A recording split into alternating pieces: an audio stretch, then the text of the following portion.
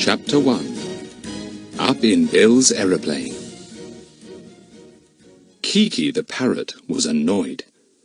She had been left all alone for a day, and she talked angrily to herself. "What a pity! What a pity! What a pity! Poor, poor Polly! Ding-dong bell, Polly's down the well. Good morning, good morning." Mrs. Mannering put her head in at the door of the room where Kiki was sitting. "Kiki, don't be so absurd, talking away to yourself all day like that. The children will soon be back." "Ding-dong bell," said Kiki mournfully, and made a cracking noise with her beak. "I suppose you missed Jack," said Mrs. Mannering, coming into the room and shutting the door carefully behind her. "He won't be long now, Kiki. You'll hear him and the others any minute. Now be a good bird and don't make any more noise." Kiki opened her beak, swelled up her throat, and gave her famous imitation of an express train screeching on entering a tunnel. Mrs. Mannering put her hands to her ears. "Naughty, Kiki, naughty! How many times have we told you not to do that?" "How many times have I told you to shut the door, shut the door, shut the door?" answered back Kiki, and ruffled up her feathers so cheekily that Mrs. Mannering gave her a tap on the beak. "Funny old bird," she said. "Ah, listen! That sounds like the children coming back. They've been up in an aeroplane, Kiki. Fancy that! That's why you had to be left alone all day." "Jack! Jack! Jack!" screamed Kiki, hearing the voice of her owner. 4 children burst into the room, their faces red with excitement. "Hello, all of you," said Mrs. Mannering. "How did you like it? Was it fun being so high up in the air?" "Oh, Mother, it was the greatest fun in the world." "Aunt Ally, I shall buy an aeroplane of my own as soon as ever I'm grown up." "Mother, you ought to have come. Bill piloted the plane, and he was marvellous." "I wasn't airsick, Aunt Ally, though Bill gave me a paper bag to be sick in." Mrs. Mannering laughed. All the 4 spoke at once, and she had hard work to make out what they said. Kiki gave a loving screech and flew to Jack's shoulder. The 4 children sank into chairs and prepared to relate their day's adventure. There were Philip and Dinah, Mrs. Mannering's children, dark-eyed, dark-haired, just as she was, and both with tufts of hair that insisted on sticking up in front. Both Dinah and Philip were called Tufty at school. Then there were the other 2, Jack and Lucy Ann, brother and sister, who had no mother and father, and lived with Aunt Ally, as they called Mrs. Mannering. All 4 were like one family. Jack and Lucy Ann Trent were very alike. They both had red hair and green eyes, and were so covered with freckles that it was quite impossible to find a bit of pink skin on their faces, arms or legs. It was not surprising that Jack was so often called Freckles. Kiki the parrot belonged to him. He had had her for years, an amusing and talkative parrot, with a gift for repeating anything she heard, and for imitating any noise, from a sewing machine to an express train. She adored Jack, and was miserable when she was not with him. Jack had a passion for birds, and Philip had a great liking for animals of all kinds. He was wonderfully good with them, and they obeyed him and loved him in a marvellous manner. He always had some kind of unusual pet about him, which caused quarrels between him and his sister Dinah, who was scared of most animals and of nearly all insects. But now all 4 were thinking of nothing whatever but their glorious flight in their friend Bill's new aeroplane. Bill Smuggs was their firm friend. He and they had had hair-raising adventures together. In one adventure, they had gone down old copper mines to track clever forgers. In another, they had happened on a nest of dangerous spies. As Bill Smuggs said, those children simply fell into adventures.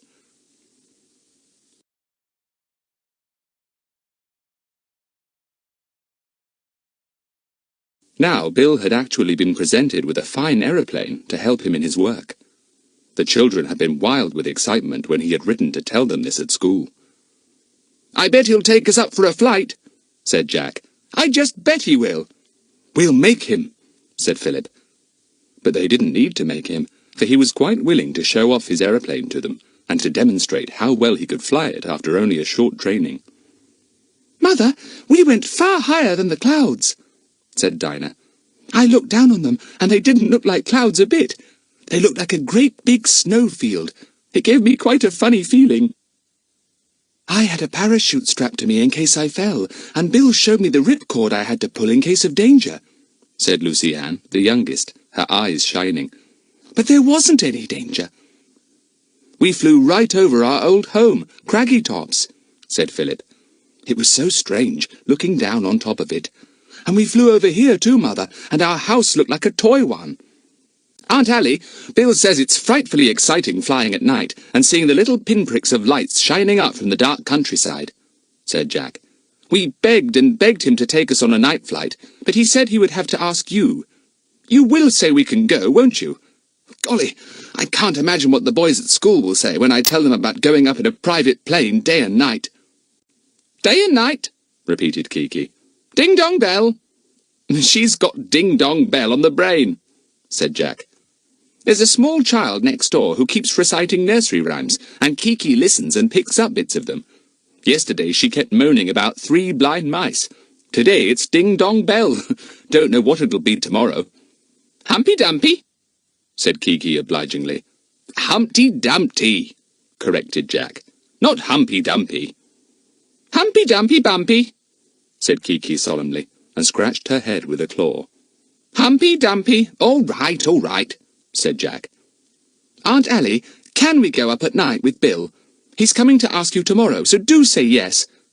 "I suppose I shall have to," said Mrs. Mannering with a laugh. "You and Bill. So long as you don't go headlong into another awful adventure." "Adventures aren't awful," said Philip. "They are simply lovely."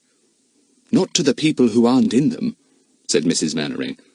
"I feel quite ill sometimes when I think of the adventures you children have had. No more, please." "All right, we won't get into any more these summer holidays," said Lucy Ann, giving her aunt a hug. "We won't worry you. I don't want any more adventures anyhow. I've had enough." "Well, if we do have another, we'll leave you out of it, Lucy Ann," said Dinah scornfully. "No, we won't," said Philip, giving Dinah a poke in the back. "We can't do without Lucy Ann." "Now, don't quarrel, you two," said Mrs. Mannering, foreseeing one of their everlasting squabbles boiling up. "You're tired now, all of you, after such a lot of excitement. Go and do something quiet till supper time." "Sing for your supper," put in Kiki. The children laughed. "You're an idiot, Kiki," said Jack affectionately. "Did you miss us today? Well, I was scared you might fly out of the aeroplane in fright if we took you. But I expect you'd have been quite a sensible old bird, wouldn't you, and sat on my shoulder all the time." Kiki pecked lovingly at Jack's ear and made a crooning noise. She sat as close to him as she could. The children began to talk about their exciting day. "Wasn't it lovely going to the aerodrome and getting in on our passes and walking up to Bill just as if we were grown-ups?" said Philip. "And golly, wasn't Bill's aeroplane fine?" "I didn't think it would be so big," said Lucy Ann. "You know, it was funny. I sort of held my breath when we started off, thinking I'd get a funny feeling when we left the ground, like I do in a lift. And I never even knew when the wheels left the runway and we were in the air. I got quite a shock when I looked down and saw we were over the housetops." "It seemed awfully easy to fly a plane," said Jack. "Easier than driving a car. I wish Bill would let me have a shot." "Well, he won't," said Philip. "I say, wasn't it odd when we got into the air pocket and the plane suddenly dropped down without warning? My tummy sort of went up into my throat." The others laughed. "Mine did too," said Lucy Ann. "I'm glad I wasn't sick. It was a waste of that nice strong paper bag, but I'm glad I felt all right." "We went hundreds of miles, I should think," said Jack. "I felt a bit funny when we were over the sea. It looked so enormous and so flat. I shouldn't like to fall out over that. What a splash!" "I bet Mother will say we can go on a night flight with Bill," said Dinah. "I could see in her face that she was going to say yes. If only we could. Bill said we could fly to his old home, land at dawn, and spend the rest of the night with him, sleeping all we liked in his 2 spare rooms. We needn't get up till 12 if we didn't want to. Fancy flying all night and going to bed at dawn." "Then we'd fly back in the afternoon, I suppose," said Jack. "Gosh, I'm glad we've got Bill for a friend. I do think he's an exciting sort of person. It's thrilling, too, to know that he's always on some sort of secret job and never says a word about it. Always snooping out some deadly secret. I wonder if he's on any job now." "You bet he is," said Philip. "That's why he's got this aeroplane. May have to take off at any moment after spies or somebody. Hope I'm with him when he does." "Well, you won't be," said Dinah. "Bill would never run us into danger." "I shouldn't mind if he did," said Philip. "Hello, there's the gong for supper. I'm jolly hungry." "That's nothing new," said Dinah. "Come on, let's go and see what there is. Smells like bacon and eggs." They went to their supper. They were all hungry, and finished up the eggs and bacon and plum cake in no time. Kiki helped herself to the plum cake too, till Mrs. Mannering protested. "Jack, will you stop Kiki picking all the raisins out of that cake? Look at the mess she's making. There won't be any cake left soon. Smack her on the beak." "Naughty Kiki," said Jack, and tapped her on her beak. "Don't eat it all." "How many times have I told—" began Kiki, but Jack was too tired to talk to her. "Don't argue," he said. "I'm so sleepy I'll have to go to bed." Everyone felt the same, so off they went, and were soon asleep and dreaming of flying aeroplanes over the clouds, somersaulting and looping the loop in a most amazing but perfectly safe manner. Chapter 2. Bill Gets His Way. Bill came along to lunch the next day. He had a ruddy face, twinkling eyes, and a rather bald head with plenty of hair at each side. The children rushed to meet him. Mrs. Mannering smiled at him. "You gave the children a wonderful time yesterday," she said, "and now I hear that you want to take them on a night flight. I can't think why you want to bother yourself with a pack of children like these." "Aha! You never know when they're going to embark on some wonderful adventure," said Bill Smuggs, grinning round at them. "I don't want to be left out of it, you know. Besides, I feel sorry for you, Mrs. Mannering, having to put up with them for 8 or 9 weeks these summer holidays. I thought it would be a kind deed if I took them off your hands for a while." "Well, what do you want them to do?" asked Mrs. Mannering. "Just go for a night flight, spend the night at your old home, and come back the next day?" "That was the first idea I had," said Bill. "But now I hear I'm due to have 3 or 4 days off, and I thought maybe you could spare the children for longer. We could fly to my old home and then stay there and mess about a bit. There are heaps of wild birds for Jack to see, and I've no doubt that Philip will find plenty of even wilder animals. The girls will enjoy the change too." "Oh, it does sound good!" cried Jack, and the others agreed. Mrs. Mannering listened and thought for a moment. "Yes, I don't see why they shouldn't go with you, Bill. I know you'll look after them all right and see that they don't get mixed up in any awful adventure again." "I can promise you that," said Bill.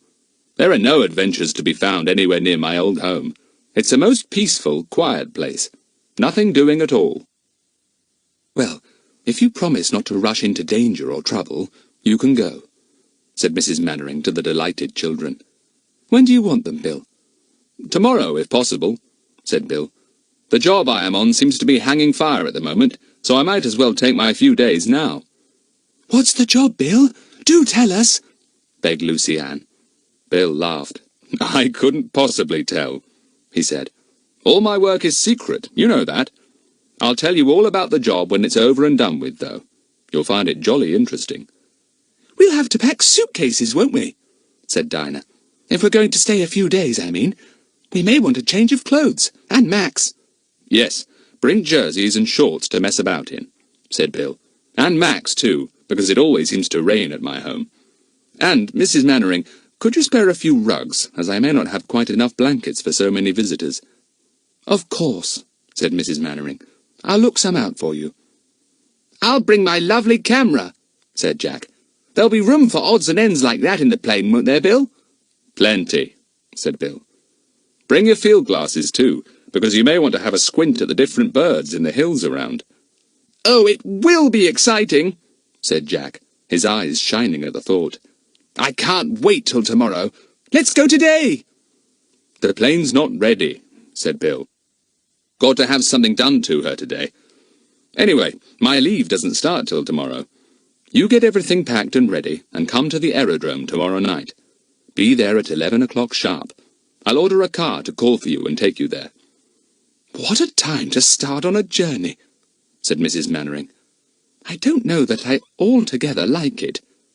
You can't change your mind now! You can't!" cried the children. "No, I won't," said Mrs. Mannering. "But somehow I don't feel very easy in my mind about it all. Oh, children, you won't go and do anything dangerous, will you?" "There's nothing dangerous for them to do," said Bill.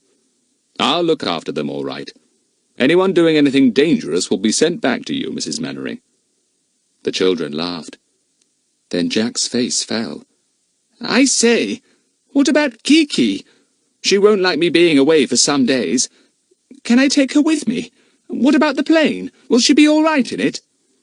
"You'd better put her in a basket or something," said Bill. "She might get scared at the noise and fly off. She'll be all right in a basket on your knee. We can't leave her behind." "Right," said Jack, pleased. "Do you hear that, Kiki, old bird? You're to travel in a basket. And mind you behave yourself. Wipe your feet," said Kiki. "Put the kettle on, kettle on. Poor Polly." "Idiot," said Jack, and scratched her poll. "All I hope is that you don't try to imitate the noise an aeroplane makes. Your express train screech is bad enough." They all had a pleasant lunch, and then Bill departed. The children went upstairs to put together their things. Dinah put a whole packet of chocolate into her case, in case there were no shops at Bill's home.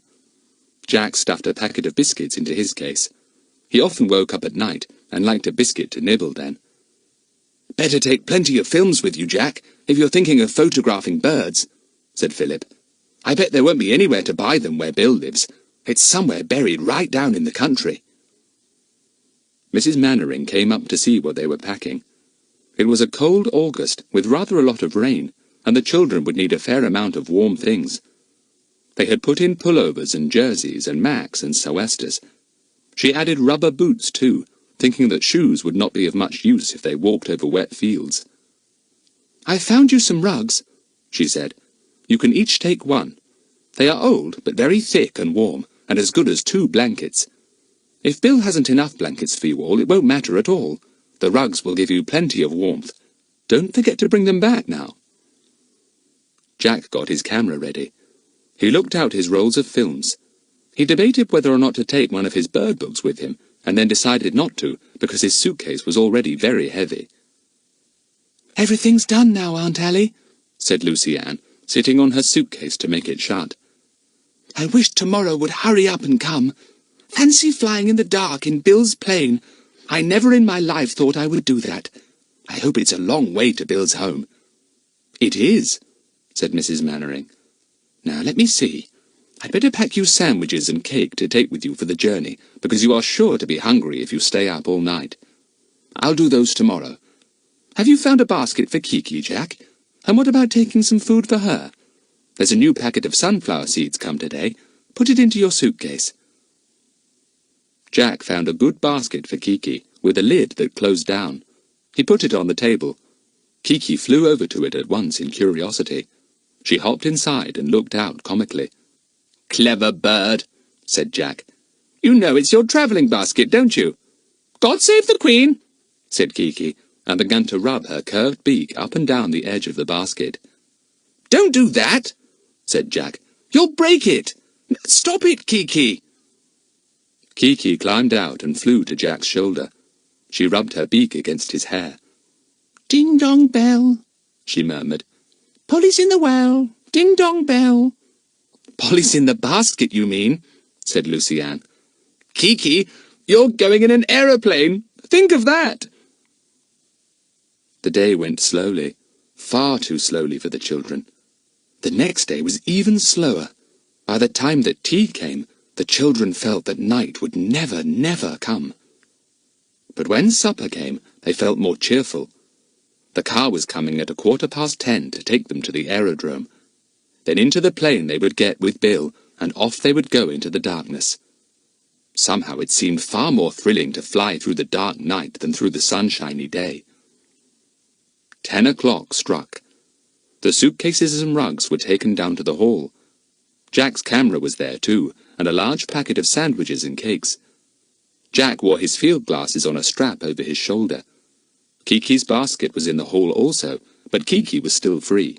She was not going into the basket till the last moment. Here's the car!" cried Philip, his sharp ears hearing the engine purring up to the door. "Come along.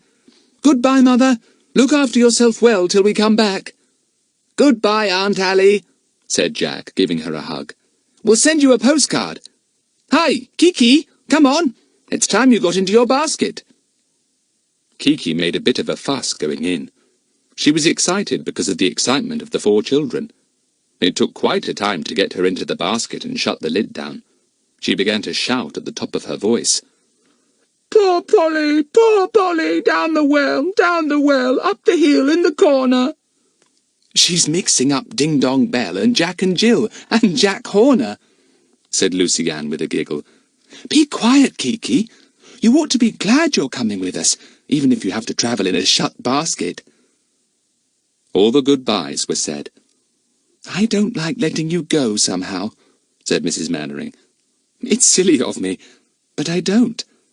I've got an uncomfortable feeling, as if you're going off into another dreadful adventure." "We promise not to," said Philip earnestly. "Don't you worry, Mother.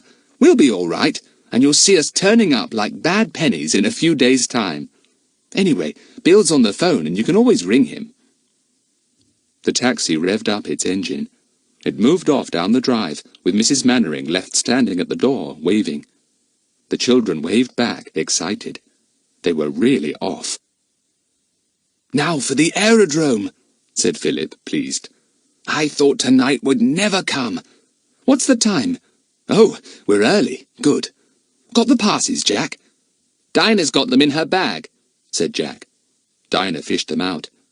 They were passes that would take them into the aerodrome and up to Bill himself. It was a good way to the aerodrome. The night was very dark. Clouds covered the sky, and a few drops of rain spattered the windscreen.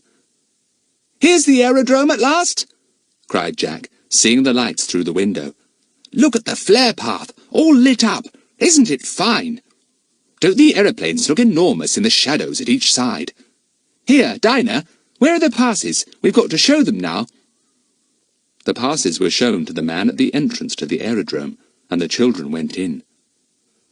"I'll set you down here and you can speak to your friend," said the taxi man. "Then I'll run onto his aeroplane and dump the luggage beside it for you. So long." "Now we'll find Bill," said Philip as the car drove off. "There he is, look! Hi, Bill! We're here!" Chapter 3. A Grave Mistake.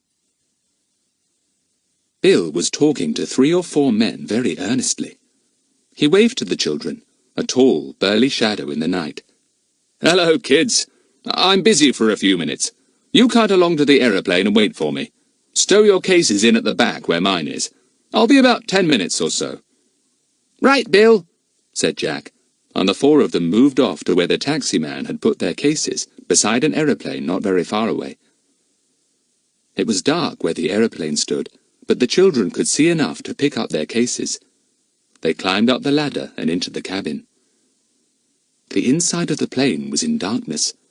The children had no idea how to put the lights on. They felt their way to the back of the plane and put down their things. They threw their rugs there too. Jack put Kiki's basket down carefully. Kiki had been most indignant all the way. "Humpy Dumpy Bumpy," she said. "Pop goes the weasel." There was a large crate in the middle of the plane. The children wondered what was in it. Was it empty or full? It must be something Bill was taking back with him.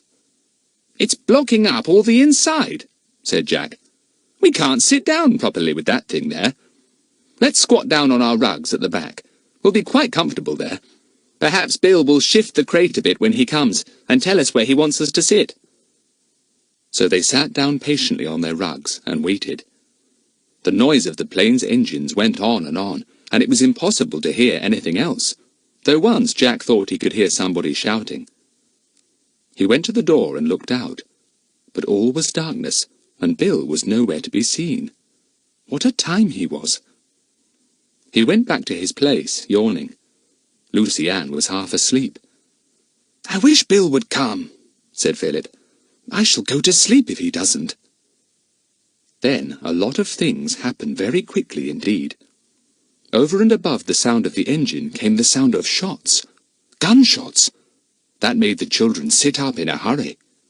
Then another shot sounded, and then there came the noise of someone clambering hurriedly up the steps into the plane, and a man flung himself down in the control seat. Another followed, panting, hardly to be seen in the darkness. The children sat as if they were frozen. What in the world was happening? Was one of the men Bill? Who was the other? And what was the hurry? The first man took the controls of the plane, and to the children's amazement, it began to taxi forwards. They were off. But why hadn't Bill spoken to them? Why hadn't he at least looked round to see that they were safely inside? "Keep quiet," said Jack to the others. "If Bill doesn't want to speak to us, there's a reason. Maybe he doesn't want the other fellow to know we're here. Keep quiet." The plane rose into the air, its propellers making a great whirring noise. It headed swiftly into the wind. The men shouted to one another, but the children could not make out what they were saying because the noise of the engine was so loud. They sat quiet and still, hidden from view by the big crate standing in the middle of the plane. Bill said nothing to them at all. He didn't call out to know if they were there. He didn't send his companion along to see if they were all right. He simply took no notice of them at all.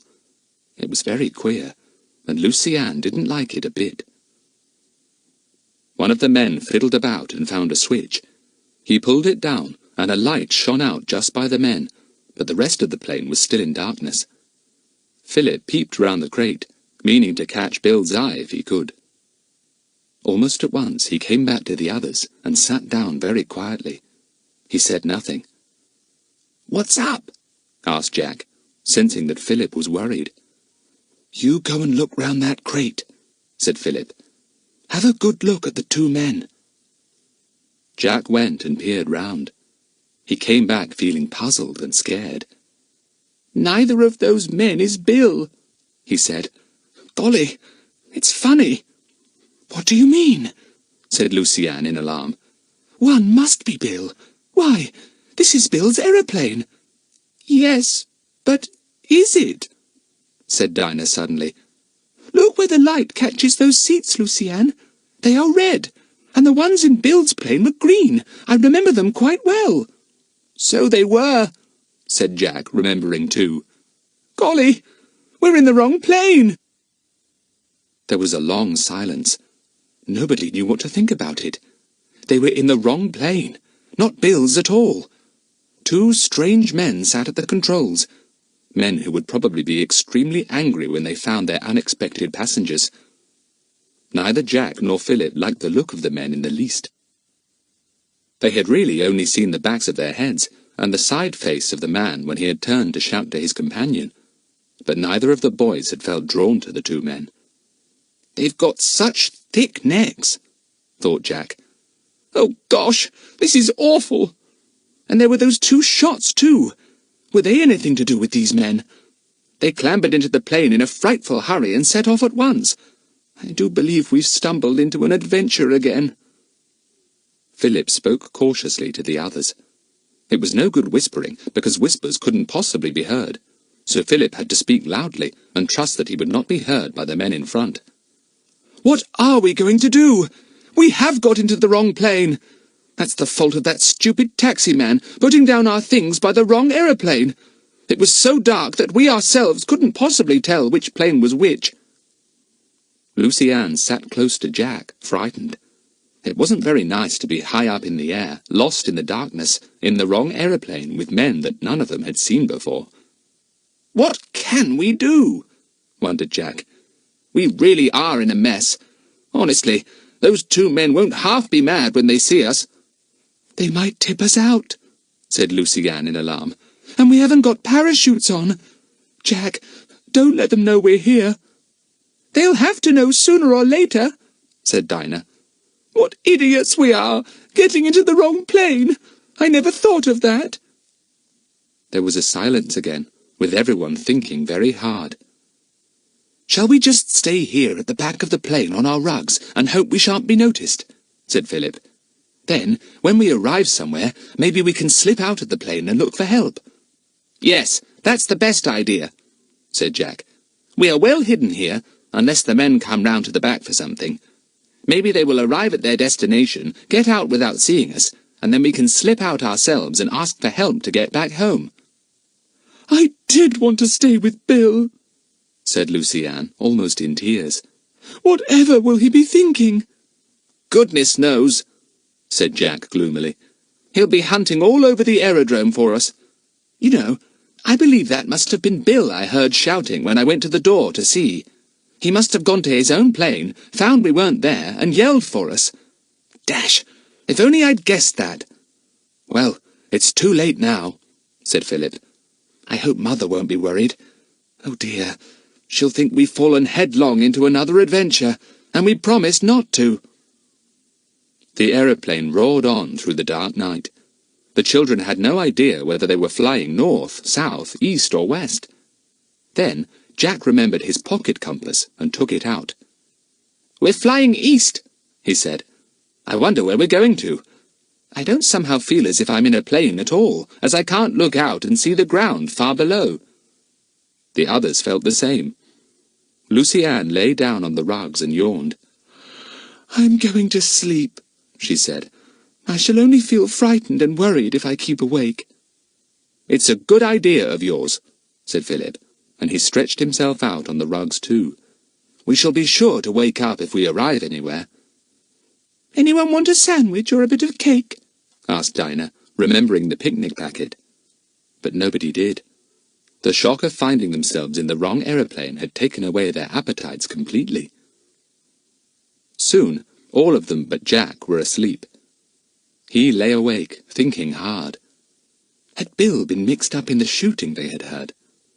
Were these two men anything to do with the job Bill had been working on? The secret job? It might just be possible that Jack and the others might find out something that would help Bill. It was important not to let the two men know they had some hidden passengers in their plane. Kiki gave an exasperated screech in her basket. Jack jumped. He had forgotten Kiki. He tapped the basket and spoke in as low a voice as he could, hoping that Kiki would hear him. "Shut up, Kiki! Don't make a noise, whatever you do. It's very important to be quiet. You hear me, Kiki? You must be quiet. Be quiet! Be quiet!" "Be quiet," repeated Kiki from inside the basket. "Shh!" Jack couldn't help smiling. "Yes," he said, putting his face close to the basket. "Shh!" Kiki was quiet after that. She was a mischievous, noisy bird, but she would always be quiet if Jack wanted her to be. So she sat inside her basket, trying to tuck her head under her wing and go to sleep. But the loud sound of the plane's engine upset her. She had never heard such a noise before. She longed to imitate it, but fortunately, she didn't try just then. After a bit, the two men changed places, and the second one took over the controls. The first one yawned and stretched. He got up, and Jack's heart almost stopped beating in fright. Was he going to come to the back of the plane? He wondered whether or not to wake the others.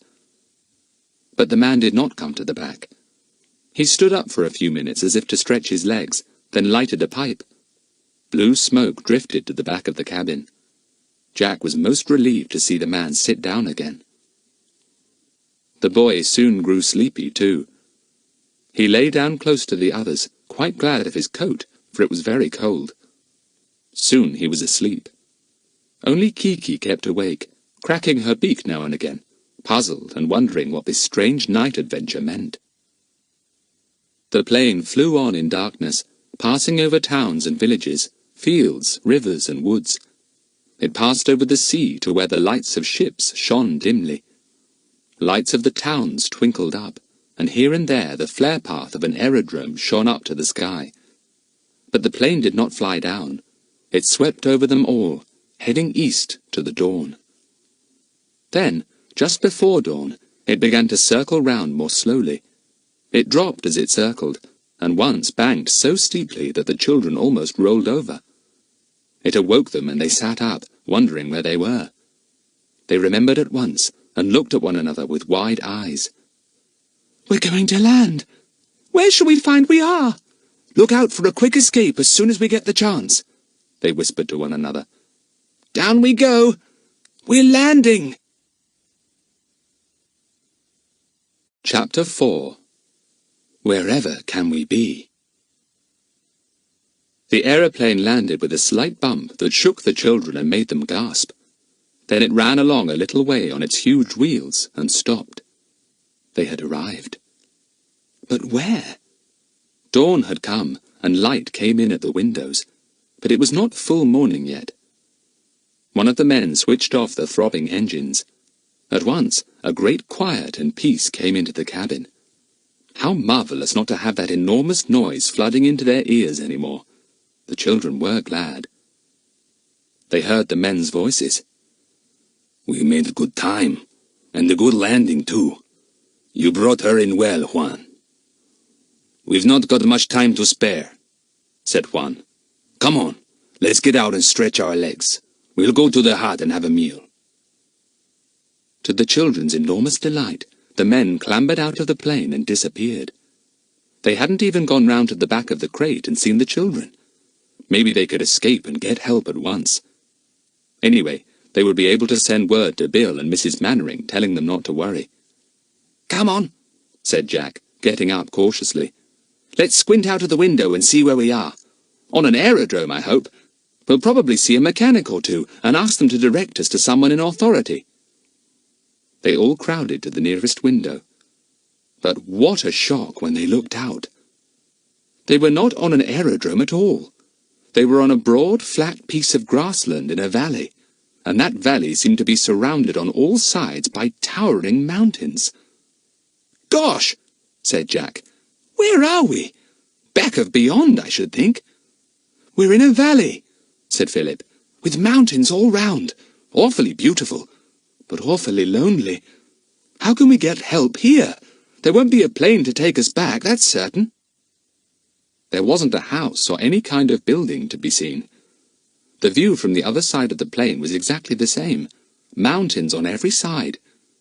They seemed to be at the bottom of them, in a green valley. It was very strange. Why should the men come there? "What are we going to do?"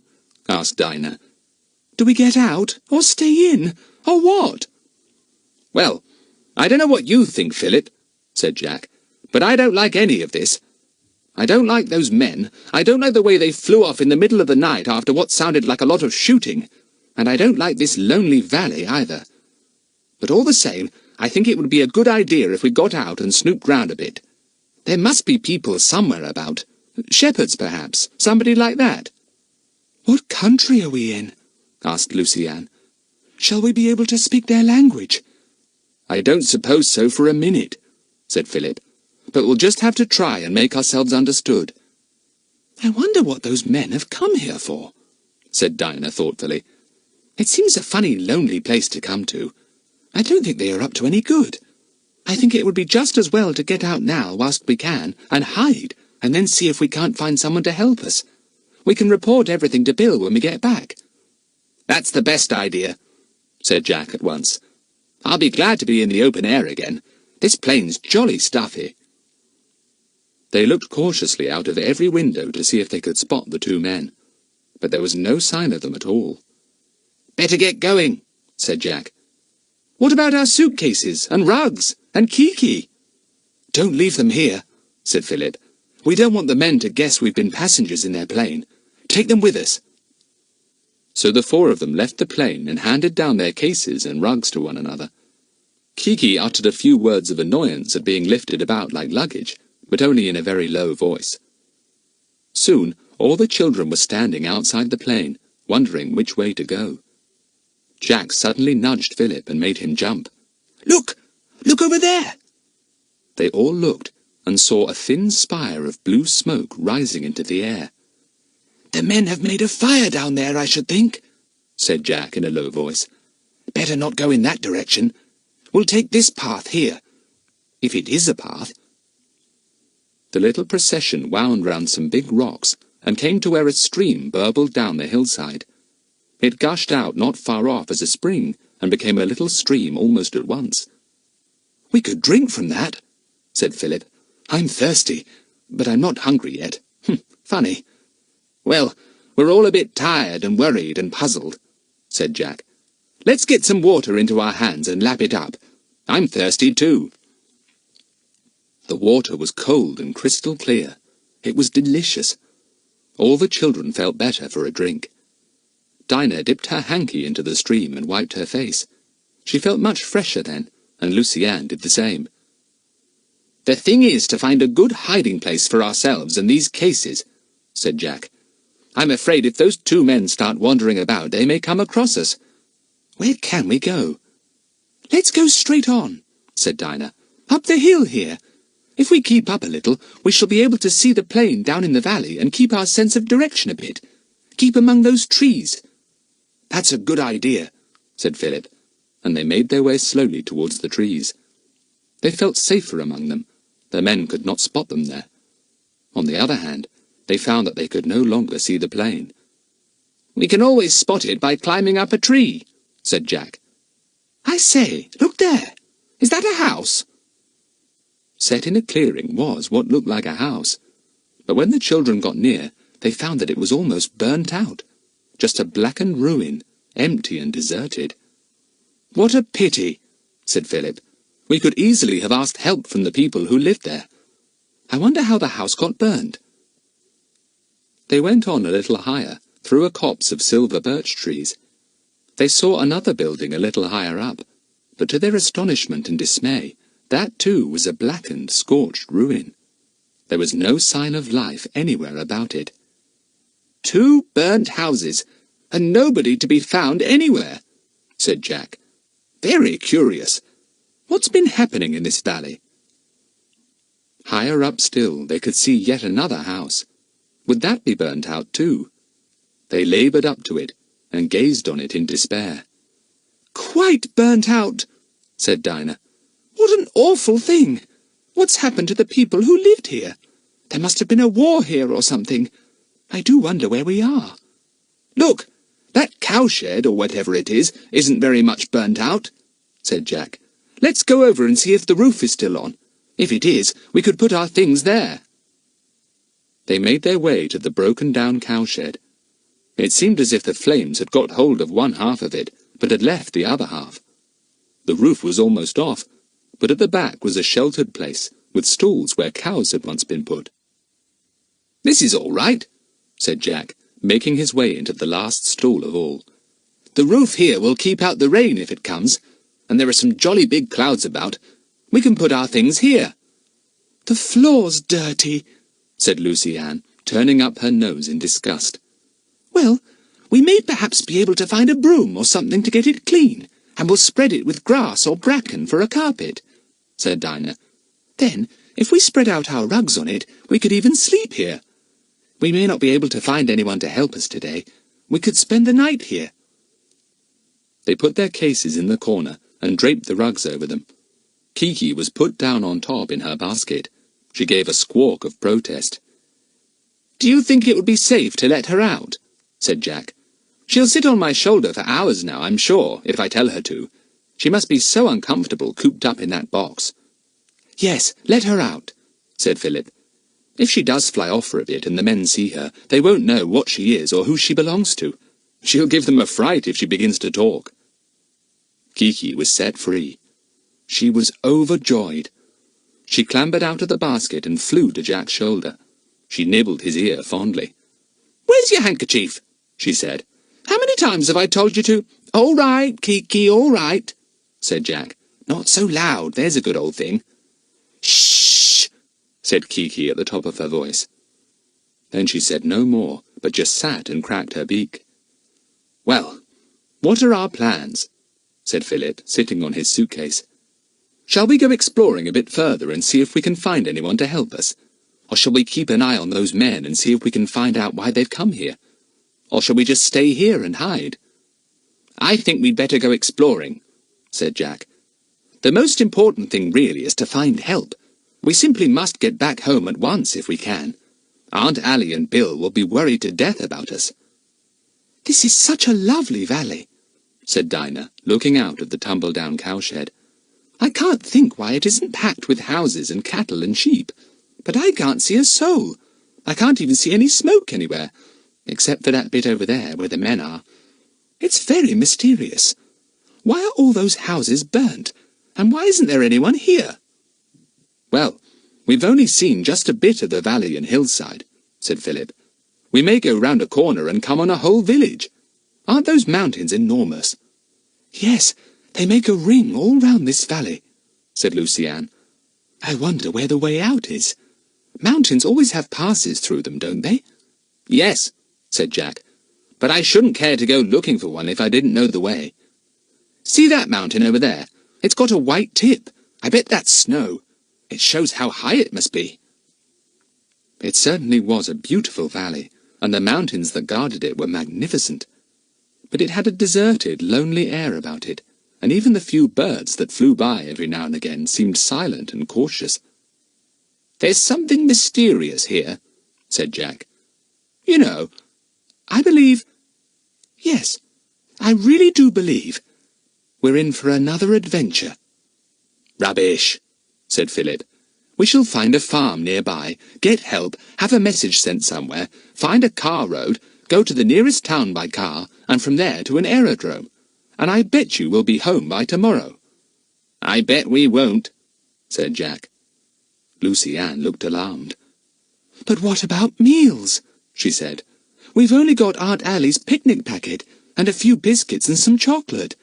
We'll starve if we don't get home quickly. There's nothing to eat here." Nobody had thought of that. It was a nuisance. An adventure was one thing, but an adventure without anything to eat was quite another thing. That wouldn't do at all. "I don't think we'll make this an adventure after all," said Jack. But an adventure it was, and they were only at the beginning of it, too. Chapter 5. A Little Exploring. The 4 children went to the broken-down door and gazed out at the towering mountains around them. They seemed to hem the valley in and make it a green prison. None of the children had seen such high mountains before. Clouds hung about halfway up 2 or 3 of them, and their tops showed now and again as the clouds shifted and parted. "It's a very lonely kind of place," said Jack. "I bet there's all kinds of strange birds here, but I've only seen 1 or 2 so far. It's funny that those men should have known where to land in this valley. That smooth strip of grass makes a splendid landing ground. It looks as if they've been here before. But why should they come here? There doesn't seem anything to come for at all. No hotel, not even a cottage that isn't burnt as far as we can see." "Oh, there may be," said Philip. "Hey, look at that little lizard. I've never seen one like that before. What a pretty little fellow." The lizard ran close by Philip's feet. The boy bent down quietly, and his left hand caught the tiny creature by the neck. If he had caught it by the tail, it would probably have snapped off, and the lizard would have run away without it. "Oh, put it down, Philip, do," said Dinah. "Horrid creature." "It isn't," said Philip. "Look at its dear little feet with fingers on. Do look, Dinah." Dinah gave a squeal and pushed Philip away. Lucy-Anne and Jack looked at the tiny lizard with interest. "It's like a very, very small dragon," said Jack. "Open your hand and see if it will stay with you, Philip." "Of course it will," said Philip, who always seemed to exercise a strange spell over any creature he picked up. He opened his hand and let the lizard lie on his open palm. It made no attempt to escape at all. "See, it wants to stay with me," said Philip, "and so it shall. What's your name, little thing?" "Lizzie? Well, of course, I might have known that." Lucy-Anne giggled, forgetting her worries for a moment. What a lovely name for a lizard. Lizzie. Just like Philip to think of that. "I'll see if I can catch a few flies for you, Lizzie," said Philip, and went to a sunny patch where flies were buzzing. He caught one and held it in finger and thumb over the lizard's head. In a trice, the fly was gone, and the lizard blinked with pleasure. "Now I suppose you'll let the lizard live in your pocket or somewhere about you for ages," said Dinah in disgust. "I shan't go near you. If you haven't got a mouse down your neck, you've got a toad in your pocket, or a baby hedgehog crawling about you, or a few beetles. I think you're an awful boy." "Don't let's squabble now," said Jack. "We've bigger things to bother about than lizards." The lizard popped into Philip's sleeve. Kiki had been watching it with her head on one side. She was not fond of Philip's pets, and was often jealous of them. "Pop goes the lizard," she said, making one of her unexpected apt remarks. The others roared with laughter. Kiki was pleased. She swayed herself from side to side and cracked her beak. "Shh!" she said. "Oh, Kiki, I'm glad we brought you," said Jack. "Now, everybody, what are our next plans?" "Well, we simply must do a bit of exploring and see if there is anyone living in this valley," said Philip. "If there is, we're all right. If there isn't, well, it's just too bad. We'll have to stay here till we're rescued." "Rescued? And how do you think anyone is going to rescue us if they haven't got the foggiest idea where we are?" demanded Dinah. "Don't be silly, Philip." "Well, do you propose to live here in this valley for the rest of your life, then?" said Philip. "Oh, here's Lizzie again, coming out of my other sleeve. Lizzie, you're a jolly good explorer. I must say, I wish you could tell us the way out of this valley." Dinah went as far from Philip as she could. She simply could not bear his pets. It was a pity, because they were really amusing and friendly. "You know, we'll have to be careful we don't get lost," said Lucy Ann anxiously. "This valley and these mountainsides are so enormous. We must keep together always." "Yes, we must," agreed Jack. "And we must be able to get back to this shed, too, because our things are here. At least we shall have shelter here, and our rugs to lie on. If only we had plenty to eat. Those biscuits and chocolate won't last long." "Your compass will come in jolly useful, Jack," said Philip, remembering it. "Look here, what about setting off now and doing some more exploring, making this shed a kind of headquarters to come back to?" "Yes, we will," said Dinah. "But let's cover up the suitcases and things with something in case those men come here and see them." "They won't," said Philip. "What could they possibly want to come snooping round an old burnt cowshed for? We can leave the things here all night." They went out of the shed. The sun was just over the mountain tops now, shining into the valley. The children saw the spire of smoke rising straight up from the fire the men must have made. "So long as we keep away from that direction, we should be all right," said Jack. "Come on, let's take this path. It really looks as if it were once a proper path from this place to somewhere else. We'd better notch the trees here and there as we go to make sure we find our way back." Lucy Ann liked the idea of that. It reminded her of pioneers and trackers and their ways. Jack and Philip each took out his knife. They made a cut on every fifth tree until they came out of the little wood and found themselves on a flower-strewn, grassy hillside. "It's lovely, isn't it?" said Lucy Ann, looking round at the carpet of flowers. "I've never seen such bright colours.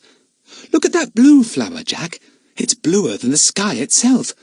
And oh, look at this tiny pink flower, masses of it." "Shall we be seen out on this bare place?" asked Dinah suddenly.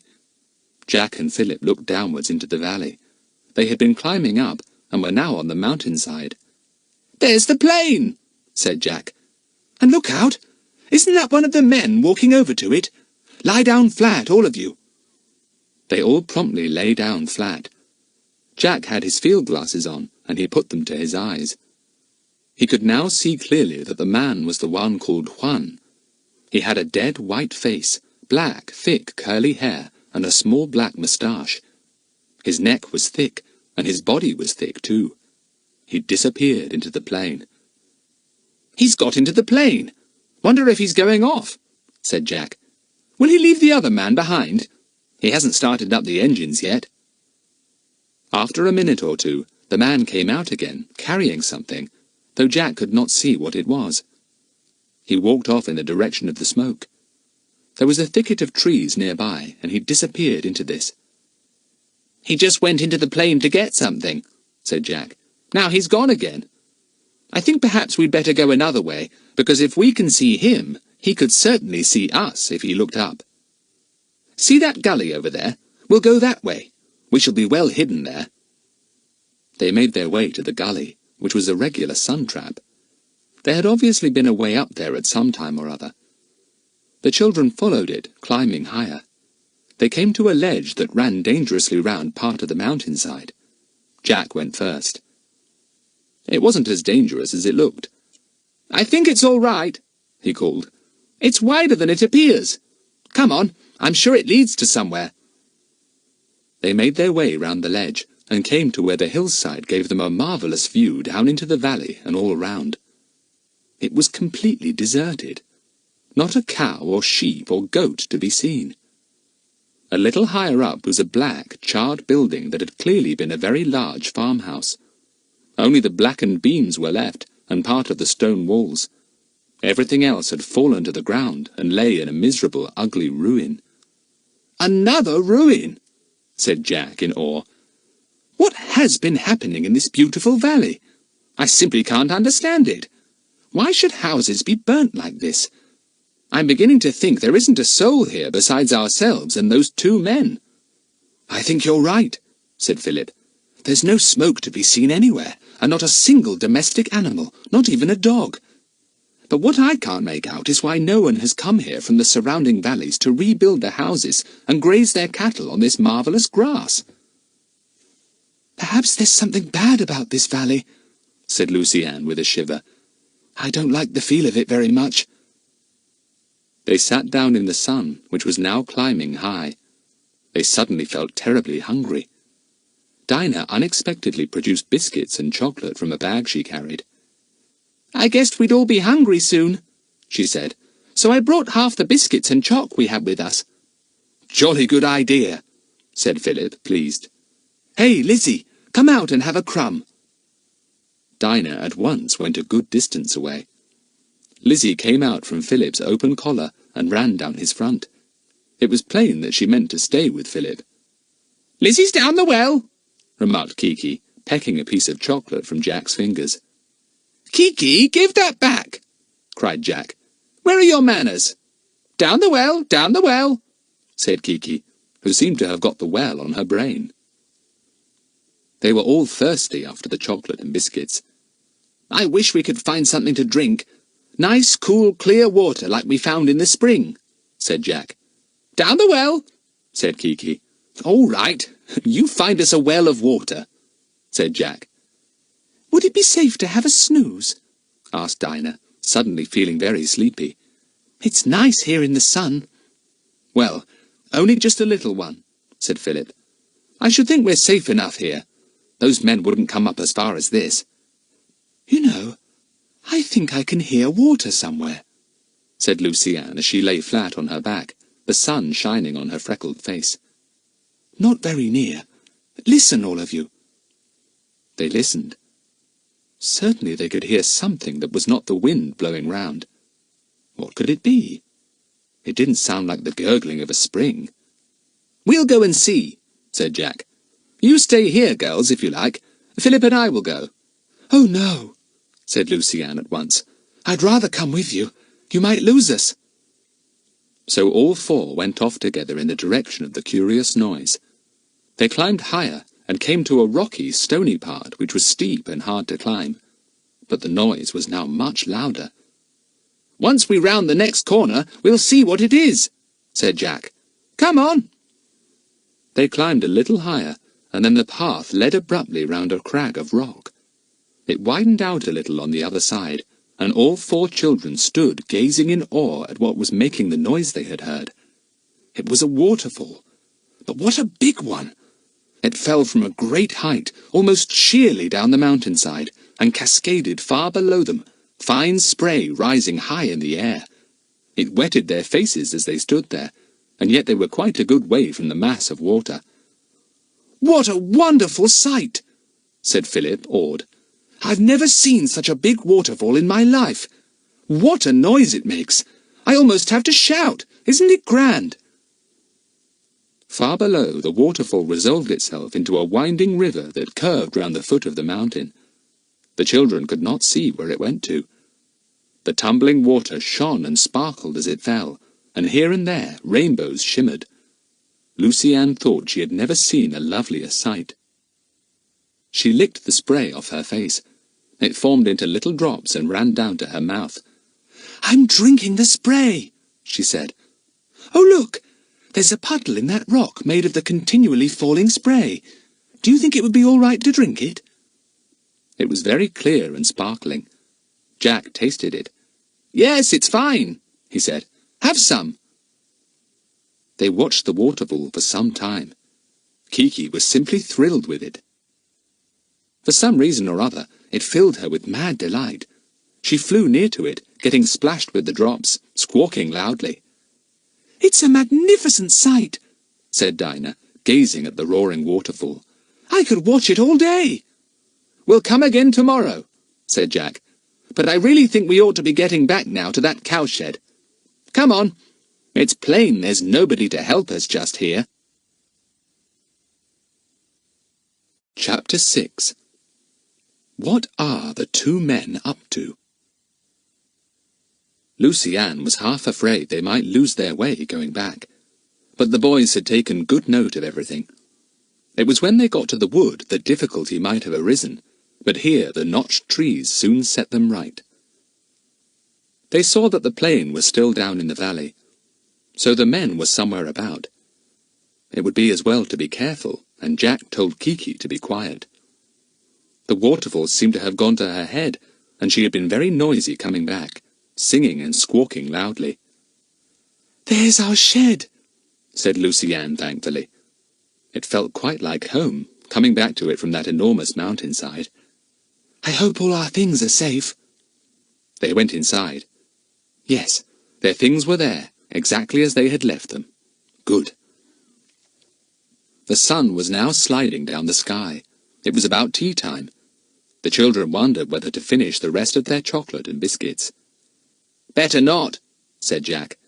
"We'll have them before we go to sleep tonight if we're terribly hungry. Oh, wait a minute. What about the stuff Aunt Allie packed for us? Haven't we still got that? We haven't eaten it." "No, of course we haven't," said Dinah. "I was saving it up. We've got so little that I thought we'd better not start on that picnic packet yet." "But all the sandwiches will be stale," objected Philip, who was feeling very empty indeed. "What's the good of that? We might as well eat them whilst they're eatable." "Well, we could eat the sandwiches and leave the cake and chocolate and biscuits for tomorrow," said Dinah. "But first, let's get this place ready for us to sleep in tonight. It's filthy." "I don't want to sleep here," said Lucy Ann. "I don't like it. Why can't we sleep outside? We've got our mats to lie on and 4 rugs, and we can unpack some of our clothes and have them for pillows." "But it might pour with rain," said Dinah.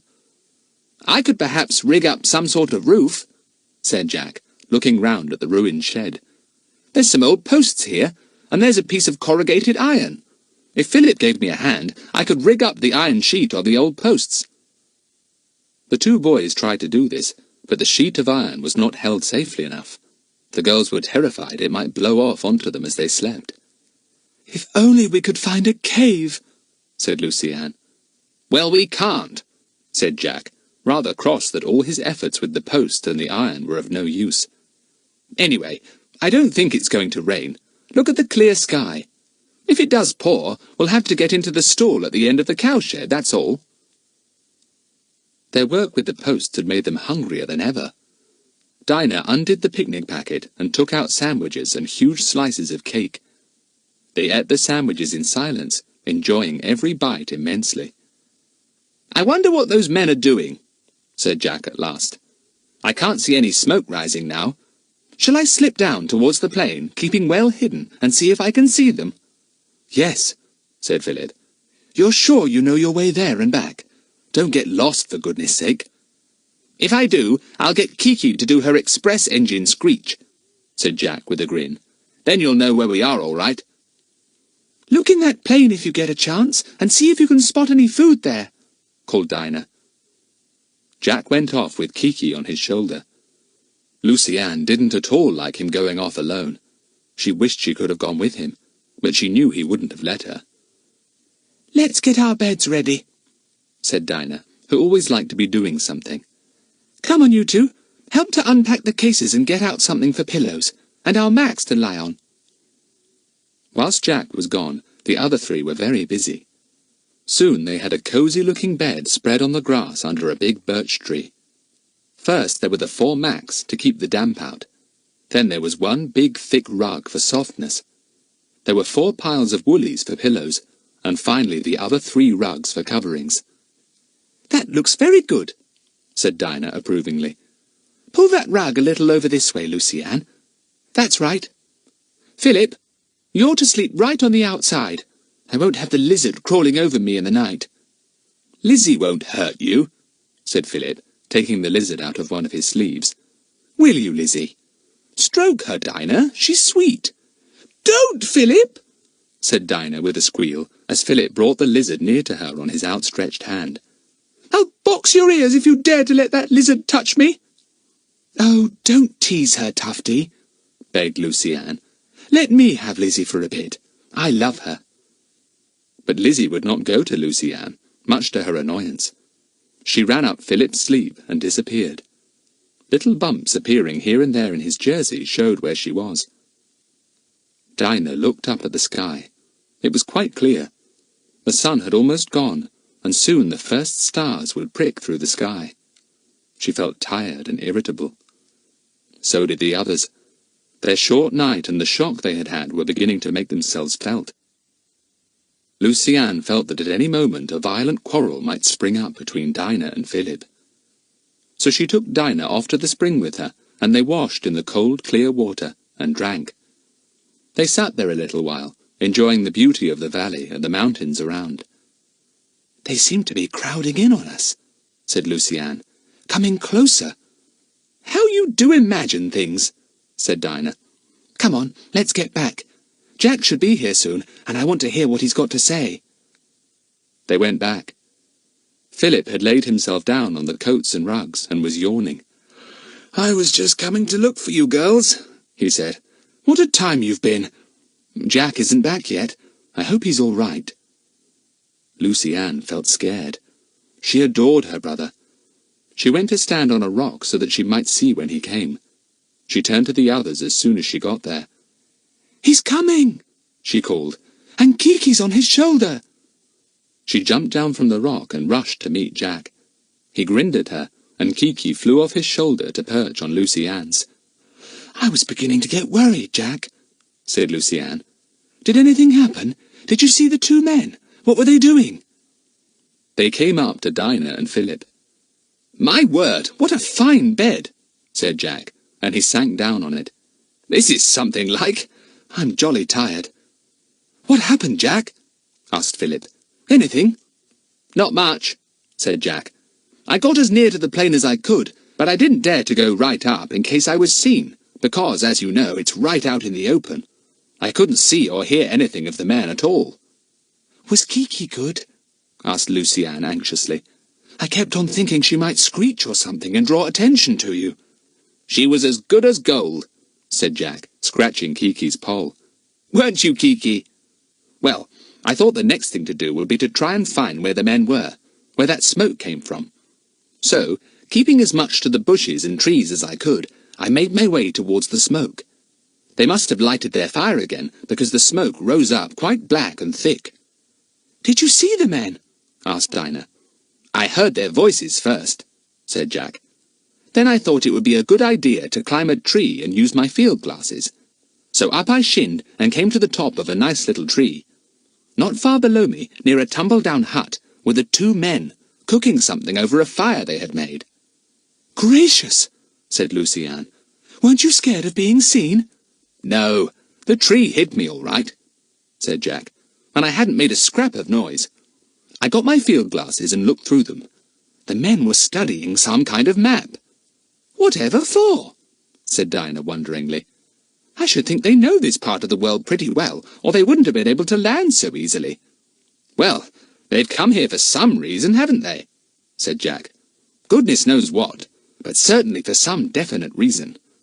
They must be looking for something or someone, and the map will probably show them what they want to know. I heard one say, 'This way, and then up here,' as if they were planning some sort of expedition." "We could follow them," said Dinah at once. "Then we'd know." "No thanks," said Jack. "I'm not going mountain climbing behind those men." "Weren't you scared of being seen?" "No, the tree hid me all right," said Jack, "and I hadn't made a scrap of noise. I got my field glasses and looked through them. The men were studying some kind of map." "Whatever for?" said Dinah wonderingly. "I should think they know this part of the world pretty well, or they wouldn't have been able to land so easily." "Well, they've come here for some reason, haven't they?" said Jack. "Goodness knows what, but certainly for some definite reason. They must be looking for something, or someone, and the map will probably show them what they want to know. I heard one say, 'This way, and then up here,' as if they were planning some sort of expedition." "We could follow them," said Dinah at once. "Then we'd know." "No, thanks," said Jack. "I'm not going mountain climbing behind those men. They look jolly tough. What I say is, let them get off on their expedition, and we'll be able to explore that hut of theirs, and the plane too. We may find something to tell us who they are and what they're after." "Yes, let's do that," said Lucy Ann sleepily. "Perhaps they'll go tomorrow. I hope they do. Jack can watch them with his field glasses, and when they're safely gone, we can do a good old snoop round." "There's really nothing more to tell," said Jack with a yawn. "I couldn't hear any more. The men rolled up the map and talked in low voices, so I shinned down the tree and came back, and here I am." "Let's snuggle down and go to sleep," said Lucy Ann. "I simply can't keep my eyes open. We're safe here, aren't we?" "Perfectly, I should think," said Jack, lying down contentedly. "Anyway, Kiki will give us warning if anyone comes near. Good night." "Good night," said the others. Philip added a few words. "Dinah, don't yell if a spider runs over you, or a rat, or a hedgehog. There are sure to be plenty out here." Dinah gave a squeal and covered her head up at once. Then there was silence. They were all fast asleep. Chapter 7. A Wonderful Find. Soon the stars filled the sky. An owl hooted, and the wind whispered something in the trees overhead. But the 4 children did not see the stars, nor hear the owl and the wind. They were tired out. They slept solidly, and though Dinah was almost smothered with the rug over her head, she did not wake or move. Kiki slept too, her head under her wing. She was perched on a branch of the birch tree just over Jack's head. She awoke when she heard the owl, and hooted back softly. Then she put her head back under her wing and slept again. When dawn came, the children were still asleep. Kiki awoke before they did. She stretched out first one wing and then the other. She erected the feathers on her head and shook them. Then she scratched her neck thoughtfully and gazed down at Philip. Lizzie the lizard was also awake and was running over the rug that covered Philip. She came to where Philip's feet stuck out and disappeared under the rug there. Kiki's sharp eyes watched the little moving bump she made under the rug as she made her way all the way up Philip's body and appeared by his neck. "Wipe your feet," said Kiki suddenly to the lizard. How many times have I told you to wipe your feet?" Lizzie was startled. She leapt from Philip's neck onto Jack and stood half hidden in his hair, looking up into the trees, though she could focus on nothing there. Kiki, annoyed at seeing Lizzie daring to tread on her beloved master, gave an exasperated squawk and flew down to peck the lizard, who promptly disappeared under the rug again. Kiki landed heavily on Jack's middle and gave a vicious peck where the rug covered Philip's right leg, for she could see the moving bump there that meant the lizard was running downwards. Both Jack and Philip awoke with a start. They stared up into the trees, amazed to see green leaves waving above them. Then they turned their heads and saw one another. In a flash, they remembered everything. "Couldn't think where I was," said Jack and sat up. "Oh, Kiki! It's you on my middle, is it? Do get off.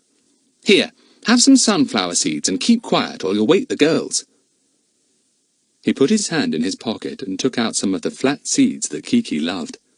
She flew up to the bough above, cracking 2 in her beak. The boys began to talk quietly so as not to disturb the girls, who were still sleeping peacefully. "Gosh, I feel better now," said Jack, stretching out his arms.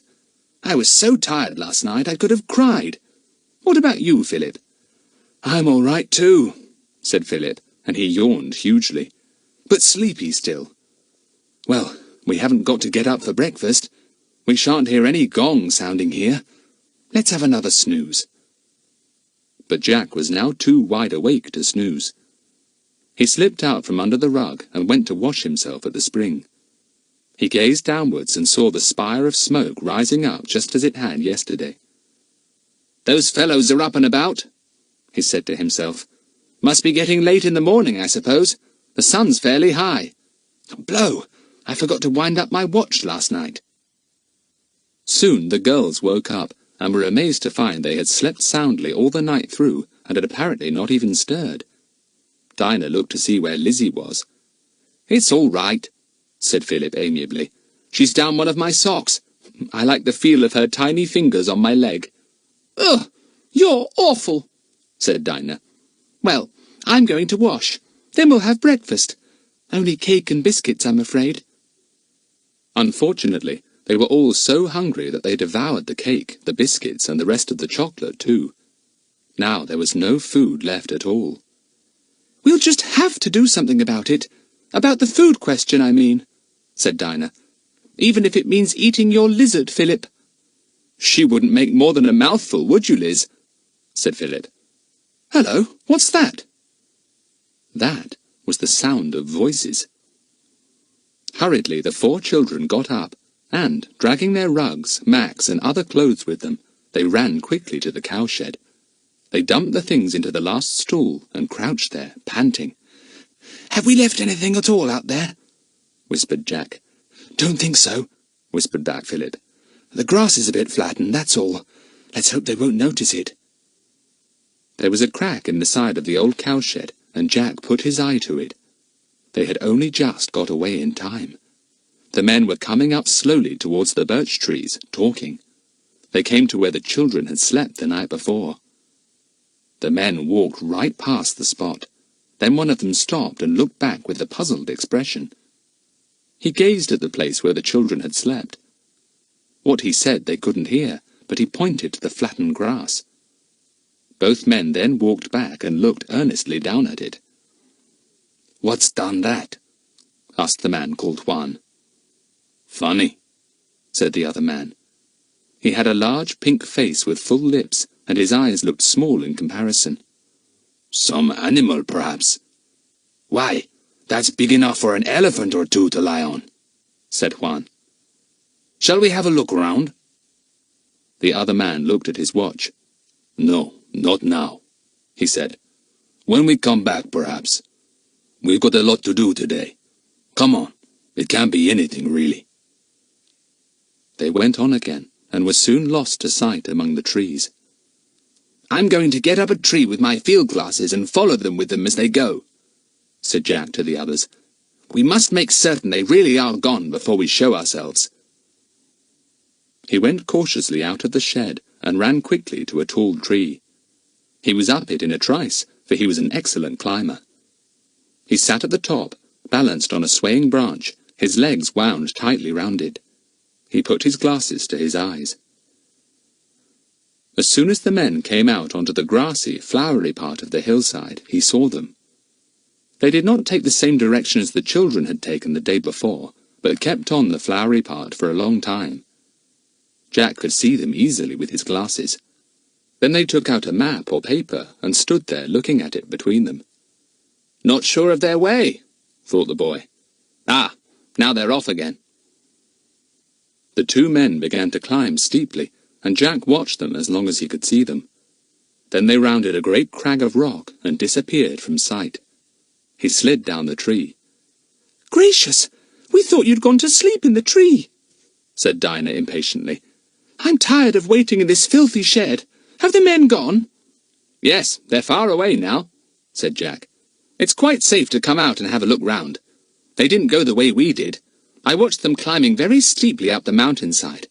Come on, let's get off whilst we can."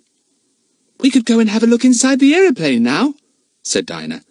So they all hurried down to the valley and came to where the big aeroplane stood on its enormous wheels. The 4 children climbed up the steps into the cockpit.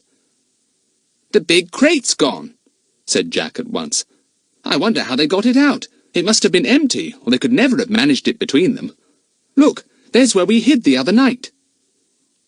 Philip and Jack hunted all round the plane for food or information, but there was no food at all, and not a scrap of paper that would give them any idea as to who the men were or why they had come there.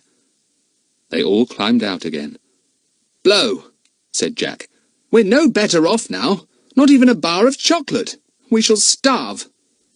"If we could explore that hut you saw the men by last night, I bet we'd find plenty of food," said Dinah. "Don't you remember the men saying, 'Let's go to the hut and have a meal'?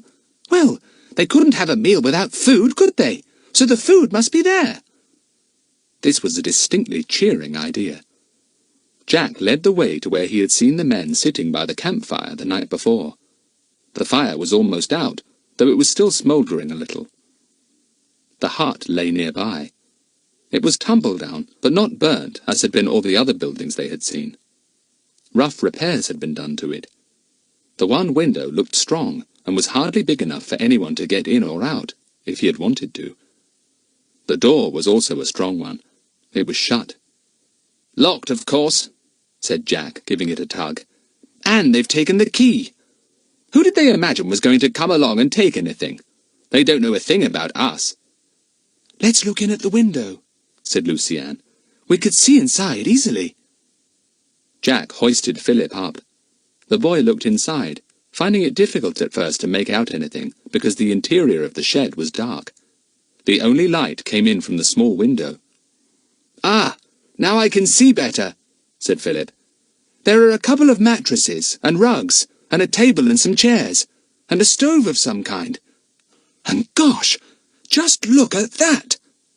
"What?" cried everyone impatiently. Lucienne jumped up and down, trying to see in at the window too. "Stacks of food," said Philip. "Tins and tins of it, and pots and jars of stuff. Golly, they make my mouth water." Jack could bear Philip's weight no longer. He set him down with a jerk. "Hoist me up now," he said, and Philip gave him a hoist. Jack's eyes nearly fell out of his head when he saw the food, neatly piled on shelves that ran along one side of the hut. "It's a kind of storehouse or rest house," he said, jumping down from Philip's back. "My word, if only we could get some! Why did those men take the key? Distrustful creatures!" "Can we get in at the window?" asked Philip, and he looked eagerly up at it. "No, we can't. Not even Lucienne could get in there. Besides, it can't be opened. It's just a pane of glass set into the window frame, with no catch or fastener to open it. We'd have to smash it, and that would give away the fact that somebody was here." The children wandered gloomily round the shed. Then they set off to see if there was anything else to be found nearby. But there wasn't. "I suppose we'd better get back to our own shed and remove our things and hide them somewhere else in case those men do have a look round when they come back," said Jack. "How I hate leaving all that food in this shed. I'm starving." "So am I," said Lucienne. "I could almost eat Kiki's sunflower seeds." "Well, have some," said Jack, holding out a handful. "They're not poisonous." "No, thanks," said Lucienne. "I'm not as starving as all that." Philip went up to the door of the shed and glared at it. "I'd like to knock you down," he said. "Standing there between ourselves and a good square meal. Take that!" To the great amusement of the others, he aimed a hearty kick at the door, and then another. It flew open. The children gasped in surprise and stared. "It wasn't locked after all!" cried Jack. "Just shut! What idiots we were to think it was locked! Come on, now for a feast!" Chapter 8. Kiki Talks Too Much. They all crowded into the dimly lighted shed. They gazed joyfully at the piles of things on the shelves. "Biscuits! Tongue! Pineapple! Sardines! Milk! Gosh, there's everything here!" cried Jack. "What shall we start on?" "Wait a bit.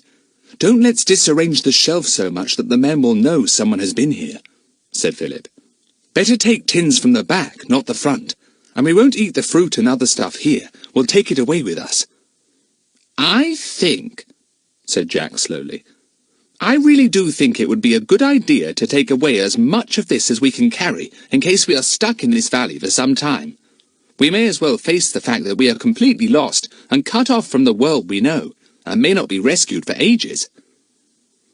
The others looked solemn, and Lucy-Anne looked scared as well. You're right, Freckles, said Philip. We'll help ourselves to as much as we can carry. Look, here's a pile of old sacks. What about filling up a couple of them with the tins and carrying them off between us? We could take dozens of the tins then. Good idea, said Jack. Here's a sack for you and Dinah to fill, and here's one for me and Lucy-Anne. Philip stood on one of the chairs and reached his hand behind the front row of tins on the shelf. He threw down tin after tin, and the others put them into the 2 sacks. What a store there was in that hut! Soon the sacks were full and almost too heavy to carry. It was nice to think of all that food waiting to be eaten. Jack found a tin opener too, and put it in his pocket. Before we go, let's have a look and see if we can find any papers or documents that will tell us something about these mysterious airmen, said Philip. But although they hunted in every corner, and even under the pile of sacks, they could find nothing. I wonder what they did with that crate they had in the plane, said Jack. We haven't found that anywhere. I'd like to have a squint at that too. The crate was not in the shed, so the children wandered out and had another good look round. And, in a copse of young trees and bushes, with a tarpaulin over them, they found about 6 of the wooden crates. Funny, said Jack, pulling away the tarpaulin. Look, lots of them, all empty. What are they going to put into them?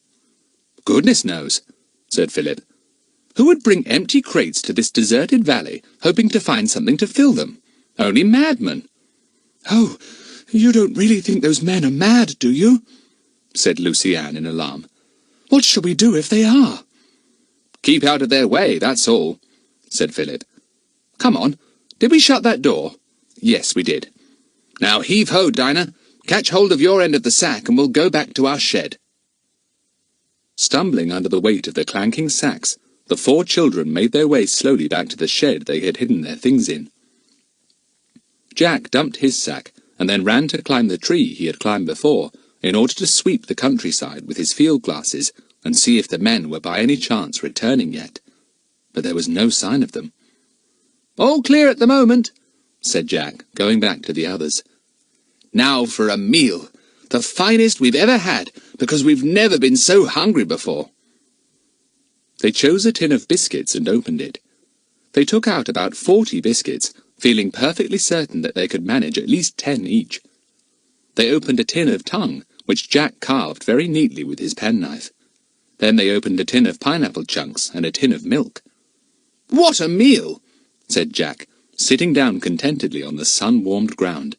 Well, here goes. Never did food taste so completely delicious. Mmm, murmured Lucy-Anne, meaning, this is simply gorgeous. Kiki imitated her at once.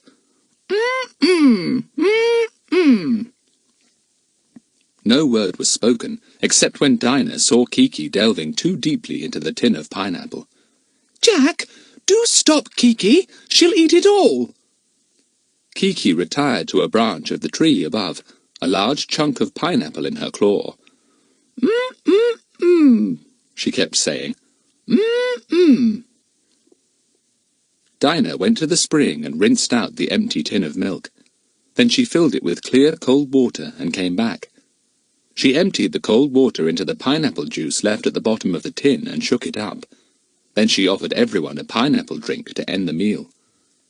Gosh, I do feel better now, said Jack, and he undid his belt to let it out 2 or 3 holes. Thank goodness you lost your temper and kicked that door, Philip. We were so sure that it was locked and the key taken. Silly of us, said Philip, lying down and shutting his eyes. What are we going to do with the empty tins? You're obviously going to do nothing, said Dinah. I'll push them down a rabbit hole. The rabbits can lick them out. She picked up a tin and gave a scream. She dropped it, and Lizzie the lizard ran out in a hurry. She had been sniffing in delight at the crumbs of tongue left there. The tiny creature ran to Philip and disappeared down his neck. "Don't tickle, Lizzie," murmured Philip sleepily.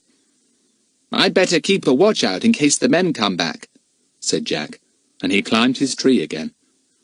Lucienne and Dinah stuffed the empty tins down a large rabbit hole. Kiki looked down the hole at the tins in surprise, then walked solemnly down and began to tug at one of the tins. "No, Kiki, don't," said Lucienne. "Jack, take Kiki with you up the tree." Jack whistled. Kiki flew to him at once and perched on his shoulder as he climbed his tree, moving from side to side when a bough threatened to knock her off.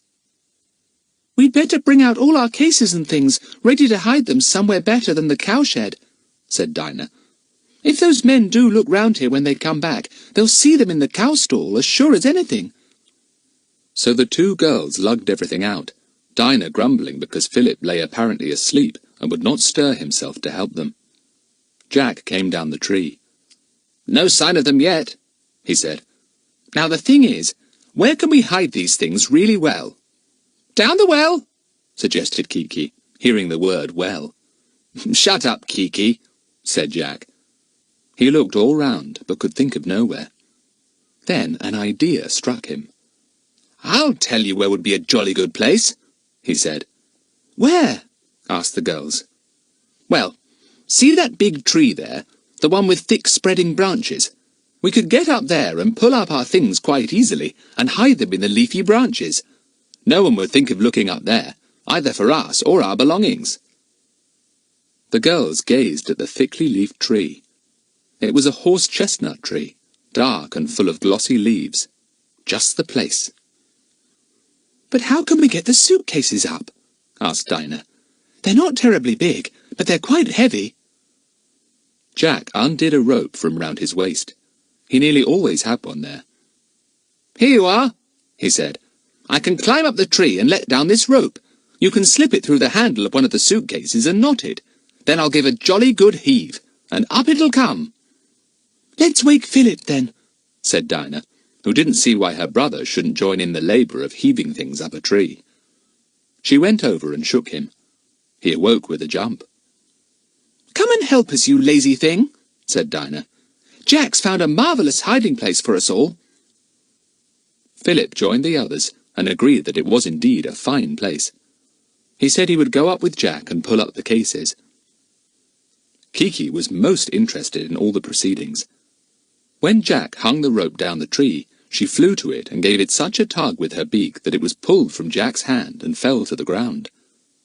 "Kiki, what did you do that for, you bad bird?" called Jack.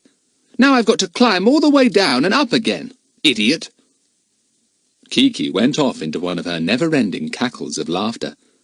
She waited her chance and once again pulled the rope from poor Jack's hand. Jack called her sternly. She came, cracking her beak, not quite liking Jack's stern voice. He tapped her very sharply on the beak. "Bad Kiki! Naughty Kiki! Go away! I don't want you! No! Go away!" Kiki flew off, squawking dismally. Jack was not very often cross with her, but she knew he was this time. She retired inside the dark cowshed and sat high up on a blackened beam, swaying herself to and fro. "Poor Kiki! Poor Kiki!" she groaned. "Pop goes Kiki!" Jack and Philip soon hauled everything up and stowed it safely away in the forks of the big spreading branches. Then Jack shinned up a bit higher and put his glasses to his eyes. What he saw made him call urgently to the girls. "The men are coming! Quick, get up! Have you left anything behind? Have a look and see!" The girls took a quick look round. They could see nothing. Lucienne climbed the tree quickly, with Dinah just behind her. They settled themselves on broad branches and peered down. They could see nothing at all, for the leaves were far too thick. Well, if they couldn't see down, certainly nobody could see up, so that was all right. Soon they could hear voices. The men were coming near. The children sat as quiet as mice in the tree. Lucy-Anne felt a terrible longing to cough, and she put her hand over her mouth. Down below, the men were making a good search of the old cowshed. They found nothing, of course, for everything had been removed by the children. Then they wandered out again and looked at the flattened grass. It puzzled them very much. "I'll just have one more look in that shed," said the man called Juan. He disappeared into the shed once more. Kiki, who was still up on the blackened beam, sulking, was annoyed to see him again. "Wipe your feet," she said severely. "And how many times have I told you to shut the door?" The man jumped violently and peered all round. Kiki was huddled in a corner up in the roof, and he could not see her. He looked in all the other corners of the room, hardly believing his ears. He called to his companion. "Look here," he said. "Somebody just now told me to wipe my feet and shut the door." "You're mad," said the other man. "You can't be feeling well." "Pussy down the well," announced Kiki. "Well, well, well. Use your handkerchief." The men clutched one another. Kiki's voice was so unexpected in that dark shed. "Let's be quiet and listen," said Juan. Kiki heard the words, "Be quiet." "Shh," she said at the top of her voice. That was too much for the men. They fled out into the open air. Chapter 9. New Plans. Kiki was glad to see the two men go. "Shut the door," she shouted after them. "Shut the door." The men ran off and only stopped when they were well away from the shed. Juan mopped his forehead. "What do you make of that?" he said. "A voice, and nothing else." The other man was rapidly recovering. "Where there's a voice, there's a body," he said. "There's somebody here. Somebody playing tricks on us. I thought when I saw that flattened piece this morning that we were not alone here. Who's here? Do you think anybody's got wind of the treasure?" The 4 children, hidden well in the leaves of the tree just above the heads of the 2 men, pricked up their ears at once. "Treasure? Oh-ho! So that was what the men were after in this lonely, deserted valley. Treasure!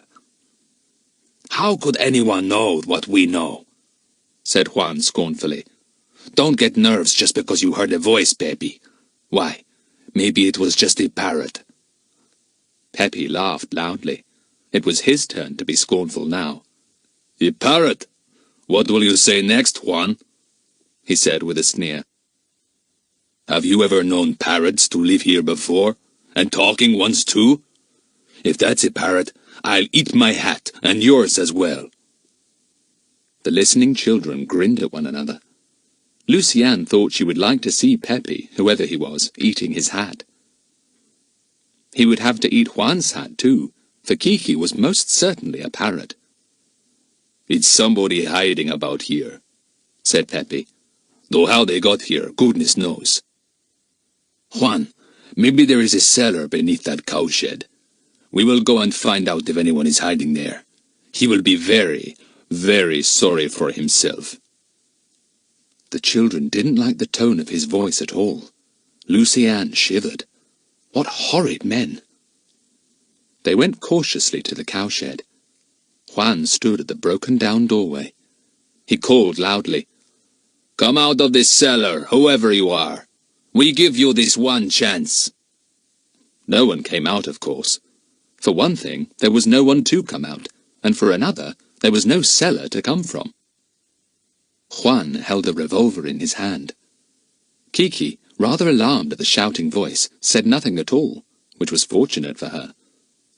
The silence was too much for Juan.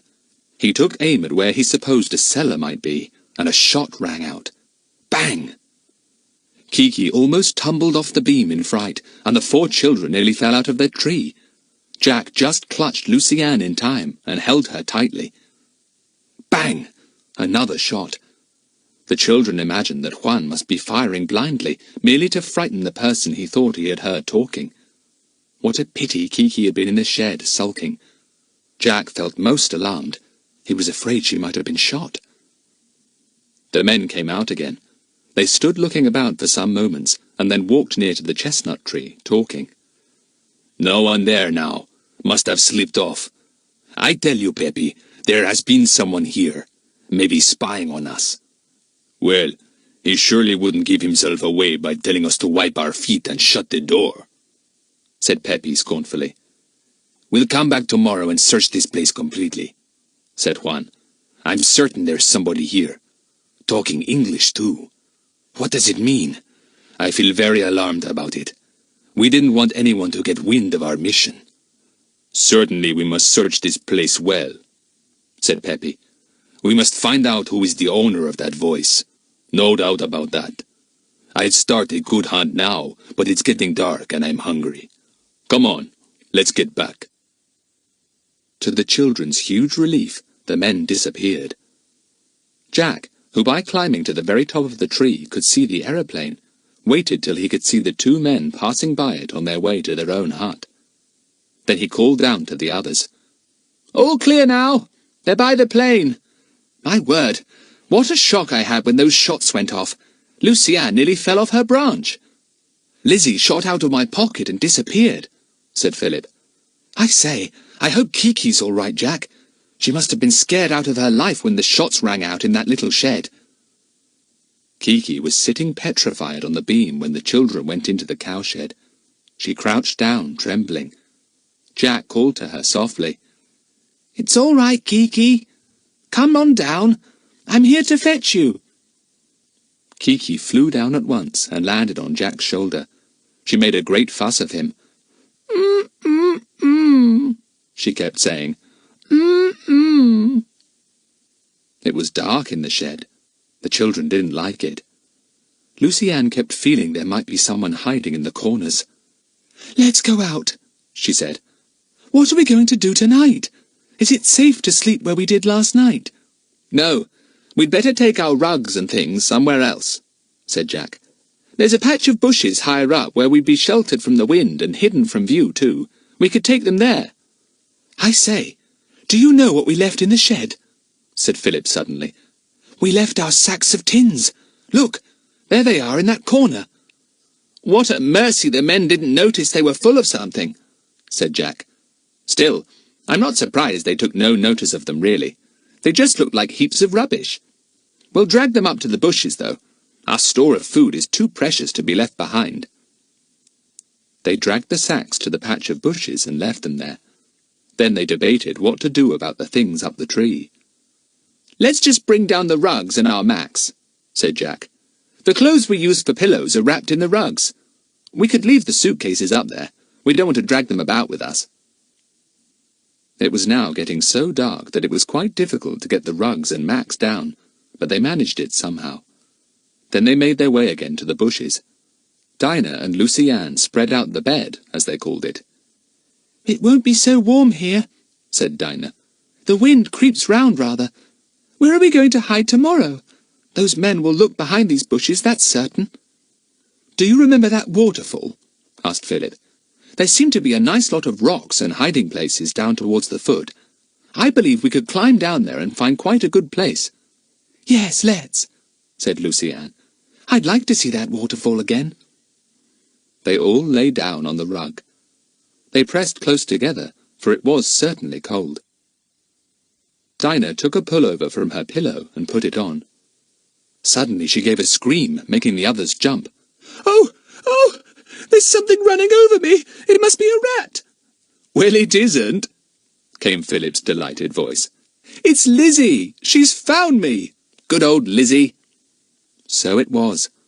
How the little lizard had discovered where Philip was, nobody could imagine. It was part of the spell that Philip always seemed to exercise on wild creatures. "Don't worry, Dinah," said Philip. "Lizzie is safe in my pocket now.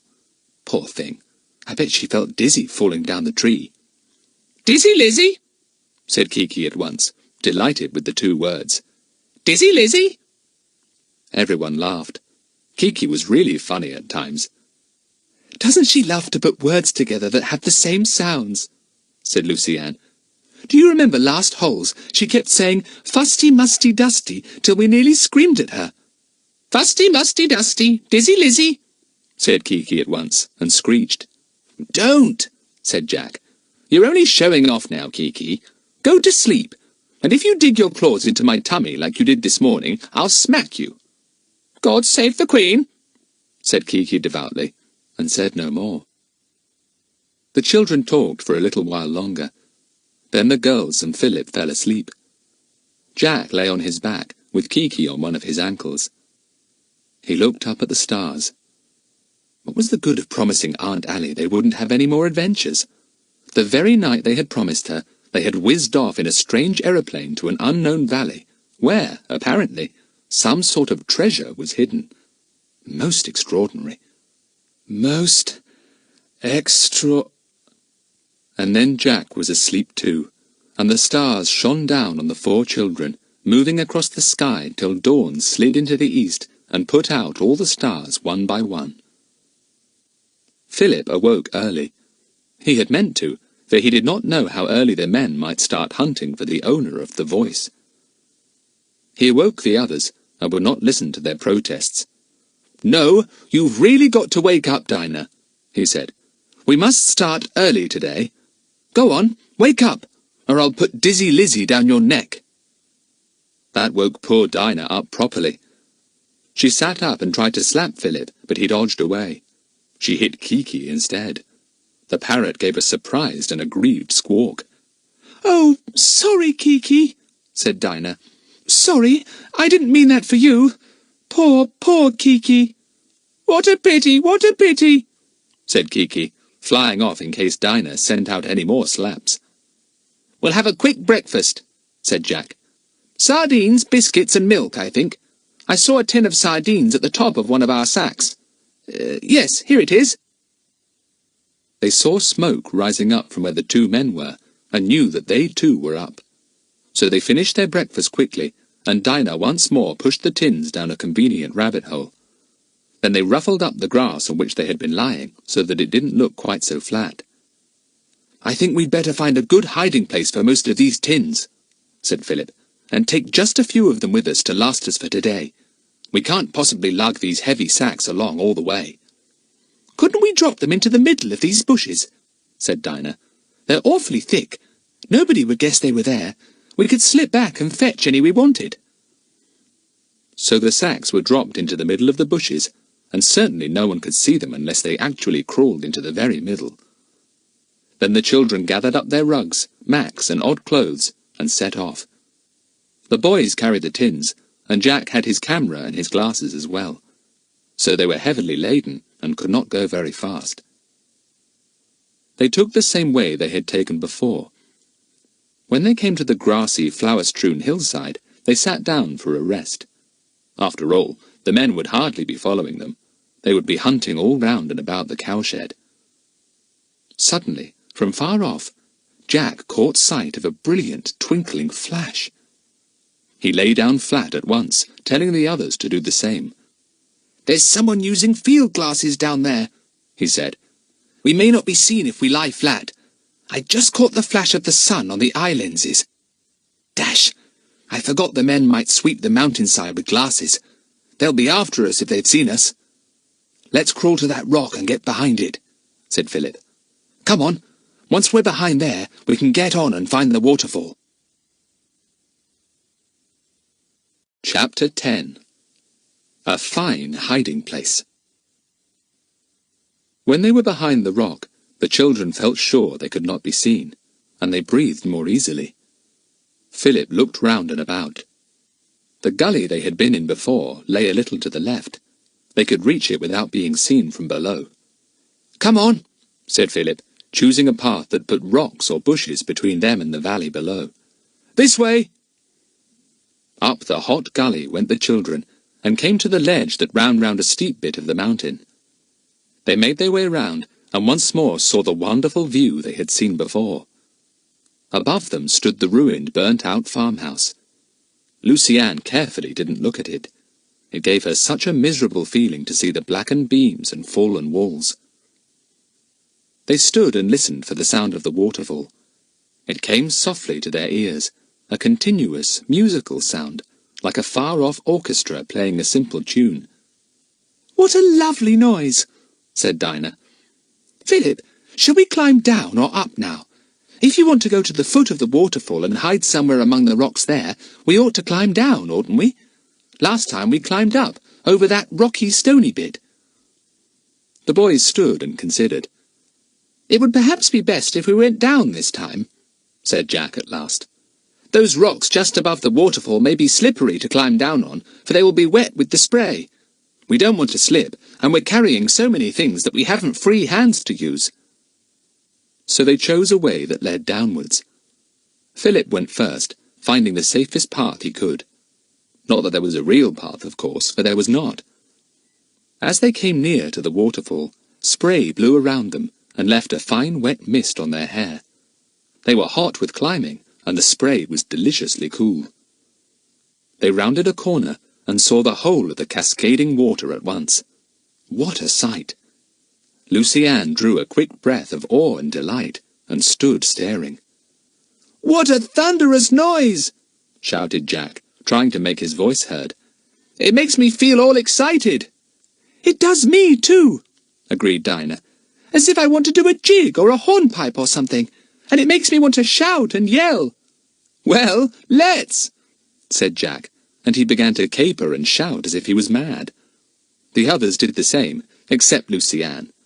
It was almost as if they were trying to outshout and outdance the tumbling, roaring water. They soon stopped, quite exhausted. They were on a flat rock which was wet with the flying spray. They were not nearly at the foot of the water after all, but about a quarter of the way up the fall. The noise filled their ears, and sometimes the force of the spray made them gasp. It was somehow very exciting. "Well," said Jack at last, when they had gazed their fill at the waterfall, "let's think about a good hiding place. I must say, I don't think those men would dream of coming here to look for us." They all looked about for a cave or mass of rocks in or behind which they could hide. Lucy Ann looked a little doubtful. "I don't know if I can bear to hear this terrific noise going on in my ears all the time," she called to Jack. "It makes me feel a bit dizzy." "Dizzy, Lizzie?" remarked Kiki at once. She too had been excited by the waterfall and had shouted with the others. "Well, you'll have to put up with the noise," said Jack. "You'll soon get used to it." Lucy Ann looked worried.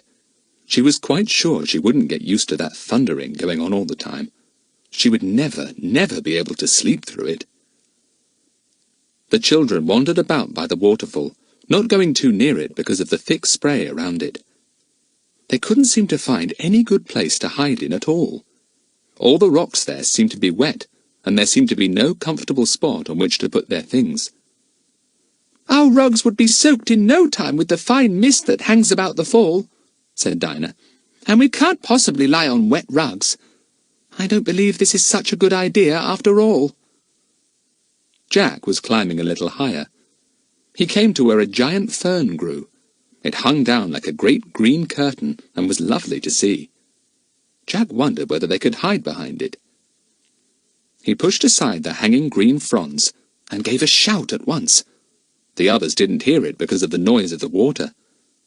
"Golly!" said Jack to himself. "There's a cave behind this hanging fern, and it will be quite dry because the fern screens it from the spray.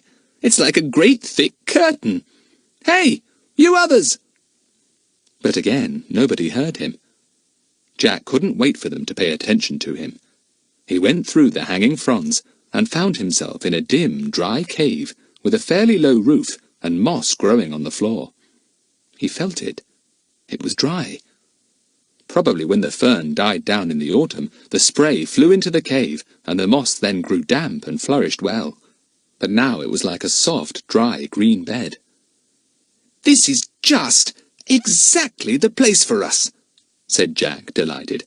"Absolutely marvellous. Nobody could possibly see us here because the fern hangs down over the entrance, and it was only quite by accident I found it. It would be a most exciting place for us." There was a ledge running round one side of it, like a bench. "We could put all our things there, tins and so on," said Jack to himself. "And when we've put our mats down on this moss, we'll have a most lovely bed. I really must tell the others." It was quite time that he showed himself, for the others had now missed him and were yelling at the tops of their voices for him. Jack! Jack! Where are you? Jack! Jack heard their voices as he pushed aside the fern fronds and looked out, just his head showing. Dinah and Kiki suddenly caught sight of his face peering out of the ferns some way above them. Kiki gave a squawk of surprise and flew up at once. Dinah jumped. "Look!" she yelled to Philip and Lucy-Ann. "Look where Jack is, hiding behind that giant fern!" Jack put his hands to his mouth and yelled at the top of his voice, trying to drown the noise of the waterfall. "Come on up here! I've found something marvellous!" The others climbed up eagerly. Jack held aside the green fronds for them. "Won't you come into my parlour?" he said politely. "So pleased to see you all." They passed through the green curtain into the cave behind. They called out in delighted surprise. "What a lovely place! Nobody could ever find us here. There's a soft green carpet on the floor. It's moss. The roar of the fall isn't nearly so loud here. We can hear ourselves speak." "Glad you like it," said Jack modestly. "I found it quite by accident. It's perfect, isn't it?" It was. Lucy-Ann was relieved that the thunder of the waterfall was lessened here, in the cave. Dinah was thrilled with the softness of the moss. Philip was pleased by the real safety of such a hiding place. Nobody would ever find it except by chance. "Let's go and fetch our things from the rock where we left them," said Dinah, who always liked all her belongings set out neatly together. "There is plenty of room for them here. I shall put our tins of food on that rocky ledge." "We can only just stand upright," said Philip. He went to where the green fronds hung down over the entrance, making the cave rather dark. He parted the fronds, and at once a ray of sunshine fell into the cave, lighting it up well. "We could tie back some of the ferns so that we get the sun in the cave," said Philip. "We've got a jolly good view of the waterfall from here, and we can see everything around well, so that if anyone comes, we shall spot them at once. It's fine." "I shan't mind living here a bit for a little while," said Lucy-Ann happily. "I feel safe here." "You may have to live here a long while," said Philip. "Well, I can think of worse places." "Those men would never find us here," said Jack. "Never!" He tied back some of the fronds, and the children sat down on the floor for a little while, enjoying the sunshine that now poured in. The moss was like a cushion to sit on. After a bit, they all climbed down to where they had left their rugs and tins and other things. They carried them up to their new home. Dinah arranged the loose things on the rocky ledge. They looked nice there. "We shall have a lovely soft bed tonight," she said. "We ought to sleep jolly well in here. It's not musty or stuffy." "Fusty, musty, dusty," said Kiki at once, remembering the 3 words she had learnt in the last holidays.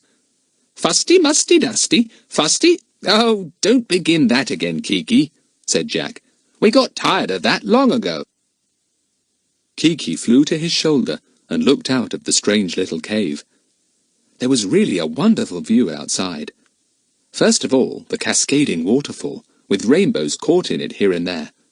Then beyond it, the steep mountainside, and far beyond that, lower down, the green valley which stretched to the foot of steep mountains on the opposite side, towering up one behind the other. It was about time for a meal again. All the children seemed to get hungry at the same time, and they glanced at the tins on the shelf or ledge. Jack felt for his tin opener. "You mind you don't lose it," said Philip. "That's our most precious possession at the moment, Jack, your tin opener." "Don't worry, I shan't lose it," said Jack, and began to open a tin. Kiki watched with her head on one side. She liked these tins. They had most exciting things inside, she considered.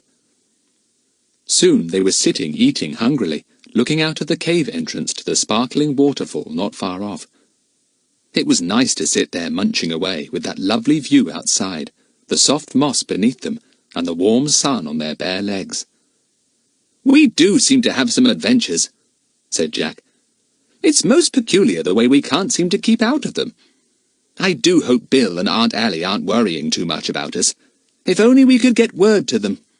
"We can't," said Philip. "We're stuck here all alone with no means of getting into touch with anyone as far as I can see. except those 2 men. I'm blessed if I know what to do. Thank goodness we've got plenty of food. We'd better go back to that bush where we dumped the rest of the tins and fetch them along here as soon as we can, said Jack. What we've brought won't last us more than today. Will you 2 girls be all right if Philip and I go along and get what we can? We shan't be able to bring them all at one go. We must make several journeys. Yes, we shall be quite all right here, said Dinah, giving Kiki the last bit of salmon out of her tin. You set off this afternoon. You can leave Kiki here to guard us. Chapter 11. The Cave of Echoes. It was very early in the afternoon. The boys knew they would have plenty of time to go to the bush where their tins were hidden and fetch them to the cave. Perhaps between them they could carry 1 sack. We'd better go now, said Jack. We'll have to keep a sharp lookout for those men, because they were going to have a jolly good look round, and we don't want them to spot us. Now, you're sure you girls will be all right? Quite, said Dinah lazily. She felt glad she was not going to go all the way back to the bush and then drag a heavy sack to the cave. She lay back on the moss. It was so very, very soft, and springy too. Jack slung his field glasses round him. They might be useful in trying to spot any men from far off. He and Philip slid through the green fronds of fern. Jack called back to the girls, raising his voice high. If you should happen to spot anyone near here, remember to untie the string that ties back these ferns at once, see? He said. Then they will swing back, and the cave will be completely hidden. Lucy-Anne, see that Kiki doesn't follow us. Lucy-Anne had Kiki on her shoulder, where Jack had just put her. She put her hand round the bird's ankles and held her. Kiki knew then that she was not supposed to go with Jack and Philip, and she gave a dismal squawk. What a pity! What a pity! She said gloomily, and raised up her crest fiercely. But Lucy-Anne would not let her go. She held her until Jack and Philip were out of sight. Then she lowered her hand, and Kiki flew off her shoulder and out of the cave. She perched on a rock, looking for Jack. Down the well, she said grumpily. Blackbirds down the well. No, blackbirds in a pie, said Lucy. What a bird you are for getting things mixed up, Kiki. Poor Kiki, said Kiki, and cracked her beak loudly. Poor Kiki. She flew back into the cave. Dinah was fast asleep, stretched out on the green moss, her mouth open. Kiki flew over and put her head on one side, looking at Dinah's open mouth. Then she plucked up a bit of moss with her curved beak. Kiki, don't you dare to put that into Dinah's mouth, cried Lucy-Anne, knowing Kiki's mischievous ways. You're a bad bird. Wipe your feet, said Kiki crossly, and flew to the back of the cave. Lucy-Anne turned over on her tummy and watched her. She didn't trust Kiki in this mood. The sun poured into the cave. It felt breathless in there. Lucy-Anne thought it would be a good idea to untie the fronds and let them swing together to keep out the sun. So she pulled the bit of string that Jack had shown her, and at once the ferny curtain descended, and the cave was lost in a dim green twilight, rather exciting to be in. Dinah didn't wake. Lucy-Anne lay on her tummy again, thinking of all that had happened. The noise of the waterfall came in, rather muffled now, for the curtain of fronds was very thick. Kiki, said Lucy-Anne. Kiki, where are you? There was no answer from Kiki. Lucy-Anne tried to make out where the parrot was. She must be sulking because Philip and Jack hadn't taken her with them. Silly old Kiki. Kiki, come over here, said Lucy-Anne. Come and talk to me. I'll teach you 3 little kittens have lost their mittens. Still there was no answer from Kiki, not even a squawk. Lucy-Anne wondered why. Even if Kiki sulked, she would usually talk back if anyone spoke to her. She peered towards the back of the cave. No Kiki there. She looked at the ledge on which their goods were neatly arranged. No Kiki there. Well, where was she then? She hadn't flown out between the fern fronds, that was certain. She must be somewhere in the cave. On the rocky ledge was a torch. Lucy Ann felt for it and took it into her hand. She switched it on and flashed it round the cave. Kiki was nowhere to be seen. She was not even perched up anywhere in the low roof of the cave. How very mysterious. Lucy Ann now felt quite alarmed. She awoke Dinah, who sat up, rubbing her eyes, cross to be awakened. "What's the matter?" she said. "I was having such a lovely snooze." "I can't find Kiki," said Lucy Ann. "I've looked everywhere." "Don't be silly. She's gone out of the cave after Jack, I expect," said Dinah, even crosser. She lay down again and yawned. Lucy Ann shook her. "You're not going to go to sleep again, Dinah. I tell you, Kiki was here a little while ago, at the back of the cave, and now she's gone, absolutely vanished." "Well, let her. She'll come back all right," said Dinah. "Leave me alone, Lucy Ann." She shut her eyes. Lucy Ann didn't like to say any more. Dinah could be so fierce when she was cross. The little girl sighed and wished the boys were back. What had happened to Kiki? She got up and walked across the moss to the back of the cave. The rock was folded in on itself there, and there was a space behind one of the folds. Lucy Ann looked cautiously into the dark space, expecting to see Kiki hiding there, ready to cry boo at her, as she sometimes most annoyingly did. But Kiki wasn't there. Lucy Ann flashed her torch up and down the little hidden corner, and suddenly her torch came to a stop, focused on one place. "Why, there's a hole there," said Lucy Ann in surprise. "That's where Kiki must have gone." She clambered up to the hole, which was about shoulder high. It was just big enough for her to squeeze through. She expected to drop down into another cave the other side, but she didn't. The hole went upwards slightly, a round, narrow tunnel. Lucy Ann felt sure Kiki must have disappeared into this cold, dark little tunnel. "Kiki!" she yelled, and flashed her torch in front of her. "Where are you, idiot? Come back!" No sound from Kiki. Lucy Ann squeezed herself right into the round tunnel, wondering how long it was. It was almost as round as a pipe. Maybe water had forced its way through at one time, but now it was quite dry. Lucy Ann could not hear any sound of the waterfall once she was in the tunnel, though she listened hard. It was very quiet there. "Kiki!" she yelled. "Kiki!" Dinah heard the yell in her dreams and awoke with a jump. She sat up crossly again. But this time, Lucy Ann was not in the cave with her. Now it was Dinah's turn to feel scared. She remembered that Lucy Ann had said that Kiki had suddenly disappeared. Now it seemed as if Lucy Ann had too. The fronds of fern were hanging over the entrance. Lucy Ann would not have pushed out through them without telling Dinah she was going out. Dinah examined the cave well. No Lucy Ann. Oh, goodness! Now what had happened to her and Kiki? She heard another yell, sounding rather muffled and distant. She went to the back of the cave and discovered the hidden space. She fetched another torch from the ledge and shone it up and down. She stared in amazement when she saw 2 shoes sticking out of a round hole about as high as her shoulder. She tugged at Lucy Ann's ankles and yelled at her. "Lucy Ann! What do you think you're doing? What's up that hole?" Lucy Ann yelled back. "I don't know, Dinah. I found it by accident. I think Kiki must have gone up it. Shall I go up and see if I can find her? You come too." "All right," called Dinah. "Go on up." Lucy Ann wriggled further up the narrow pipe-like tunnel.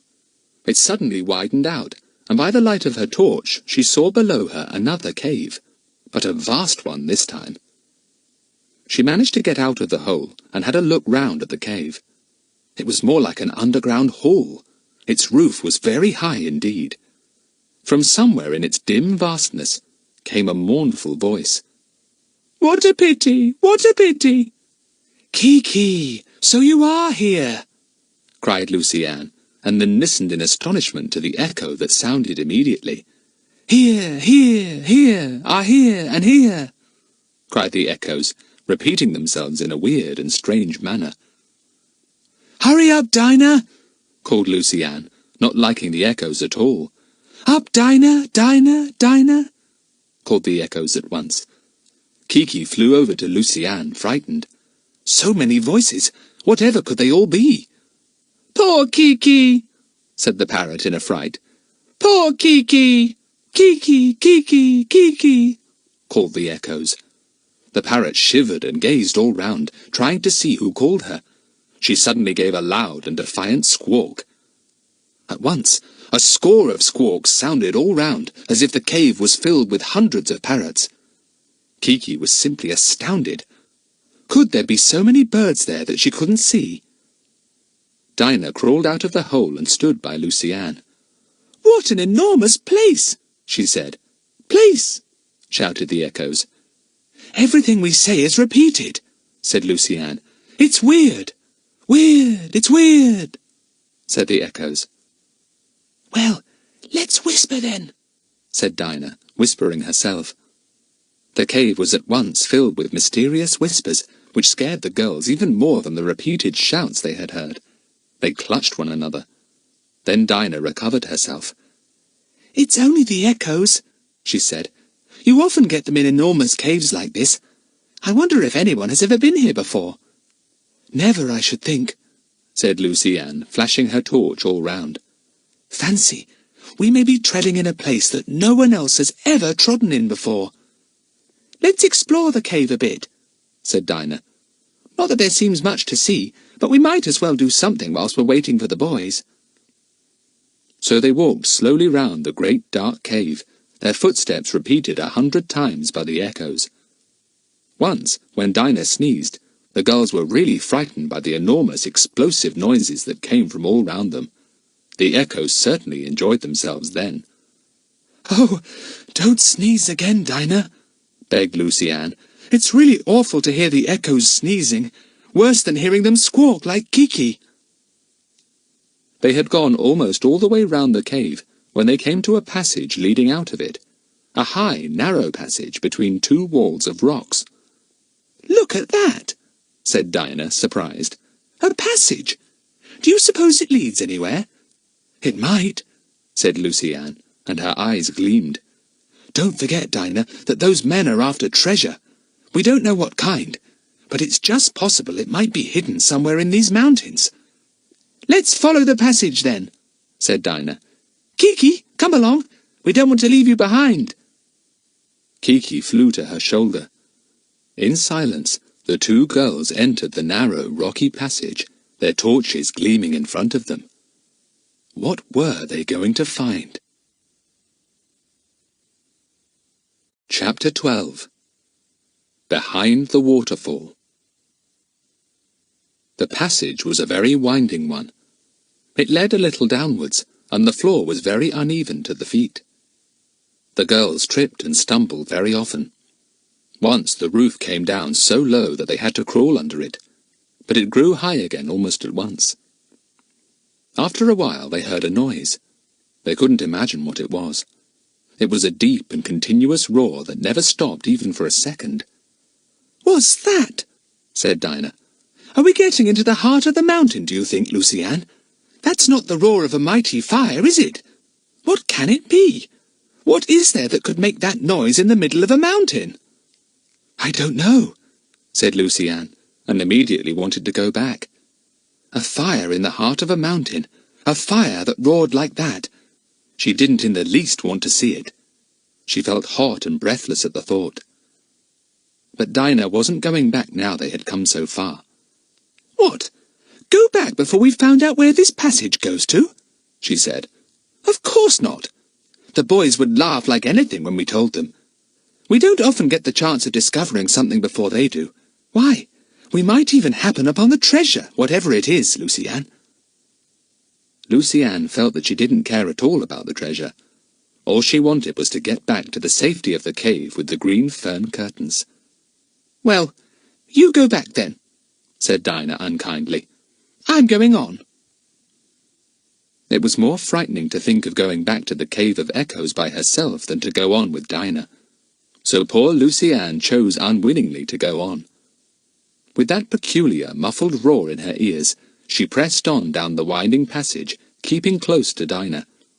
The roar became louder. And then the girls knew what it was. It was the waterfall, of course. How stupid of them not to think of that. But it sounded so different there in the mountain.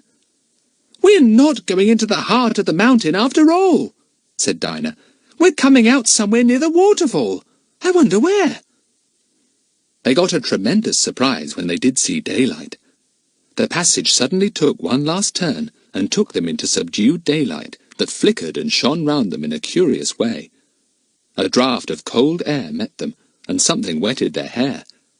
"Lucy-Anne, we've come out onto a flat ledge just behind the waterfall," cried Dinah in astonishment.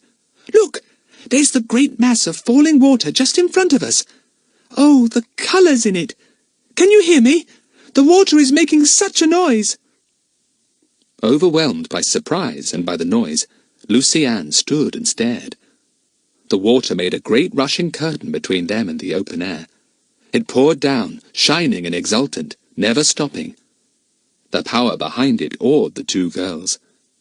They felt very small and feeble when they watched the great volume of water pouring down a few feet in front of them.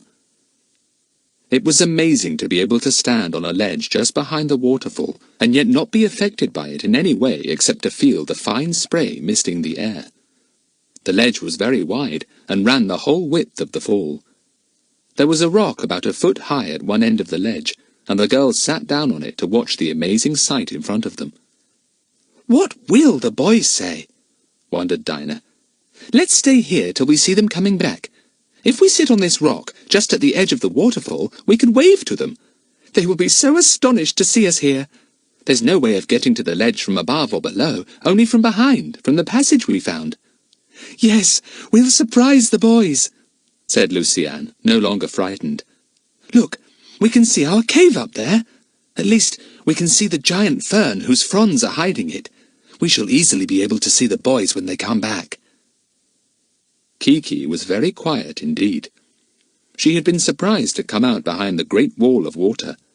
She sat on a ledge and watched it, blinking every now and again. "I hope she won't be silly enough to try and fly through the waterfall," said Lucy-Anne anxiously. "She would be taken down with it and dashed to pieces. I know she would." "She won't do anything silly," said Dinah. "She's wise enough to know what would happen if she tried something like that. She may fly out round the edge of the waterfall, though. Still, there shouldn't be much danger for her in that." The girls sat there for a long time, feeling that they would never get tired of watching the turbulence of the waterfall. After a long time, Lucy-Anne gave a cry and caught Dinah's arm. "Look! Is that the boys coming?" "Yes, it is. They've got a sack between them. Good. Now we shall have plenty of food." They watched the two boys labouring up the rocks that led to the cave.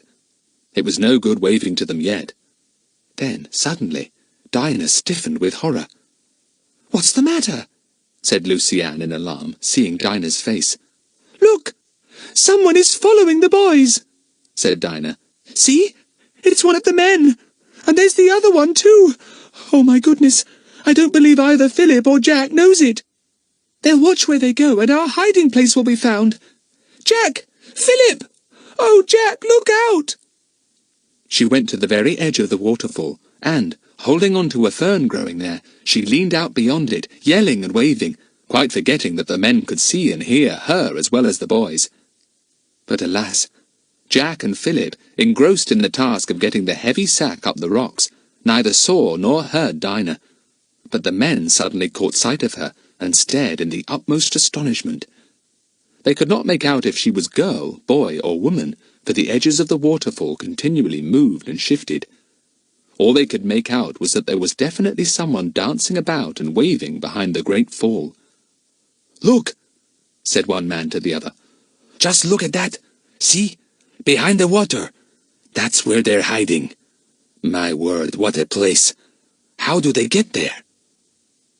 The men stared open-mouthed at the waterfall, their eyes searching for a way up to it that would lead to the ledge where the excited figure stood waving.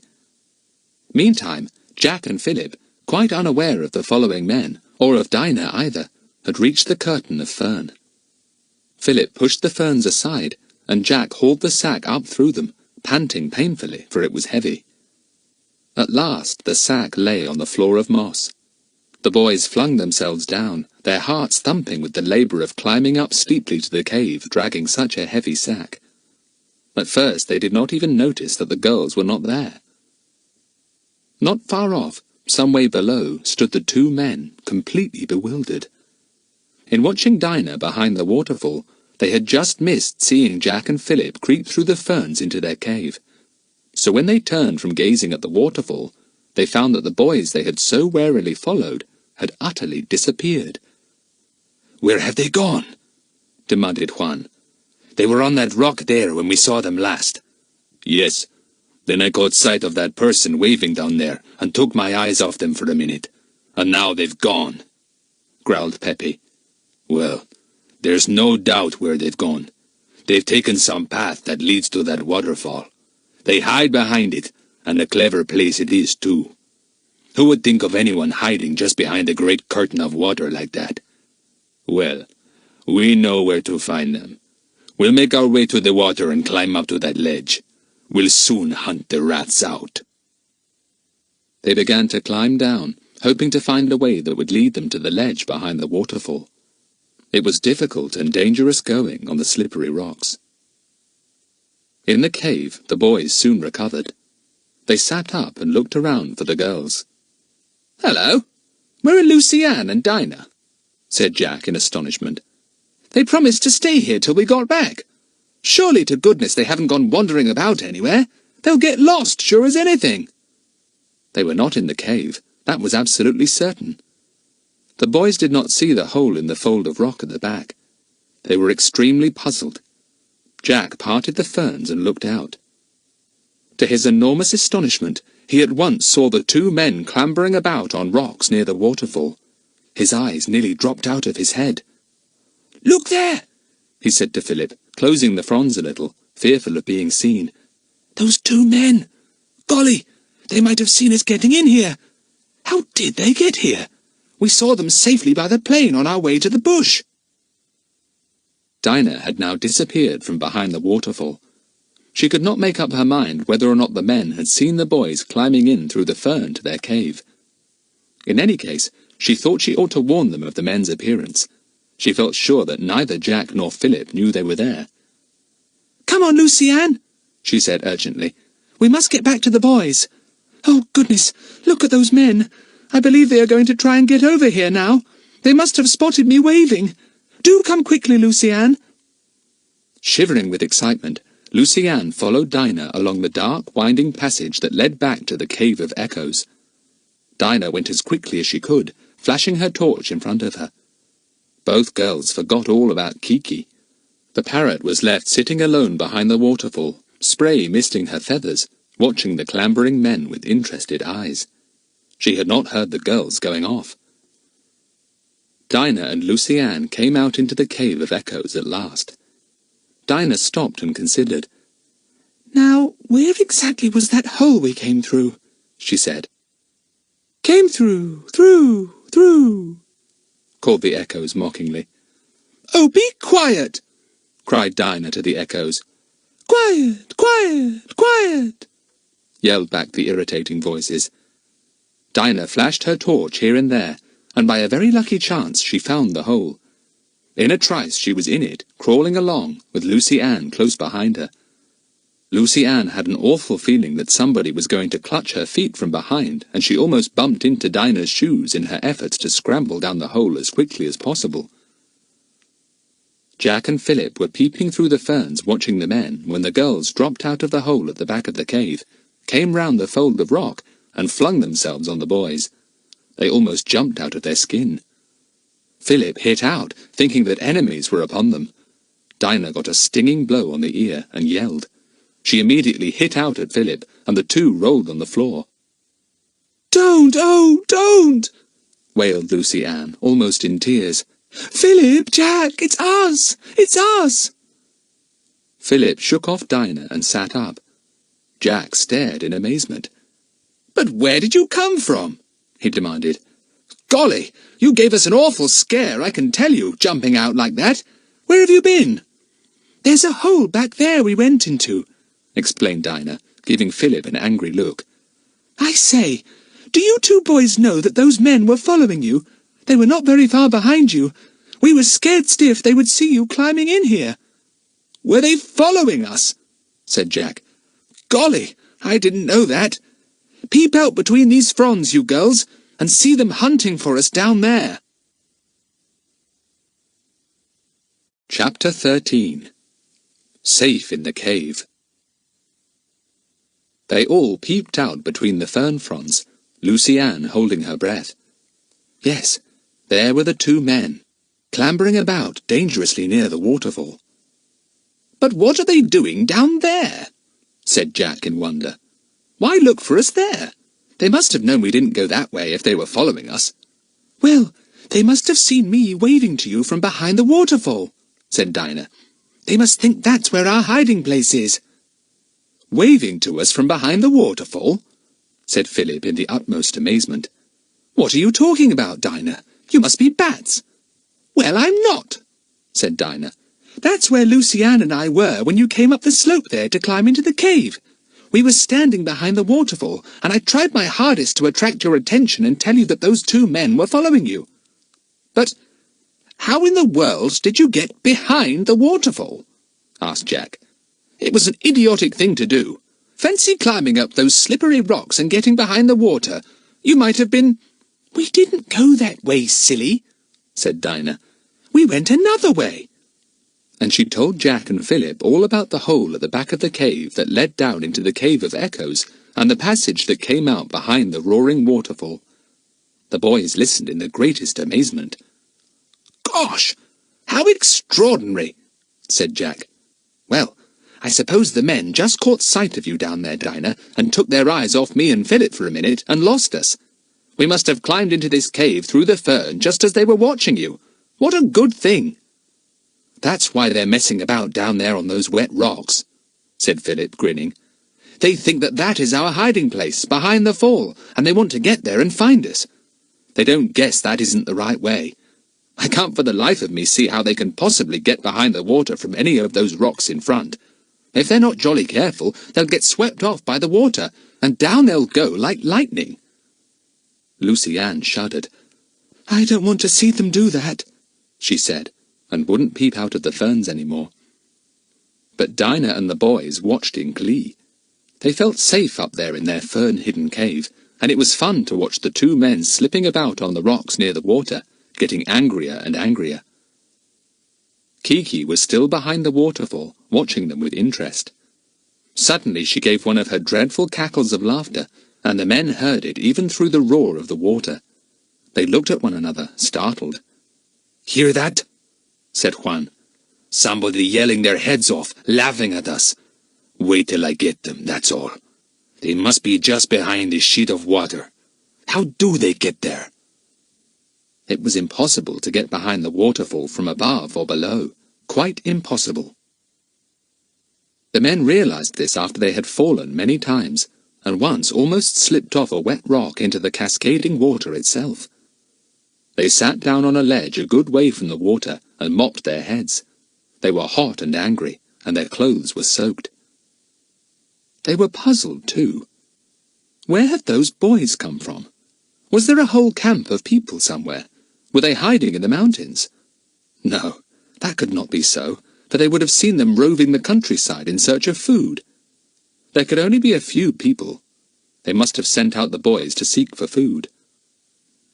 The children watched in delight. There was something very enjoyable in seeing their enemies at a loss, in being able to see their every action and yet not be seen themselves.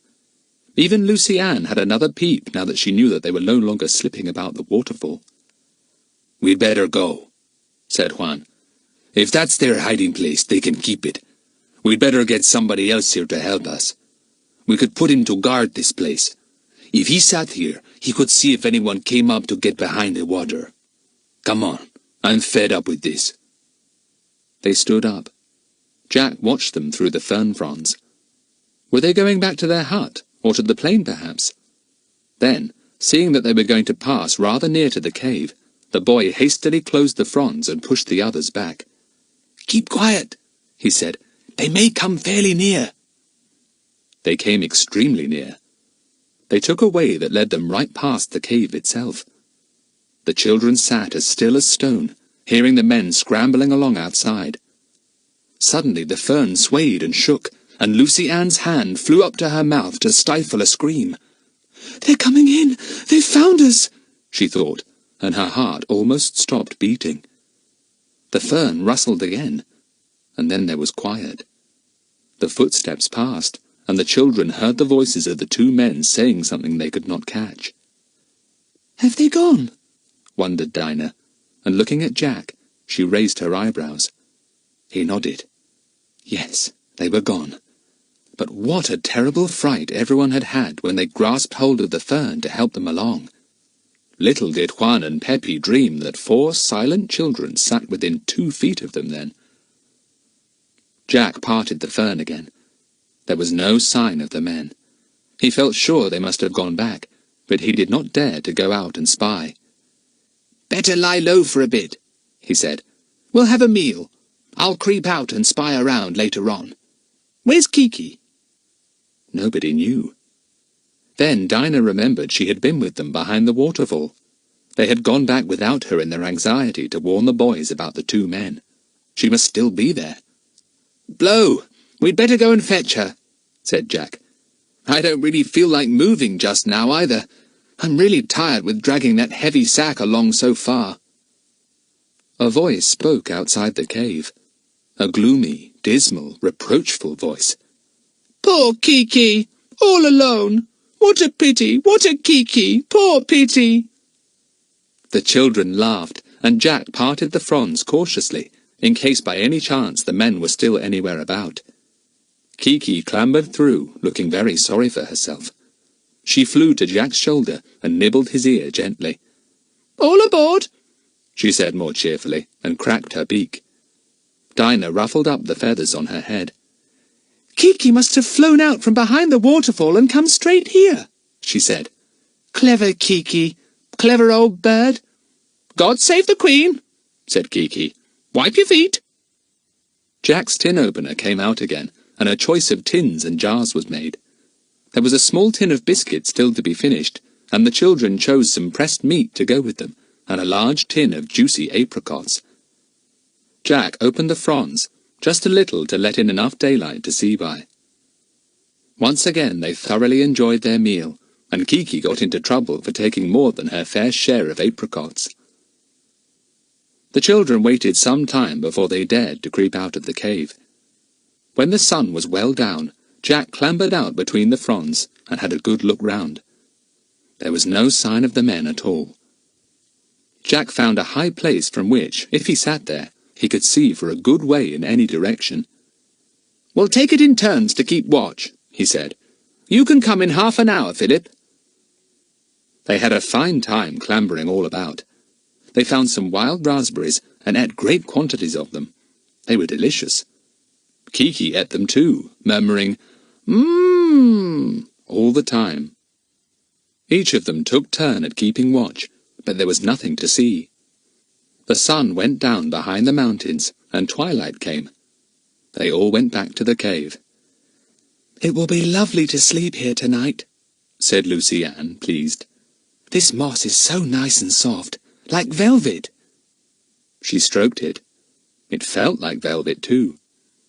She helped Dinah to put down Max and a rug to lie on, and made pillows of pullovers and jerseys. "A drink of apricot juice and a few biscuits for everyone," said Dinah, as they all sat down on the bed. She handed out the biscuits. Jack parted the fern fronds and tied them firmly back. "Must have a little air in the cave," he said. "It'll get jolly stuffy with 4 of us in here." "5, said Dinah. "Don't forget Kiki." 6, said Philip, producing the lizard. "Don't forget Dizzy Lizzie." "Oh, I really hoped you'd lost her," said Dinah crossly. "I haven't seen her all day." They finished their biscuits and lay down. It was quite dark now outside. Their bed felt warm and soft. They all snuggled down, making nice cosy places for themselves. "I should really enjoy this if only I knew that Mother wasn't worrying about us," said Philip, pulling the rug over him. "I haven't any idea at all where we are, but it's a very beautiful place. Doesn't that waterfall sound lovely, singing in the night?" "It's singing jolly loudly," said Jack, yawning. "But I don't think it will keep me awake. Oh, Kiki, do move off my middle. I can't imagine why you will keep perching there at night. Go on one of my feet." "Wipe your feet," ordered Kiki, and flew to Jack's right foot. She put her head under her wing. "Tomorrow, Philip and I must go to that cave of echoes you told us about and stand behind the waterfall," said Jack. "Fancy you girls having a little adventure like that all on your own." "Little adventure?" said Luciane. "Why, it was a jolly big one, especially when we suddenly saw that we were just behind the waterfall." Dinah was very much afraid that Lizzie would run over her during the night, and lay awake some time expecting the feel of her tiny feet. But Lizzie was curled up in Philip's armpit, tickling him dreadfully when she moved. Luciane was asleep almost at once, and soon the others were too. The waterfall roared all through the night without ceasing. The wind sprang up and moved the big fronds of the fern. A fox or some other creature came sniffing up to the cave entrance, was alarmed at the smell of humans there, and fled away silently. Nobody stirred, except Philip when the lizard woke up, felt cramped, and made her way to another nice warm spot, this time behind his ear. He awoke for a second, felt Lizzie moving, and then shut his eyes immediately again, pleased with the feel of the tiny feet. Towards morning, a throbbing sound awoke all 4 children. It penetrated into the cave, sounding even louder than the waterfall. Jack sat up at once, surprised. What could that be? The noise grew louder and louder. It seemed as if it was coming right down on their heads. Whatever could it be?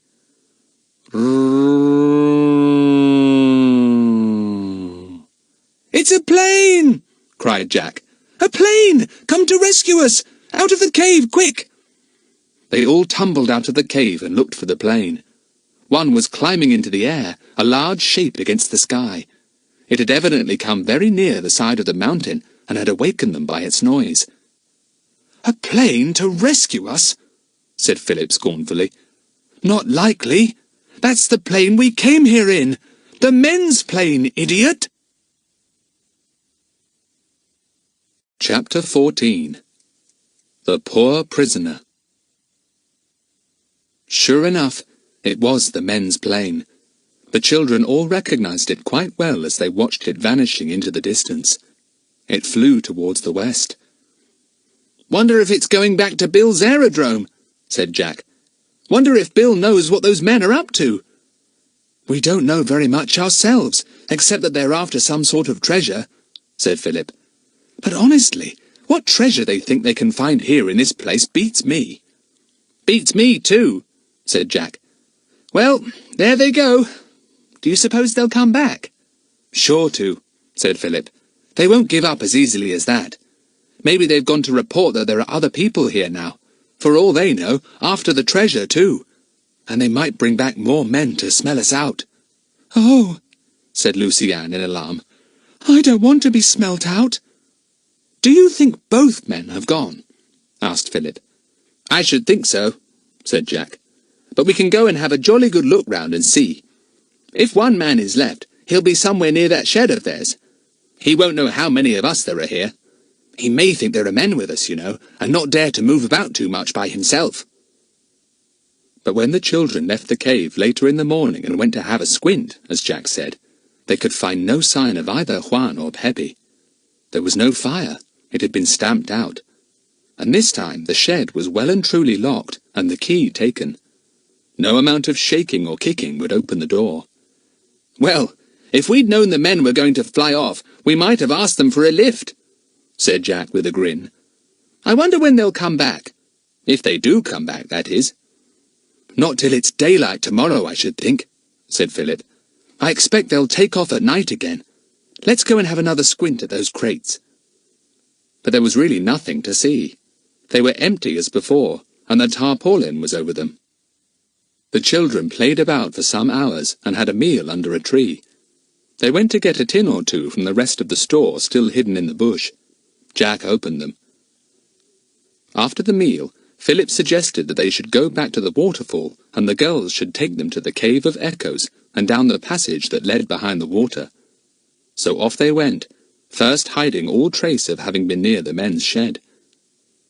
But when they got back to their cave, Jack gave a most annoyed exclamation and began to feel in all his pockets.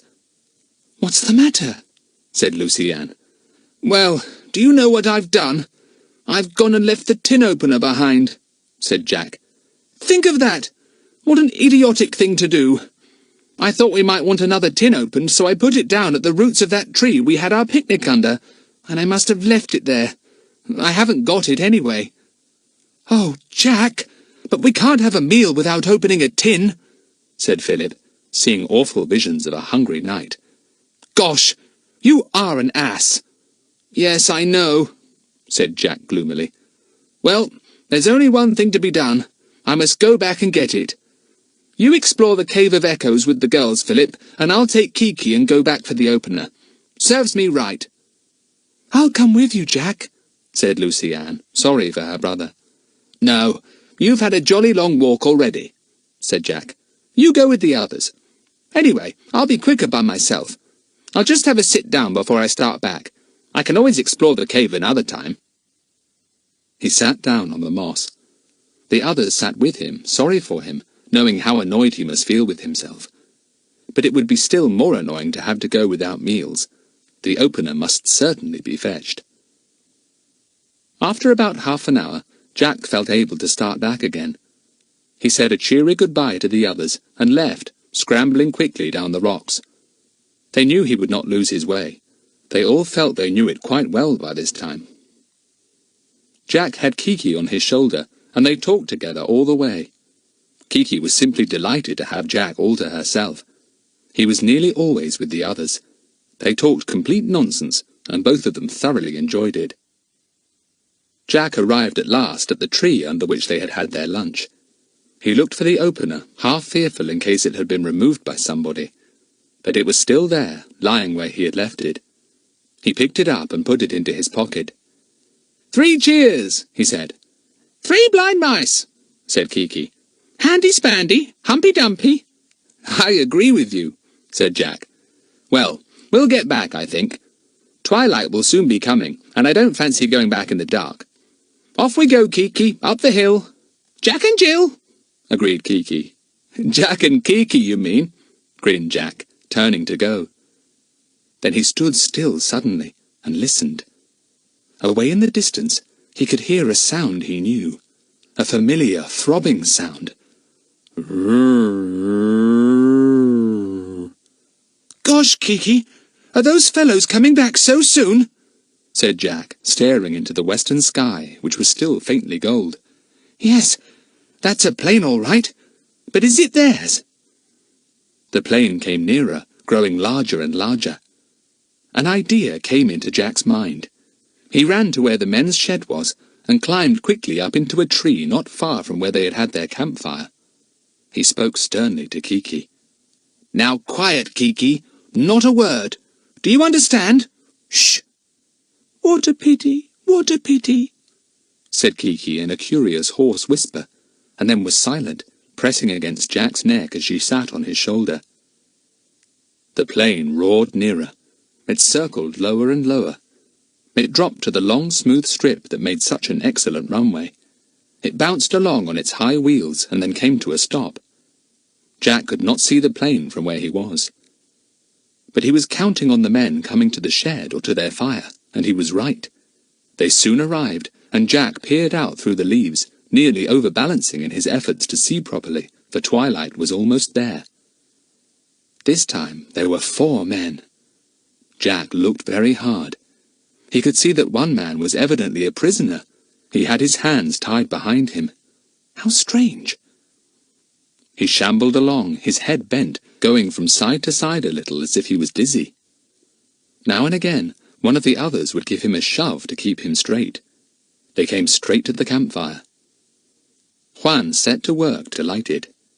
Pepe went off to the shed to get some tins.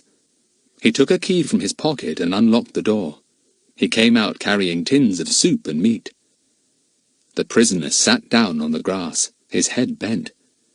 It was obvious that he was not feeling well. Or was he merely afraid? Jack couldn't tell. The fourth man, who was a kind of guard for the prisoner, as far as Jack could make out, sat by the fire saying nothing, watching Juan and Pepe. At first, they talked in low voices, and Jack could not hear their words. They drank hot soup, and then carved up a tongue from a glass jar. They ate bread with it, which they had brought from the plain. The prisoner looked up and saw them eating, but the three men did not offer him anything. He said something in a low voice. Juan laughed. He spoke to the guard. "Tell him he won't get anything to eat or drink till he tells us what we want to know," he said. The guard repeated this in some language that Jack could not make out. The prisoner said something, and the guard struck him on the cheek. Jack watched in horror. Fancy hitting a man when his hands were tied. What cowards! The man tried to dodge. He bent his head again and sat dismally there. "He says you got the map. What else do you want?" said the guard. "We can't read the map," said Juan. "It's all messed up. If he can't explain it to us, he'll have to show us the way tomorrow." The guard translated this to the prisoner. He shook his head. "He says he's too weak to walk so far," said the guard. "We'll drag him all right," said Pepe, and took another piece of tongue, making himself a thick sandwich. "Tell him he's to take us tomorrow. If he won't, he gets nothing to eat or drink. He'll soon come round when he's half-starved." They finished their meal. Then Juan yawned. "Me for bed," he said. "There's a chair for you, Luis, in the hut. The floor is good enough for the prisoner." The man begged to have his hands untied, but they would not allow him to. Jack felt very sorry for him. They stamped out the fire and went to the hut. Jack imagined Pepe and Juan on the mattress, and Luis in the only comfortable chair. The poor prisoner would have to lie on the cold, hard floor, with his hands still tied behind him. Jack waited till he thought the coast was clear, then he slipped quietly down the tree. Kiki had been as good as gold all the time. Not even a whisper had come from her beak. Jack tiptoed to the hut. He peeped cautiously in at the window. A candle burned in the hut, and by its flickering light he could make out the four men. The prisoner was trying to make himself comfortable on the floor. It was almost dark. Jack hoped he would be able to get back to the cave all right. He slipped his hand into his pocket, and was relieved to find a small torch there. That was good. He was very clever in the dark, for he had eyes like a cat. Once or twice he stopped, unable to think which way to go. But Kiki always knew. She simply flew a little way in front, and called to him or whistled. "Good old Kiki," said Jack. "I couldn't find my way without you, that's certain." The others were very worried about him. When darkness fell, and still no Jack had arrived, Lucy Ann wanted to go and look for him. "I'm sure he's lost. I'm certain of it," she said, almost in tears. "Yes, and we'd all get lost too if we went out on the mountainside in this darkness," said Philip. "I expect he hunted about for that opener, saw that twilight was coming, and decided not to risk coming back in the dark. He'll be back tomorrow morning early, for certain." It was too dark to do anything. Dinah had made the bed, and they lay down on it, Lucy Ann very worried. She was sure something had happened to Jack. Then there came a scrambling noise up near the cave, and the fern was parted and pushed aside. All the children sat up, their hearts beating. Was it Jack, or had their hiding place been discovered? "Hello there," came Jack's familiar voice. "Where's everybody?" He switched on his torch and saw 3 delighted faces. Lucy Ann almost fell on him. "Jack, we thought you were lost. What have you been doing? And we're so hungry too. Have you brought the tin opener?" "Yes, I've brought that. And plenty of news as well," said Jack. "What about a meal whilst I tell you all about it?" Chapter 15. A disappointment for the men. Tins were opened once more, and Kiki gave a delighted chortle at the sight of her favourite pineapple. Lucy Ann pressed close to Jack. "What happened to you? I can't wait to hear. Tell me quickly." "Let me have a bite first," said Jack irritatingly, knowing quite well that all the others were longing to hear his news. But, as he was longing just as much to tell it as they were to hear it, he soon began his story. "So the plane's back!" exclaimed Philip, as Jack began to tell everything. "Both men back, too!" Jack told of the 4 men. Lucy Ann was distressed to hear about the poor prisoner. "I'm beginning to see daylight," said Philip at last. "Somewhere in this valley is hidden treasure, maybe stuff belonging to the people whose houses have been burnt. Those 2 men heard about it, and somehow managed to get a map that showed them the hiding place. But they can't find it by that map, so they've got hold of somebody who knows the way." "That's it," said Jack. "He's foreign. Maybe he once belonged to this valley and even hid the things himself. They've captured him and mean to make him show them the hiding place. They're not giving him anything to eat or drink till he shows them what they want to know." "Brutes!" said Dinah, and the others agreed with her. "Do you think he will show them?" asked Lucy Ann. "I hope he will for his own sake," said Jack. "And I'll tell you what I propose. I propose that somehow or other 1 or more of us follow them and see where this hiding place is. The men can't possibly take everything away at once. We might be able to get help and save the rest of the stuff being stolen by the men. It can't belong to them." "What do you think the stuff can be?" asked Lucy Ann, visions of gold bars and beautiful jewels floating in her mind.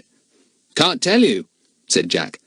"I think we're somewhere in the depths of Europe, where war has been, and as you know, plenty of treasure of all kinds was hidden in odd places by many, many people, good and bad. My guess is that it's something of that kind these men are after. They speak English, but they're not English. Perhaps from South America? Goodness knows." The others sat silent, thinking over what Jack had said. They thought he was probably right, but Lucy Ann didn't at all like the idea of following the men. Suppose they discovered that they were being followed and captured them? "It might be best if Philip and I did the stalking tomorrow," said Jack. "I don't think you girls should be mixed up in it." This made Dinah angry, though Lucy Ann was secretly relieved. "You're not going to keep all the excitement to yourselves," said Dinah. "I'm coming too." "No, you're not," said Jack. He switched on his torch and shone it at Dinah's face. "I thought you'd be glaring," he said. "Cheer up, Dinah. After all, you and Lucy Ann had an adventure yesterday when you found the Cave of Echoes and the passage that leads to the waterfall. Give us boys a chance." "Well, it's all very well," grumbled Dinah, but she did not press the point any more, much to Lucy Ann's relief. "Where's Lizzie?" asked Dinah, not liking to settle down till she was quite sure of the lizard's whereabouts. "Don't know," said Philip annoyingly. "She might be anywhere. Under your pillow, perhaps." "She's here," said Jack. "Kiki's on one side of my neck, and Lizzie's the other, keeping me nice and warm." "What a pity," said Kiki, and cackled loudly. "Don't," said everybody at once. Nobody liked Kiki's awful cackle. She put her head under her wing, offended. All the children lay down. They were sleepy. "Our 4th night in this valley," said Philip. "The Valley of Adventure. I wonder what will happen next." Soon they were all asleep. Lizzie ran across Lucy Ann and cuddled down by Dinah, who would certainly have objected strongly if she had known. But she didn't know, so she slept peacefully. Everyone felt cheerful the next morning. "Really," said Dinah, reaching down some tins from the ledge. "I'm beginning to feel I've made this cave my home half my life. It's extraordinary how soon we get used to anything new." "How are we going to find out when those men are starting and what way they go?" said Philip. "Well, if you remember, the 2 of them came in this direction, not the other, when they set out with the map before," said Jack. "I think if we go to that big black rock we always pass on the way here, we may spot them. Then we can follow easily enough." So when they had finished their meal, they set off cautiously to the big black rock. They crouched behind it, and Jack kept peering out to see if there was anything to be seen. After about an hour, he gave a low exclamation. "Hello! Here they come! All four! Prisoner still with his hands tied, stumbling along, poor thing!" The 4 men passed some distance away. The children saw them well. They recognized the 2 men they knew, and Jack told them the 4th man was called Luis. The prisoner's name he didn't know. It was plain that the poor man was giddy for lack of food and drink. "Now, you girls stay here, see?" said Jack. "At any rate, till we are well out of sight. Then go back to the waterfall and keep somewhere about there. Don't get lost. Take Kiki, Lucy-Anne. We don't want her with us." Lucy-Anne took Kiki and held her ankles. Kiki gave such an angry squawk that the children looked uneasily after the 4 men to see if by any chance they had heard, but they hadn't. Jack and Philip made ready to set off. "I've got my field glasses," said Jack. "I can keep the men well in sight, while following quite a long way behind, so that they won't spot us. Cheerio!" The boys went off cautiously, keeping to every bit of cover they could. They could still see the men far away in the distance. "Do we need to mark the way we're going?" asked Philip. "Or shall we be able to find the way back, do you think?" "Better mark things where we can," said Jack. "You never know. Mark rocks with white chalk. Here's a bit. And trees we will notch." They went on, climbing upwards a good way behind the 4 men. Soon they came to a very steep place, difficult to keep their footing on because the surface was so loose that they slid down continually. "I hope they've undone that poor prisoner's hands," panted Jack. "I'd hate to do climbing like this and have my hands bound so that I couldn't save myself when I slipped." When they came to the end of the rough piece, the men were nowhere to be seen. "Blow!" said Jack. "That bit held us up too long. Now we've lost them." He put his field glasses to his eyes and swept the mountainside. Some way to the east and above them, he suddenly saw 4 small figures. "There they are," he said. "It's all right. I can see them. That way, Tufty." On they went again, going more quickly now because the way was easier. They picked wild raspberries as they went, and once stopped for a drink at a little clear spring of water that gushed from under a rock. They did not lose sight of the men again, except for a moment or 2. The men did not turn round or use field glasses at all. Plainly they did not expect anyone to follow them. Now the boys came to a very desolate part of the mountainside.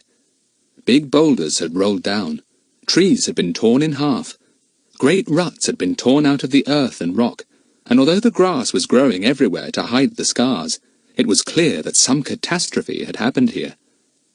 "An avalanche, I should think," said Jack.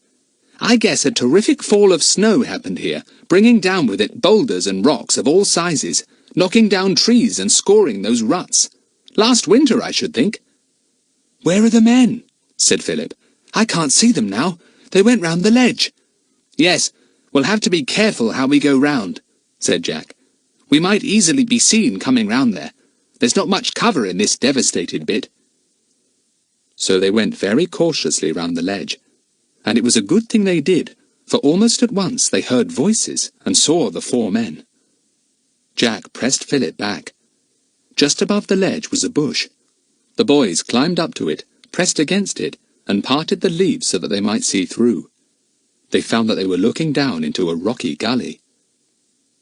Here, too, there had evidently been a great fall of rocks. In front of one heap stood the prisoner. His hands were now untied. He was pointing to the heap of rocks and saying something in his rather dull, low voice. The guard translated, and Jack strained his ears to hear what he had to say. "He says the entrance was here," the guard said. The 4 men stared at the fall of rock. "Exactly where?" said Juan impatiently, and glared at the prisoner. He pointed again, mumbling something. "He says he didn't know there had been a fall of rock here," said the guard. "He says the entrance seems to be blocked up. But if you try to lift away some of these rocks, maybe you could find enough room to go in." Juan flew into a temper, but whether with the prisoner or the annoying fall of rocks, it was difficult to say. He fell upon the boulders and began to drag at them feverishly, shouting to Luis and Peppy to help. The prisoner at first did nothing, but sat down miserably on a rock. Juan shouted at him too, and he dragged himself up to help, though he was too weak to do anything in the way of lifting. He pulled at a rock, staggered and fell. The others let him lie where he fell, and went on dragging at the great stones, panting and wiping the sweat from their foreheads. The two boys watched them. It looked impossible from where they were to unblock any cave entrance there. "Why?" whispered Jack to Philip. "Hundreds of stones must have fallen there. They'll never be able to shift them like that." Evidently the men thought so too, after a while, for they gave up pulling the boulders about, and sat down to rest. The guard pointed to the fallen prisoner and spoke. "What about him? How are we going to take him back?" "Oh, give him some food and a drink," growled Juan. "He'll be all right then." "We'd better go now," whispered Philip. "They'll be starting back soon. Come on." "How disappointing that we haven't discovered anything, though. I did hope we might see something of the treasure." "If it's hidden behind that wall of fallen stone, it'll need powerful machinery to get it out," said Jack. "Nobody could move those bigger stones by hand. Come on, quickly."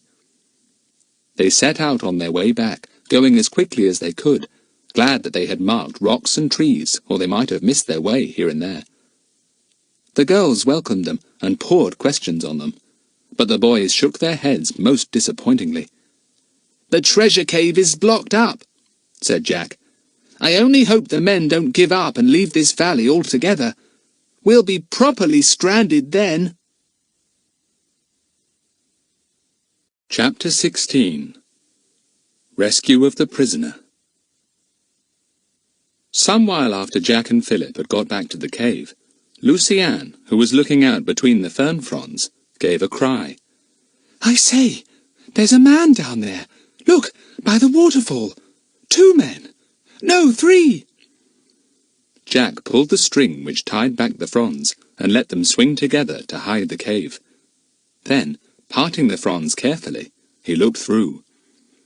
"I might have guessed they would come back this way to have another hunt for us here," he said. "Blow them.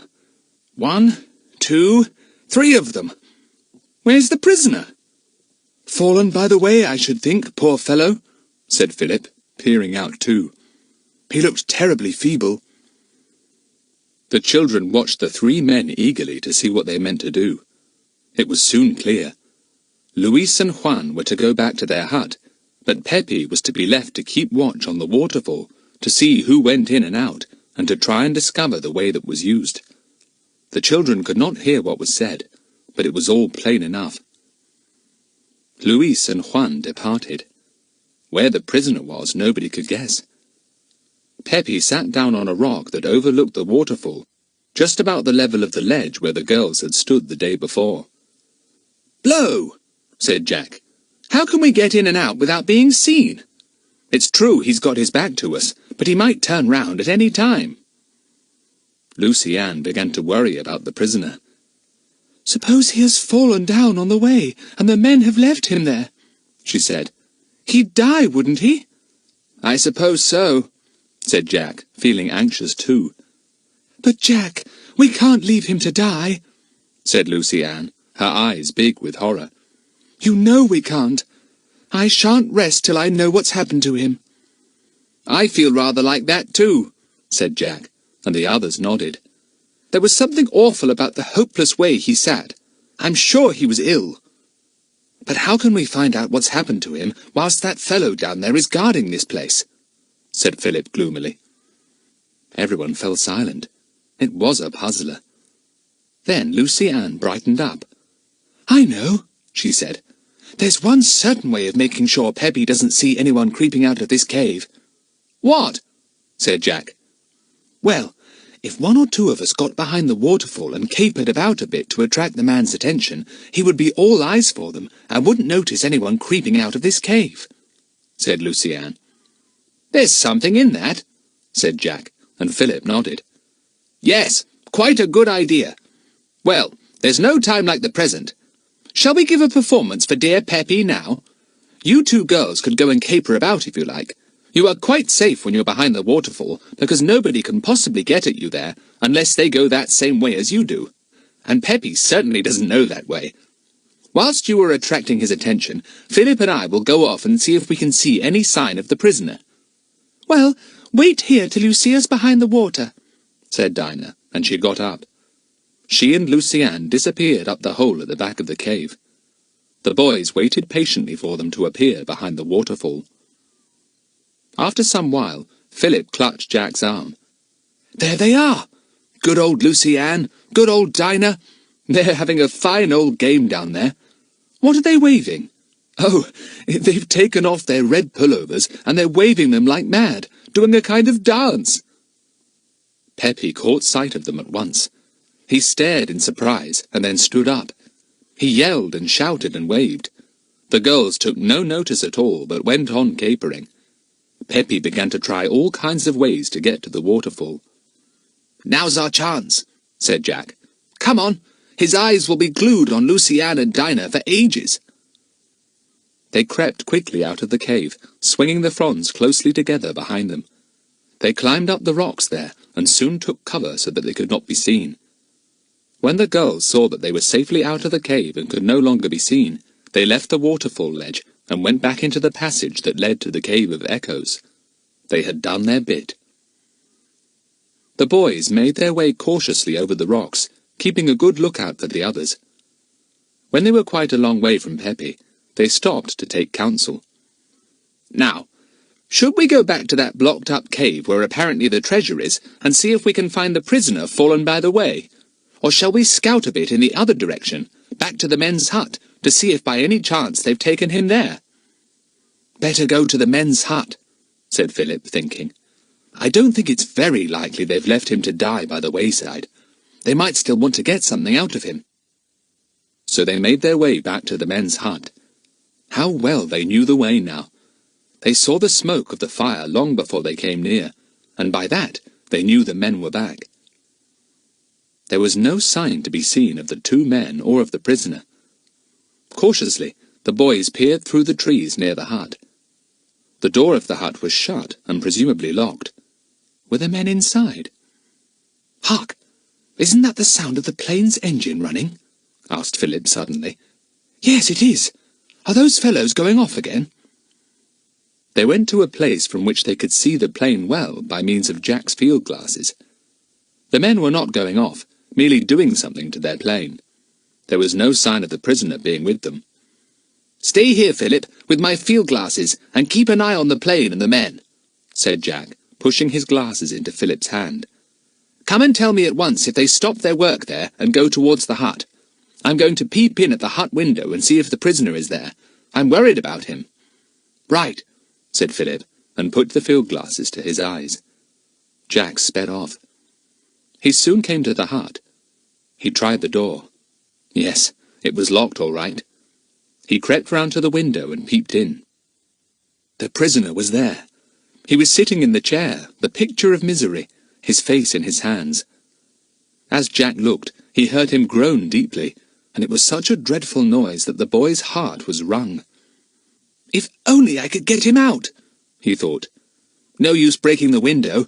It's too small even for me to get in, and certainly that fellow couldn't squeeze out. What can I do? I can't break down the door. It's jolly strong. He went all round the hut 2 or 3 times, but there was absolutely no way of getting in. He stood and stared at the door, hating it. Horrid strong thing. And then he saw an unbelievable sight. There was a nail at one side of the door, and on it hung a key. A large key. A key that surely must fit the door. Otherwise, why should it be there? It must have been put there so that any of the men could go in and out any time without waiting for the one who had the key. With trembling fingers, Jack took the key from the nail. He put it into the lock of the door. He turned it. It was stiff, but it turned all right. The door swung open and Jack went in. The prisoner, hearing the door open, looked up. He stared in surprise at Jack. The boy grinned at him. "I've come to set you free," he said. "Like to come with me?" The man did not seem to understand. He frowned a little and stared even harder at Jack. "Speak slow," he said. Jack repeated what he had said. Then the boy tapped himself on the chest and said, "I am your friend. Friend! Understand?" The man evidently did understand that. A slow smile broke over his face. It was a nice face. A kindly, sad, trustable face, Jack thought. The boy held out his hand. "Come with me," he said. The man shook his head. He pointed to his feet. They were bound tightly with rope, which the man obviously had not had the strength to untie. Jack whipped out his pocket-knife in a trice. He sawed through the thick strands and they fell apart. The man stood up unsteadily, looking as if he was about to fall.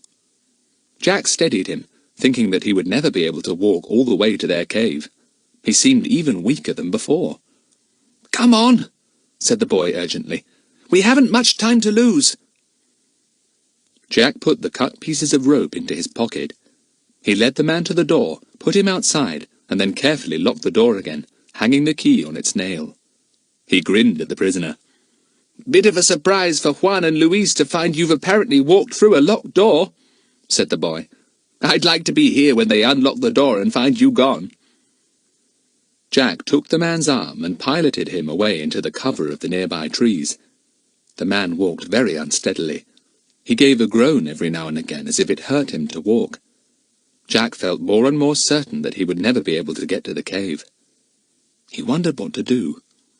Perhaps he could park the man in the old cowshed he and the others had found the first day they had arrived. He could put him in the last cow stall and then fetch him the next day when he was a little more recovered. That would be the best thing. "You stay here a minute," said the boy, thinking he had better run to Philip, tell him what had happened, and get him to keep guard till he had got the man safely installed in the shed. Philip was intensely surprised to hear what Jack had to tell him. He nodded and agreed to stay on guard till Jack came for him. "The men seem to be overhauling the plane," he said. "Looks as if they'll be busy for some time." Jack helped the stumbling prisoner over to the cowshed. It took a long time to get there because the man went so slowly. Once there, he sank down in the stall and panted painfully. He was certainly an ill man. But there was no doctor for him, only Jack's gentleness, for which he seemed to be very grateful. "You stay here till tomorrow, when I will fetch you to a safer hiding place," said Jack, speaking very slowly indeed. "I will leave you water to drink and food to eat." The boy meant to open a tin or two from the store still hidden in the bush. He could easily get them and leave them beside the man. The man tapped his chest. "Otto Engler," he said, and repeated it 2 or 3 times. Jack nodded and pointed to his own chest. "Jack Trent," he said. "Me, Jack. You, Otto." "Friend," said the man. "You English?" "Me English," said Jack gravely. "You?" "Austrian," said the man, pronouncing it in a curious way. "Friend, good friend. Why you here?" Jack tried to explain how it was he and the others had come, but it was too complicated for the man to understand, and he shook his head. "Not understand," he said. Then he leaned forward to Jack and spoke in a low voice. "You know of treasure?" "Treasure? Oh, you mean treasure," said Jack. "Not much. You know of treasure?" "I know all," said the man. "All. I draw you map where treasure is. You good boy. I trust you."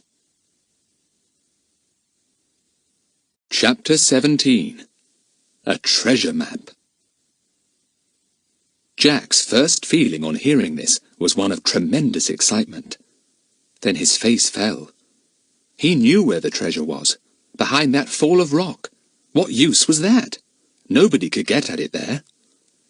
"I know where treasure is," said Jack, trying to speak slowly and simply.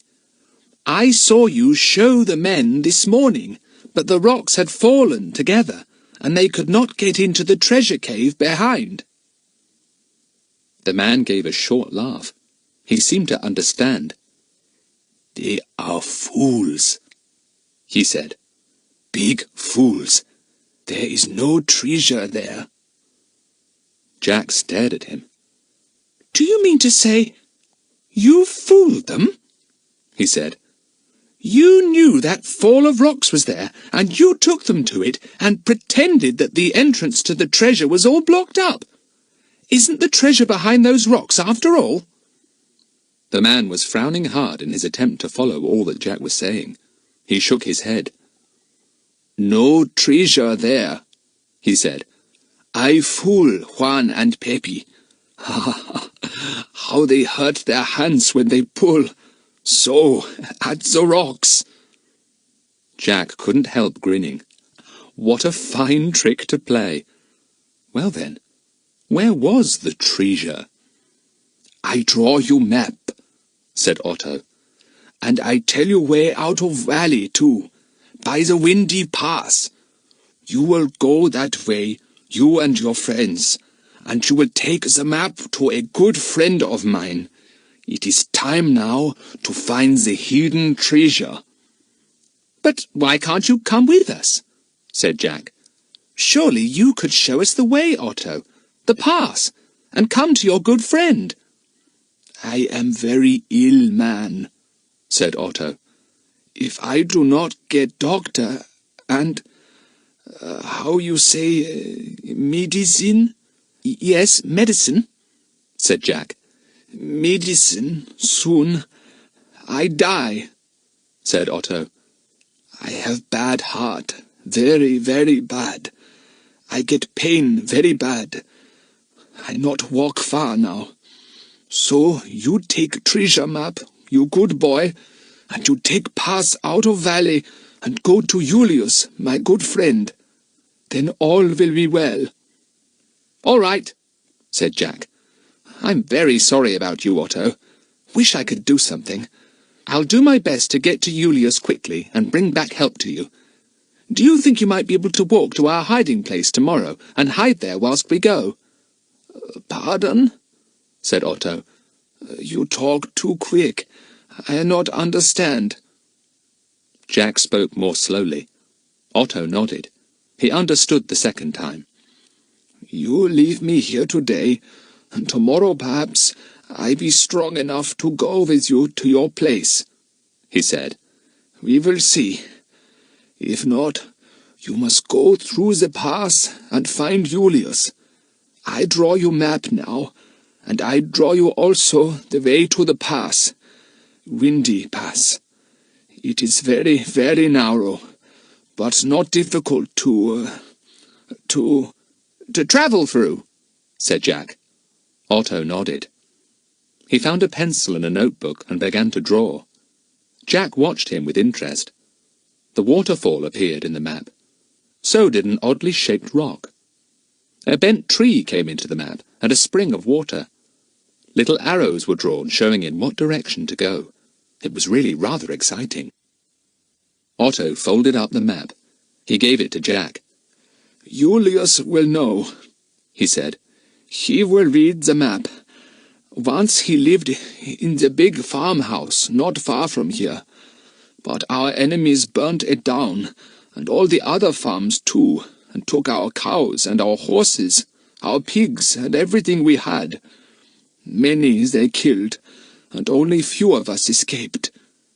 "Now tell me the way to the pass," said Jack. Otto once more drew a map. The waterfall appeared in it.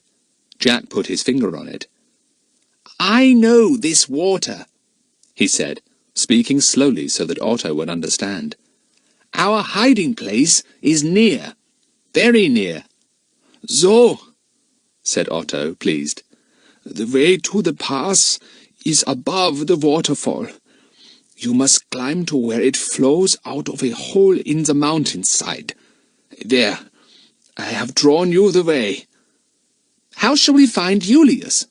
asked Jack. "On the other side of the pass is a village half burned," said Otto. "You will ask anyone you meet to tell you where Julius is. They will know. Julius worked against the enemy all the time. Everyone knows Julius. He should be a great man now among his people. But times are strange, and maybe he is no longer great, now that we have peace. But still, everyone knows Julius, and he will know what to do when you give him the treasure map. I will also write him a letter." Otto scribbled a short note, and gave that also to Jack. It was addressed to Julius Muller. "Now you must leave me," said Otto. "You must go back to your friends. If I am better tomorrow, I will come with you. But my heart is bad today, so bad. Always it pains me here." He pressed his hand over his heart. "Well, goodbye, and thank you," said Jack, getting up. "I do hope you will be safe here. There is meat for you, and tinned fruit, already opened. Well, so long till tomorrow." The man smiled a tired smile, sank back against the wall of the cowshed, and closed his eyes. He was completely exhausted. Jack felt very sorry for him. He must get help as soon as he could, if Otto was not better by tomorrow. He and the others would get out of the valley by the pass, and go and find Julius at once, whoever he was. If he was a friend of Otto's, he might be able to get a doctor immediately. Feeling much more cheerful about things, Jack went out of the cowshed. Golly, what would the others say when they knew he had the map of where the treasure cave was to be found, and directions as to how to get out of the valley? Philip came running up, out of breath. "The men have just left the plain and are walking towards their hut," he said. "Come on, we'd better go. Is the prisoner safely in the shed?" "Yes, hope the men don't go there looking for him," said Jack. "Come on, let's get back to the girls. We shall have been away from them for ages." "We must look out for Peppy on the way back," said Philip as they set off. "He may have got tired of watching the waterfall and the girls capering about, and decided to cut back to the others. I say, do you know what I've got?" said Jack, unable to keep the news to himself for a moment longer. "What?" asked Philip. "A map showing where the treasure is," said Jack. "But we know where it is," said Philip. "Behind that fall of rocks we saw this morning." "Well, it isn't," said Jack triumphantly. "The prisoner, his name's Otto, he fooled them properly. He pretended the treasure was in a cave behind the fall of rocks. He knew the rocks had fallen, but he thought he could pretend he didn't know about them and say the treasure was blocked by the landslide there. See?" "Golly, and all the time the treasure was somewhere else," said Philip. "That was good work. Have you really got a map of the whereabouts of the treasure, Jack? And did you find out exactly what the treasure is?" "No, I forgot to ask him that," said Jack. "But I found out an awful lot. I've got directions to find the pass that leads out of this valley, and a note to a man called Julius, and I know how these houses and things got burnt and why. Otto says if he's strong enough tomorrow, he'll take us to the pass himself, but he gave me the maps in case he wasn't able to come with us. They're quite clear." This was really exciting news. Philip felt overjoyed. It looked as if they would be able to escape from the valley at last, and get help, and perhaps be in at the discovery of the treasure. "Look out! I believe I saw something moving over there," whispered Jack suddenly, and the two boys crouched behind a bush. It was a good thing they did, for Peppy emerged from a thicket of trees and walked rapidly towards them, but it was obvious that he hadn't seen them. Without a glance at their bush, he strode on. "I bet he's hungry and wants a meal," grinned Jack. "Good thing I spotted him. We'd have bumped right into him in 2 seconds. Well, that's good. We can hurry on now without being afraid of being seen. Gosh, I'm hungry." They both were. It was ages since they had had anything to eat. Thoughts of tinned salmon, sardines, tongue, apricots, peaches, and pears floated before the mind's eye of both boys. They hurried as much as they could. They were thankful when they pushed aside the fern fronds and saw the girls sitting in the cave behind. Dinah had got a fine meal ready and waiting. "Good old Dinah," cried Jack. "I could almost give you a hug." Dinah grinned. "Peppy's gone," she said. "Did you meet him?" "Almost collided with him," said Philip. "Gosh, I could eat a whole tin of salmon by myself. How have things been with you and Lucy-Ann, Dinah? All right?" "Very dull," said Dinah. "Nothing doing at all, except a few capers now and again behind the waterfall to keep Peppy interested. You should have seen his efforts to find the way up. Once, Lucy-Ann and I really thought he had been swept away by the water. He slipped and fell and disappeared for about 20 minutes. We were quite relieved when we saw him again." "What about you boys?" said Lucy-Ann. "You look cheerful. Got good news? What about that poor prisoner?" With their mouths full, the boys told of all they had done that day. The girls listened eagerly. When Jack fished the maps out of his pocket, they fell on them with delight. "A treasure map!" cried Lucy-Ann. "I always wanted to see a real one. Oh, here's our waterfall, look. Surely the treasure isn't anywhere near it." "When are we going to find the treasure?" asked Dinah, her eyes shining. "We're not going to," said Jack, and her face fell at once. He explained why. "We've got to get out of this valley and find this fellow Julius. Apparently he will see to the unearthing of the treasure, whatever it is. Sorry to disappoint you girls, but honestly, I do really think we ought to get out as quickly as we can and let Aunt Allie and Bill know where we are. We should waste a lot of time looking for the treasure, and I think that now we've been told where to look for the pass out of the valley, we ought to take it and get help for ourselves and for poor old Otto too. He's a very ill man." It was clear that Jack was right. Dinah heaved a sigh of regret. "I would so very much have liked to go and find that treasure," she said. "But never mind. Perhaps this Julius man, whoever he is, will let us join the treasure hunt with him. We might stay for that." It was now almost dark. The boys were tired out. They lay down on the bed which Dinah had already made, feeling very sleepy. But the girls wanted to talk, and so did Kiki. They had had a very dull day. They chattered away, Kiki joining in, but the boys could hardly find the energy to answer. "Kiki's been in and out of the Cave of Echoes today, yelling and squawking for all she was worth," said Lucy-Ann. "She's not afraid of the echoes anymore. You should have heard the echoes when she did her express train screech." "Jolly glad I didn't," said Jack sleepily. "Shut up now, everyone. Get to sleep, because we've got an exciting day before us tomorrow, fetching Otto, and going to find the pass, and looking for Julius." "It looks as if this adventure is about to come to an end," said Lucy-Ann. But she was quite wrong. It wasn't anywhere near its end.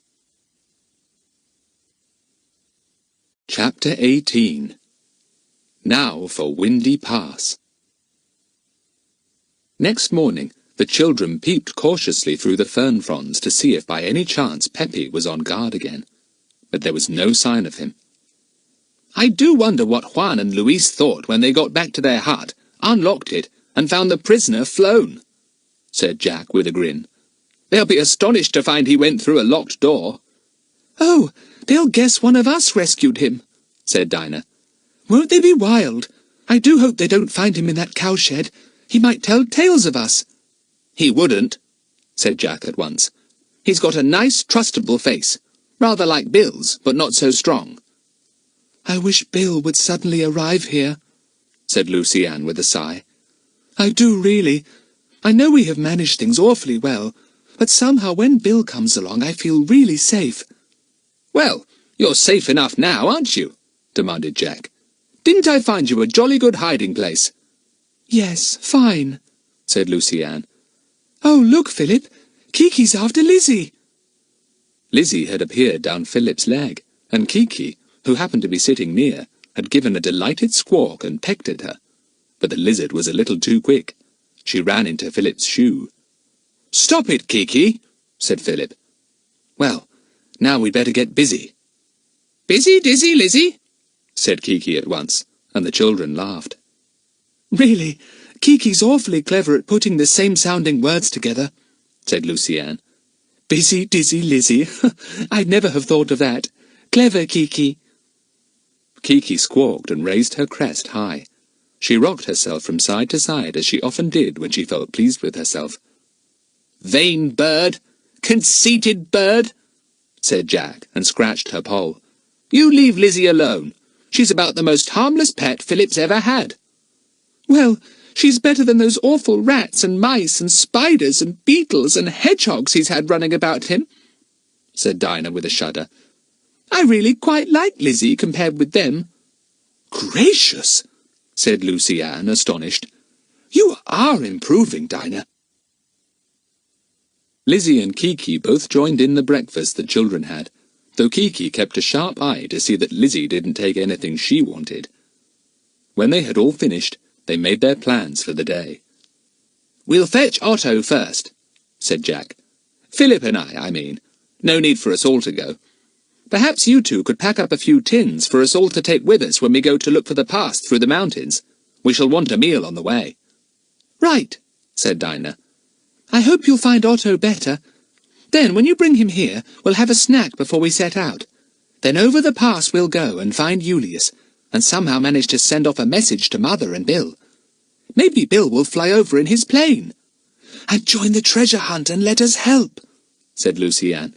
"What a nice plan." It did seem a very nice one indeed. The boys set off, leaving Kiki behind with the girls. They went quickly over the mountain slope, keeping a good lookout, however, for Peppy and the others. But they saw nobody. They made their way carefully to the cowshed.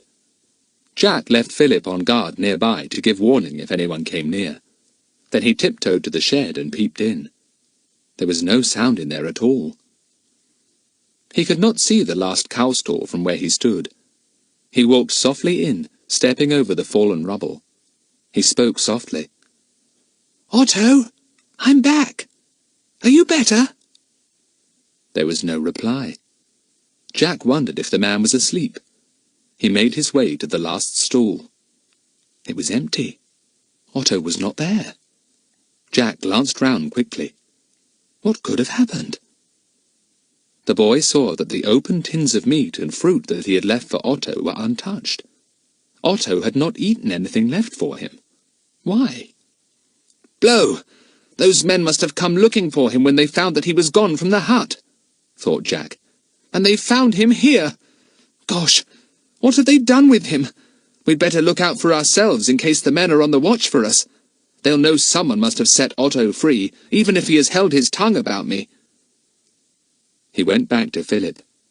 "Otto's gone," he said. "Dare we have a squint at the hut? We might find out something then. What they've done with Otto, for instance." "Let's shin up that big tree we've climbed before," said Philip. "The one we can see the plain from. If we saw all the men round about the plain, we'd know it was safe to go to the hut. But I don't feel inclined to run into danger if we think the men are by the hut. They might be watching for us to come again. If we're captured, the girls wouldn't know what to do." "All right, I'll climb the tree," said Jack, and up he went, with Philip close behind him.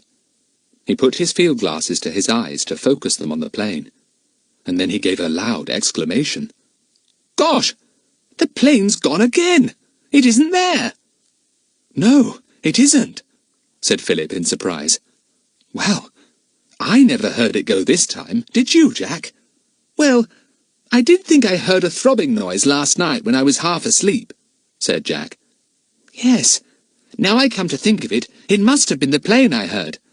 Well, we've probably frightened the men away. They got the wind up when they knew other people were here, in a hiding place they couldn't find. People who rescued their prisoner." "Yes, and when they found they couldn't get at the treasure because a rockfall had apparently blocked the entrance to it, I suppose they thought it wasn't much use staying," said Philip. "So they've gone. Thank goodness. Now we can go back to the girls and shoot off to the pass quickly. To tell you the truth, I was a bit worried about taking Otto with us, because from what you said it didn't sound as if we'd be able to go very fast with him. And if he'd had a heart attack by the way, we wouldn't have known what to do." "I wonder where they've taken him to," said Jack. "Let's hope that now they find they can't get any more out of him, they've taken him back to where he belongs, and will get a doctor for him." They climbed down the tree and set off back to the girls as fast as they could. Now for the pass. The girls were most surprised to see the two boys back so soon, but they were even more surprised to see they were alone. "Where's Otto?" asked Dinah. "Down the well," said Kiki. Nobody took any notice of her, and she screeched. Jack explained. "The plane's gone, and Otto's gone, so I suppose they've all gone off, disgusted at not being able to get at the treasure. Good riddance to them." "Hear, hear," said Dinah, much relieved to know that their enemies were safely out of the way. "Well, what are we going to do now?"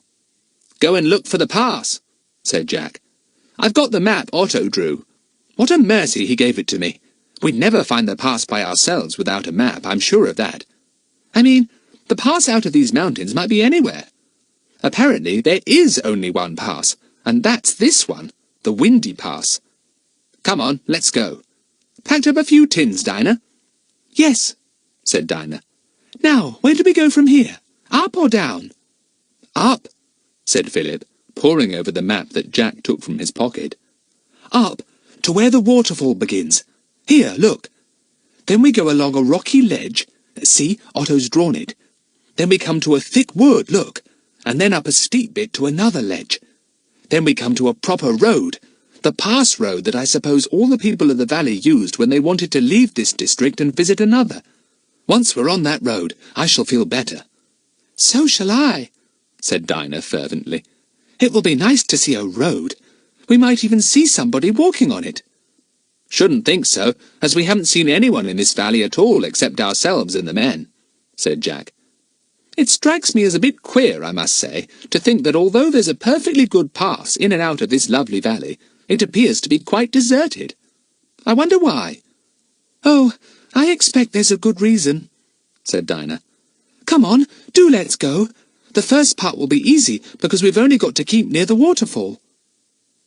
But it wasn't quite so easy as she thought, for the mountain cliff was exceedingly steep there, and the children had to do a lot of stiff climbing. Still, they managed it, for their legs were well used to walking and climbing by now. The waterfall roared by them all the way. It made a terrific noise as it fell, and Lucy Ann thought how nice it would be when they reached the top and didn't have to listen to quite such a colossal din. After some time, they came to where the waterfall began. It gushed out of a great hole in the mountainside and fell sheerly down, tumbling against huge rocks on the way. It was really a marvellous sight to see. "Goodness, it does give me a funny feeling to see that great mass of water coming out of the mountain," said Lucy Ann, sitting down. "It's so sudden, somehow."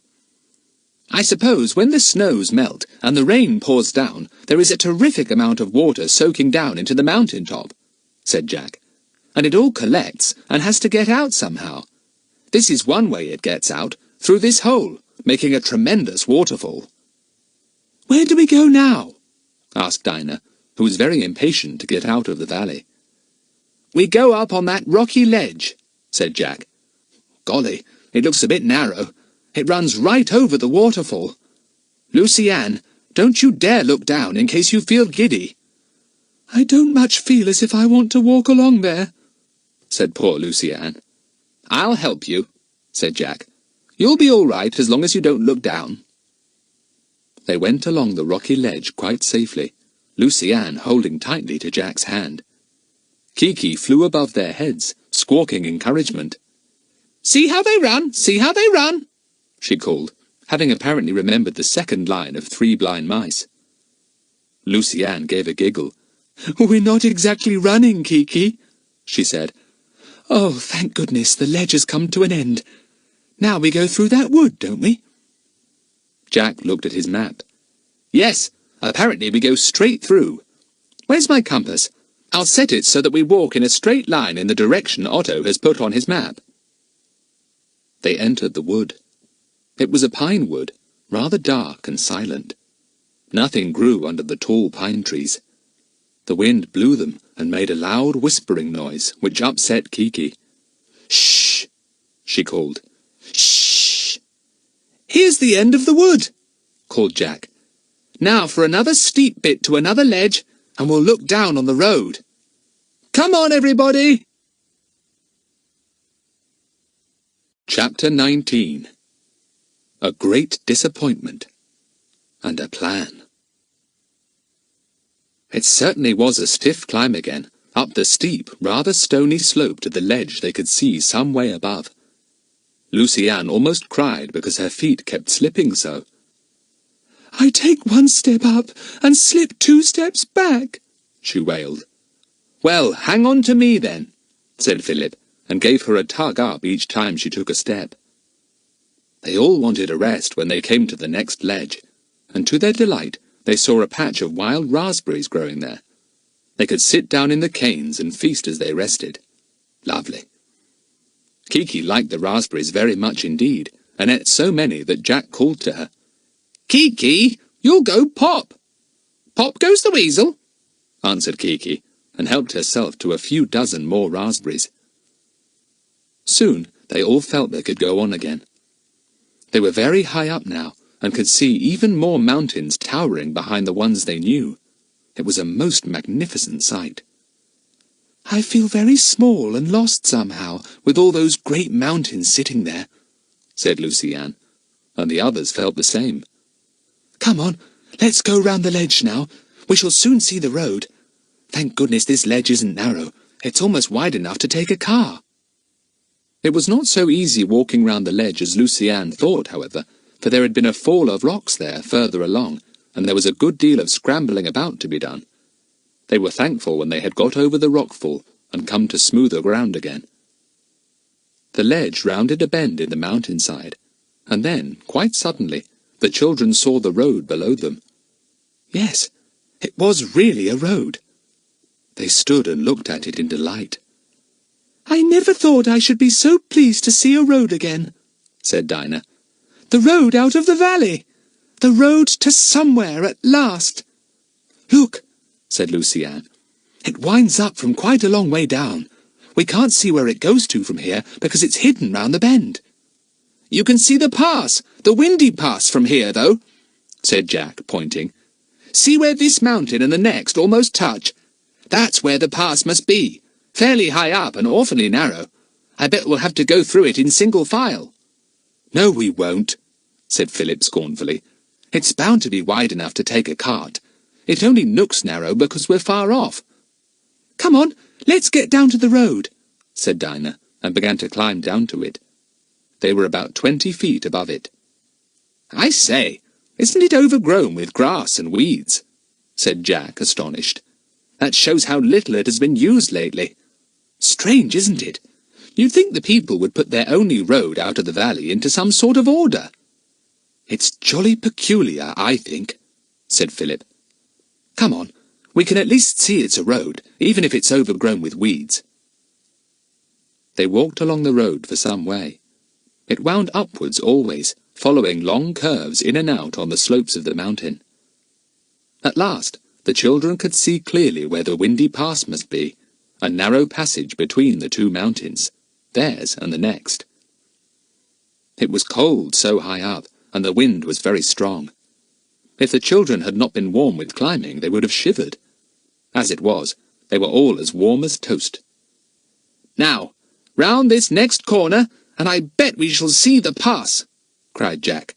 "Then hurrah for the way out of this mysterious valley."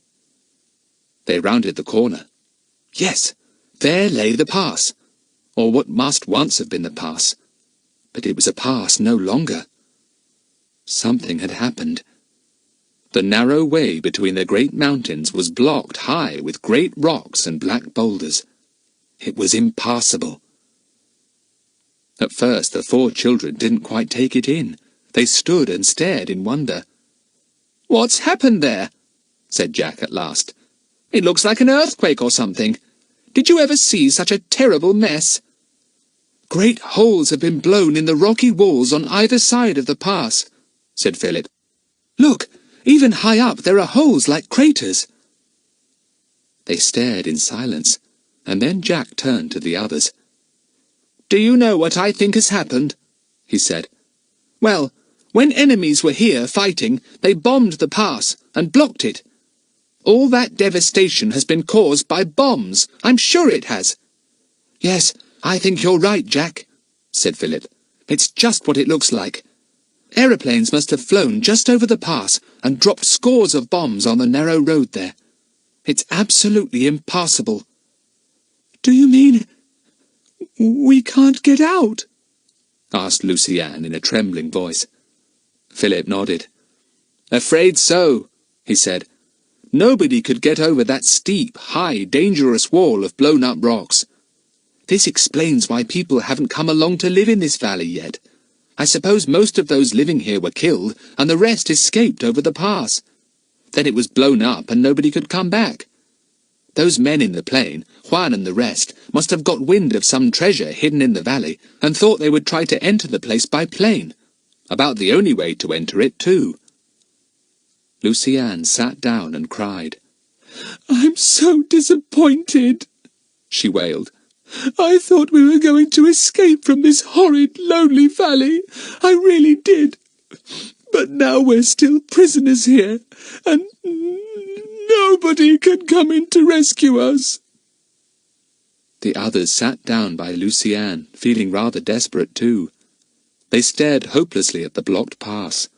What a terrible blow! Just as they had so hoped they would be able to escape and get to Julius and tell him about the treasure. Let's have something to eat, suggested Dinah. We'll feel better then. No wonder we feel a bit dumpy now. Humpy Dumpy, said Kiki at once. That made them laugh. Idiot, said Philip. You don't care about a blocked-up pass, do you, Kiki? You could fly over. It's a pity we can't tie a message to your leg and send you over to Julius for help. Oh, couldn't we do that? Said Lucy-Anne at once. No, silly. For one thing, Kiki would probably tear the message off her leg, said Jack. And for another, she'd never know who to go and look for. She's a clever bird, but not as clever as that. They felt a lot better after their meal. They ate it with their backs to the blocked pass. Nobody could bear to look at it. I suppose we'll have to go back to our cave, said Dinah at last. Doesn't seem anything else to do, really. No, I suppose there isn't, said Jack rather gloomily. What a sell, isn't it? They had a good long rest.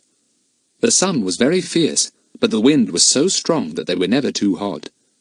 In fact, Lucy-Anne went to a rock that sheltered her from the wind because she felt too cool.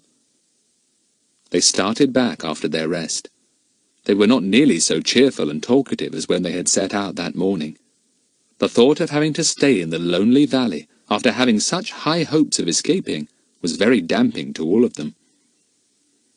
Lucy-Anne looked so miserable that Jack tried to think of something to cheer her up.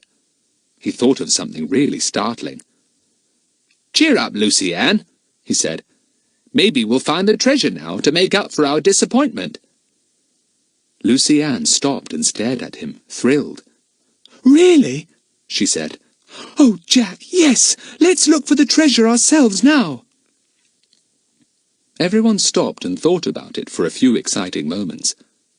Well, why not? Said Philip. We can't get word about it to Julius because we can't get over the pass. Those men have gone, and Otto is gone too. There's only us left. We might as well hunt for the treasure. It would be something exciting to do to pass away the time. How simply gorgeous! Cried Dinah. Just what I've always wanted to do, hunt for treasure. When shall we start? Tomorrow? I say, suppose we really found it, said Philip, looking thrilled. Should we get a share of it, I wonder? What a good thing Otto gave you the map, Freckles, said Dinah to Jack. She always called him Freckles when she felt in a very good humour. Let's have a look at it. Jack took it out of his pocket. He unfolded the sheet of paper and spread it out. Otto had marked it with compass directions, just as he had marked the map showing the way to the pass. See the things he has drawn or printed, said Jack. See this funny-shaped rock? It's shaped like a man in a cloak with a ball-like head. If we saw that rock, we'd know it was a signpost to the treasure. And what's this? A bent tree? Asked Dinah. Yes, but how are we to know where to look for them? We can't go wandering all over the mountainside looking for queer-shaped rocks and bent trees and things. Of course not, said Jack. We'd have to begin properly from the beginning. and the beginning is the waterfall, we know. Otto drew a path from where the cowshed is to the waterfall, see? Well, we can start right at the waterfall without bothering about the path. Then, from the top of the fall, we must look out for that bent tree and walk to there. Then, from the bent tree, we look for this. Let's see, what did he say that was? Oh, yes, it's a stretch of smooth black rock. Well, when we get there, we look next for a spring of water, and from there we look out for that funny-shaped rock. Then, somewhere about there is the treasure. Golly, said Lucy Ann, her eyes nearly popping out of her head. Let's get back to the waterfall and start straight away. Come on. Jack folded up the map and looked round at the three excited faces. He grinned. The treasure won't be much use to us, cooped up in this valley as we are, he said, but it will be something really thrilling to do. They set off once again, their minds busy with treasure hunting. If only they could find what those men had been looking for and had not found. What would Bill say? He would wish to goodness he had been with them. He always said they fell into adventure after adventure. When they got back to the waterfall, the sun had gone in, and huge black clouds hung over their mountain. Enormous drops of rain began to fall. The children gazed in disappointment at the lowering sky. "Blow!" said Philip. "There's going to be a rainstorm, I should think. No good going off treasure hunting in this. Better get into the cave before we get soaked. Oh, here comes the rain properly." They only just got into their cosy cave in time. Then the rain pelted down in torrents and added its voice to the roar of the waterfall. "Rain all you like," called Jack. "But do be sunny tomorrow. We're going treasure hunting." Chapter 20. Signposts to the Treasure. They slept very soundly indeed that night, for they were tired out. The rain fell all night long, but towards dawn the clouds cleared away, and the sky, when the sun rose, was a clear pale blue. Lucy Ann liked it very much when she parted the soaking fern fronds and looked out. "Everything's newly washed and clean, even the sky," she said. "Lovely, just look." "Just the day for a treasure hunt," said Jack. "I hope the sun will dry the grass quickly, or we shall get our feet soaked."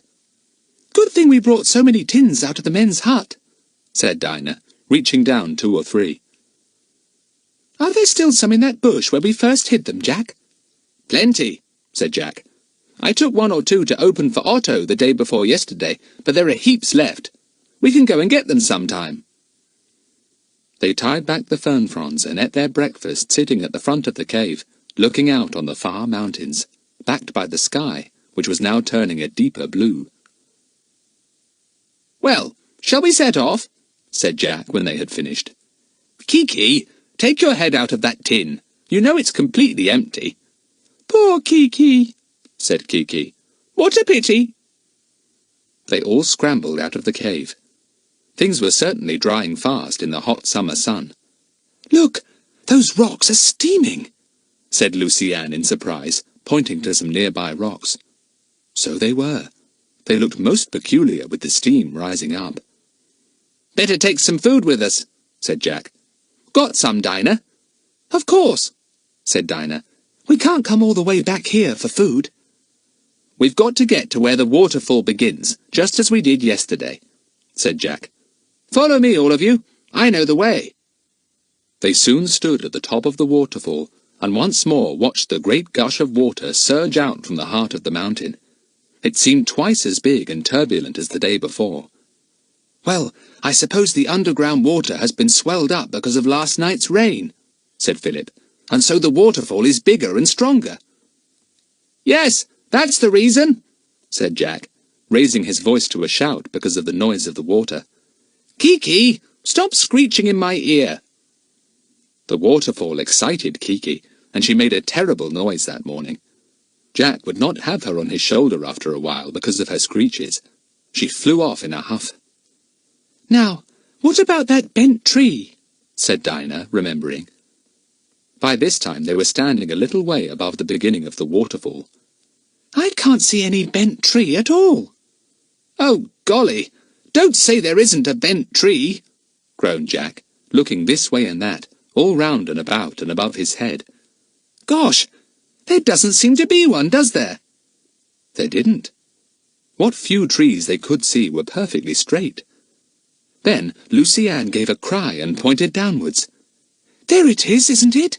Just below us on the other side of the waterfall. Look!"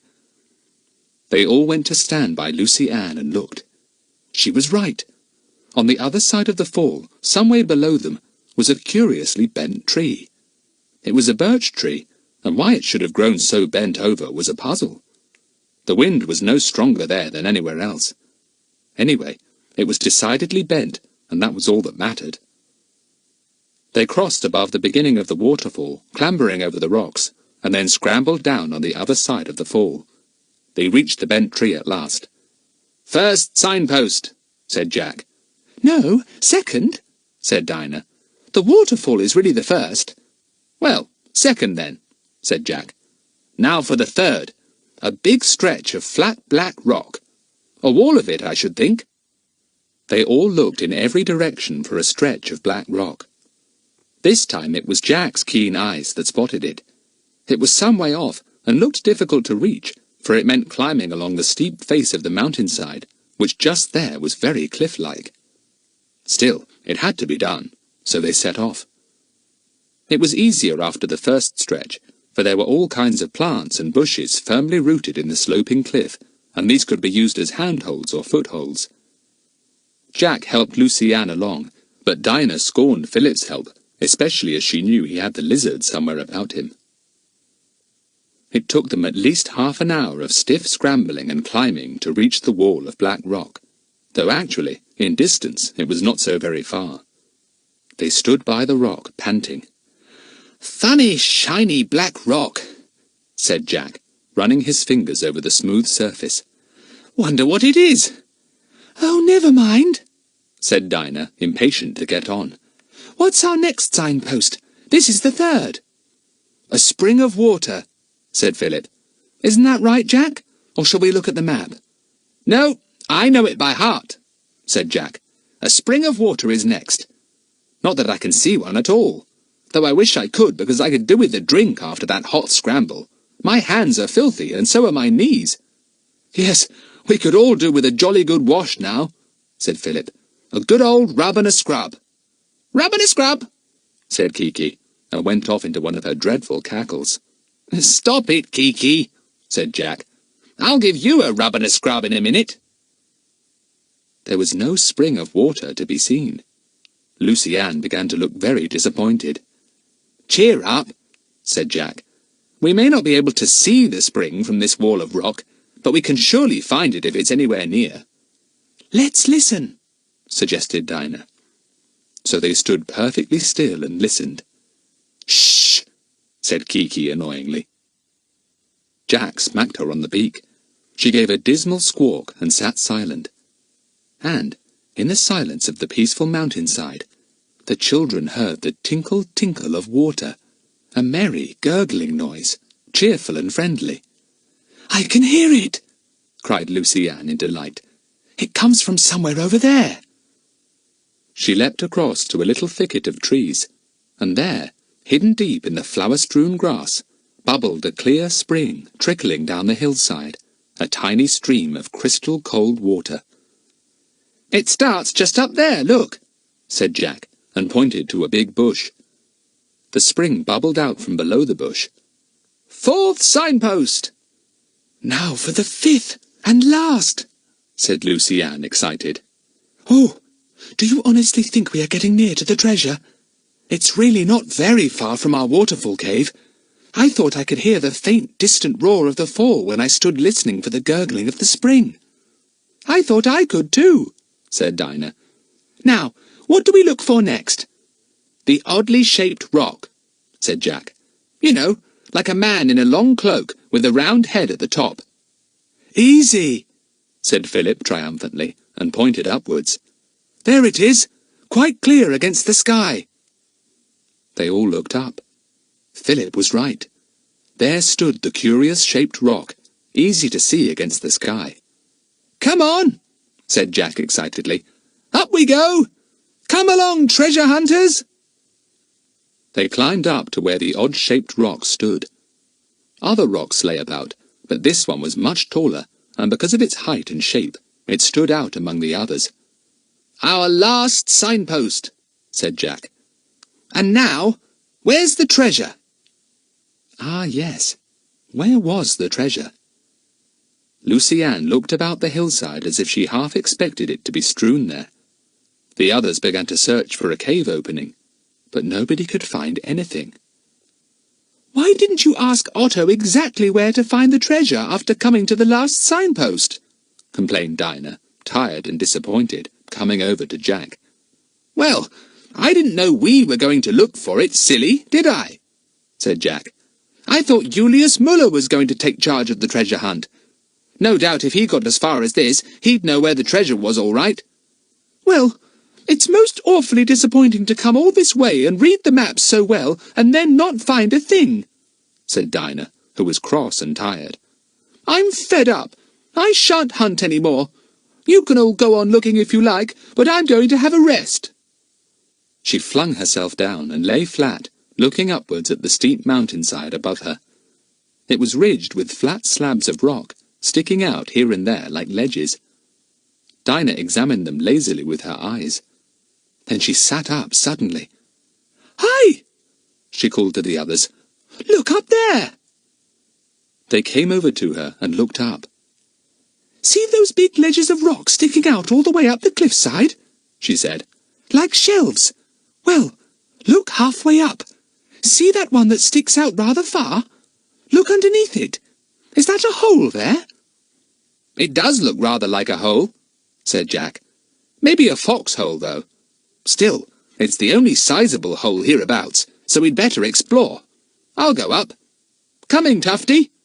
Rather, said Philip. It doesn't look difficult. Aren't you two girls coming too? Dinah forgot that she was fed up, and she joined in the climb to the hole under the ledge of rock. When they got there, they found that it was a very big hole indeed. It could not possibly be seen from above, for the shelf of rock stuck right out over it and hid it. It could only be seen from one place below at a certain angle, and that was the place where Dinah had flung herself down some time back. Bit of luck you happened to spot it, Dinah, said Jack. We might have hunted all day and never found it. I wonder if this is the entrance to the real treasure cave. They peered down. The hole yawned below them, dark and appearing rather vast. Where's my torch? Said Jack, and, taking it from his pocket, he switched it on. The children gazed down into the hole. It seemed nothing but a hole. No treasure was there. But, as Jack swung his torch a little further down, Dinah thought she caught sight of a passage further back. I believe, she said, almost falling into the hole in her excitement. I do believe it goes right back into a passage. Kiki flew off Jack's shoulder and disappeared into the hole. A mournful voice floated up to them. What's down there, Kiki? Called Jack. 3 blind mice, answered Kiki, solemnly and untruthfully. 3 blind mice. Pop! You're a fibber, said Jack. Anyway, down we go to find the 3 blind mice, said Kiki, and went off into an imitation of Lucy Ann's giggle. Chapter 21. The Strange Caves. Jack went down the hole first. He lowered himself right in, and only had to drop about a foot to the ground below. Lucy Ann, you come next, he said, and helped her down. Then came the others, excited and eager. Had they really found the treasure cave? It simply must be the hiding place for the treasure, said Jack. There isn't another hole or cave anywhere. Now, let me flash my torch round a bit. At the back of the hole, as Dinah had thought, there was a passage. Quite a wide one, and fairly high. A very tall man could have walked down it with ease. Come on, said Jack, his voice shaking with excitement. We're getting warm. They followed him down the passage, Kiki sitting on his shoulder. Lucy Ann held on to his sleeve, half fearful of what they might find. The passage was wide and high all the way along, but wound about a little. It went downwards, and kept more or less in the same direction for all its windings, that is, towards the heart of the mountain. Suddenly, the passage came to an abrupt end.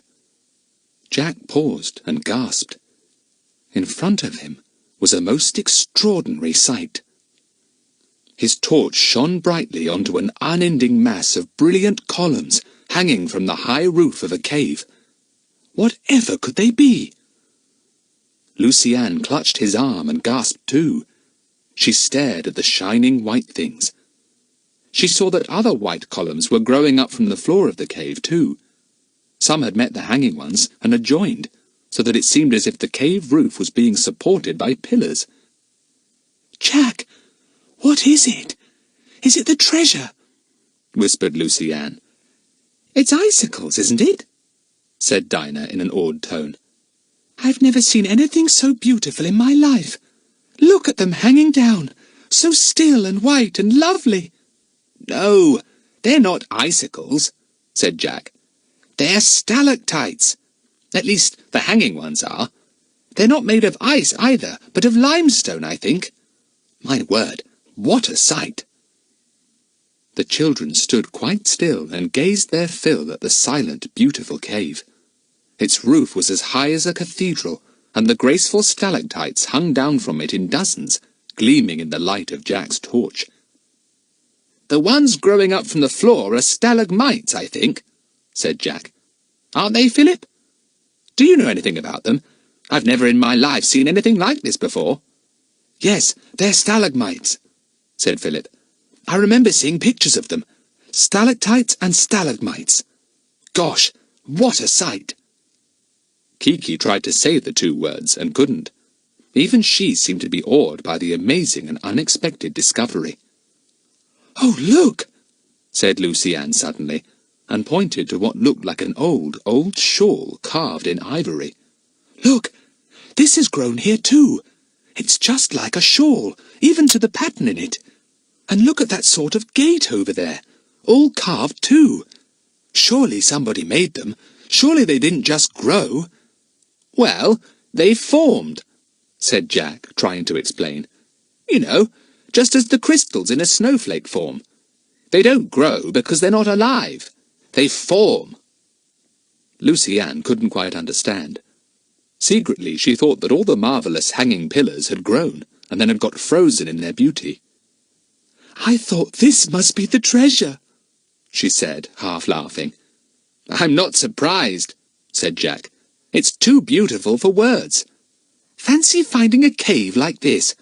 It's like an enormous underground cathedral. It just wants an organ to begin playing a grand and magnificent hymn."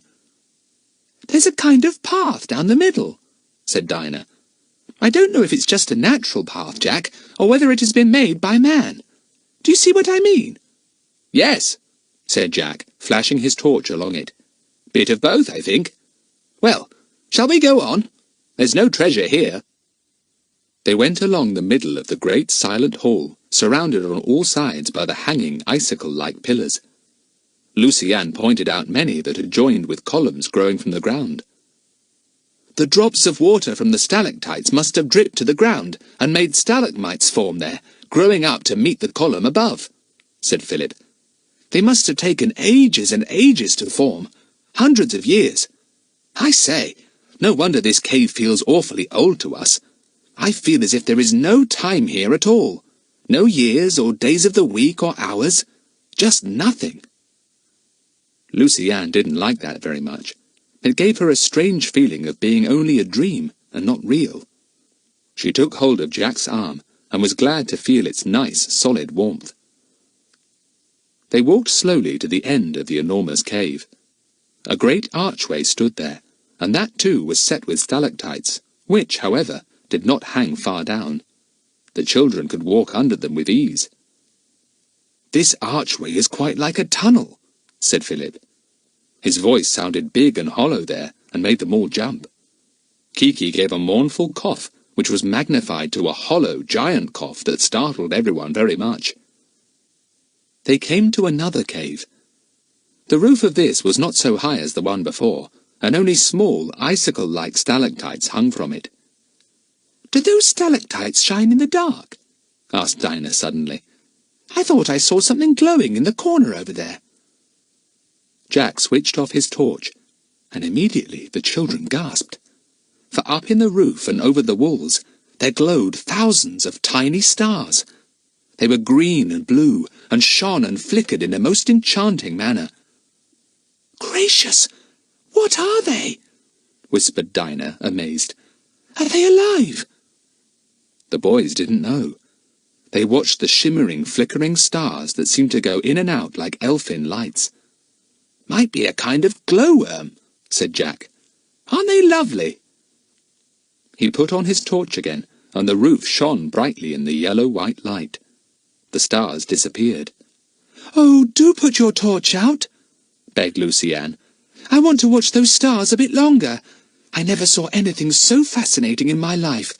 They shine like phosphorescence, all blue and green and blue. Look how they flicker off and on. Oh, I wish I could take 100 back with me and put them on my bedroom ceiling at home." The others laughed, but they too thought the shining, flickering stars were most entrancing to watch. Jack did not put on his torch again until each had gazed his fill. "That's 2 simply wonderful caves," said Lucy Ann with a sigh. "What will the next be? I really do feel as if we'd discovered Aladdin's cave or something like that."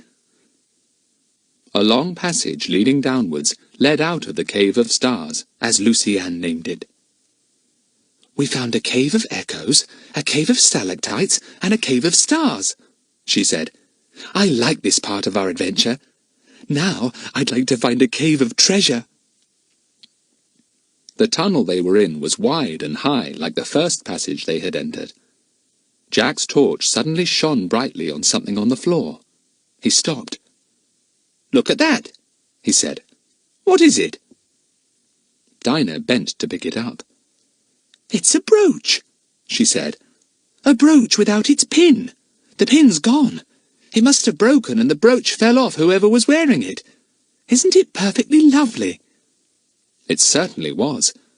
It was a large gold brooch, about 3 inches wide, set with brilliant red stones as red as blood. "Are they rubies?" said Dinah in awe. "Look how they glow! Oh, Jack, do you think this is a bit of the treasure?"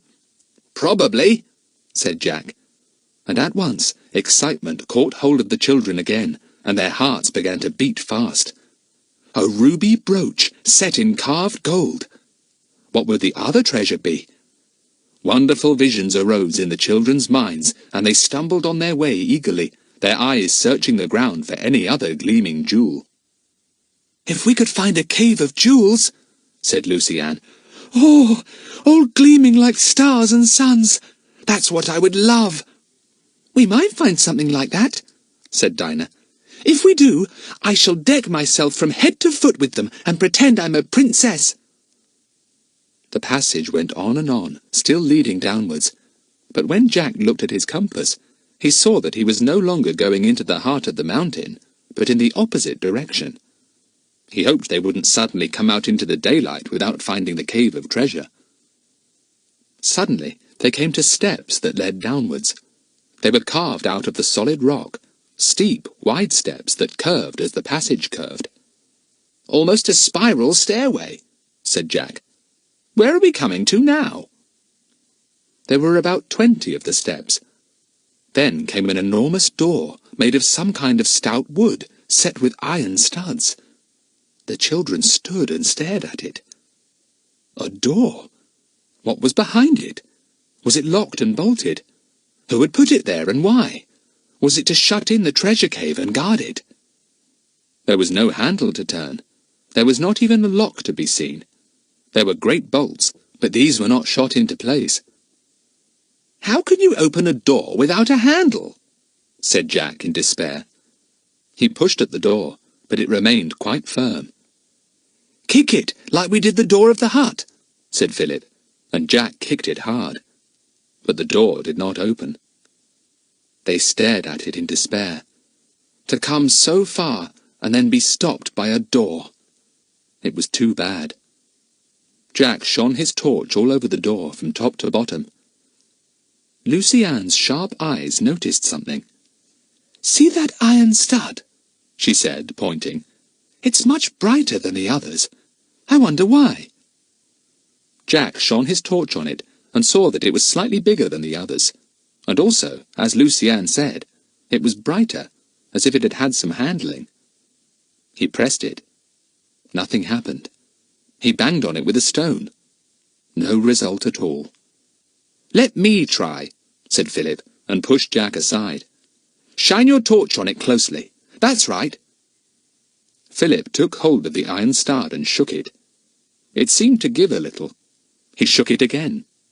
Nothing happened. Then he thought of twisting it. It twisted round very easily indeed. There was a loud click, and the door swung slowly open. Jack switched off his torch, afraid that anyone in the cave might see them, though if anyone had been there, surely they would have heard the bangs and kicks at the door. The door now stood wide open. A dim light shone beyond, showing another cave. Lucy Ann clutched Jack's arm in fright. "It's full of people," she whispered. "Look!" Chapter 22. The Treasure at Last. The 4 children stared breathlessly through the open door. They saw something that made them feel very creepy. In the dim light, figures stood about all over the place. Their eyes gleamed queerly, and their teeth shone in the darkness. Their arms and necks flashed and glittered with jewels. The children clutched one another in fright. Who were these strange, silent folk, standing about with gleaming eyes covered with jewels? The people in the cave did not move. They did not speak a word either. Not one of them was sitting. All were standing. They stood there. Some turned towards the frightened children. Some turned away. Why didn't they speak?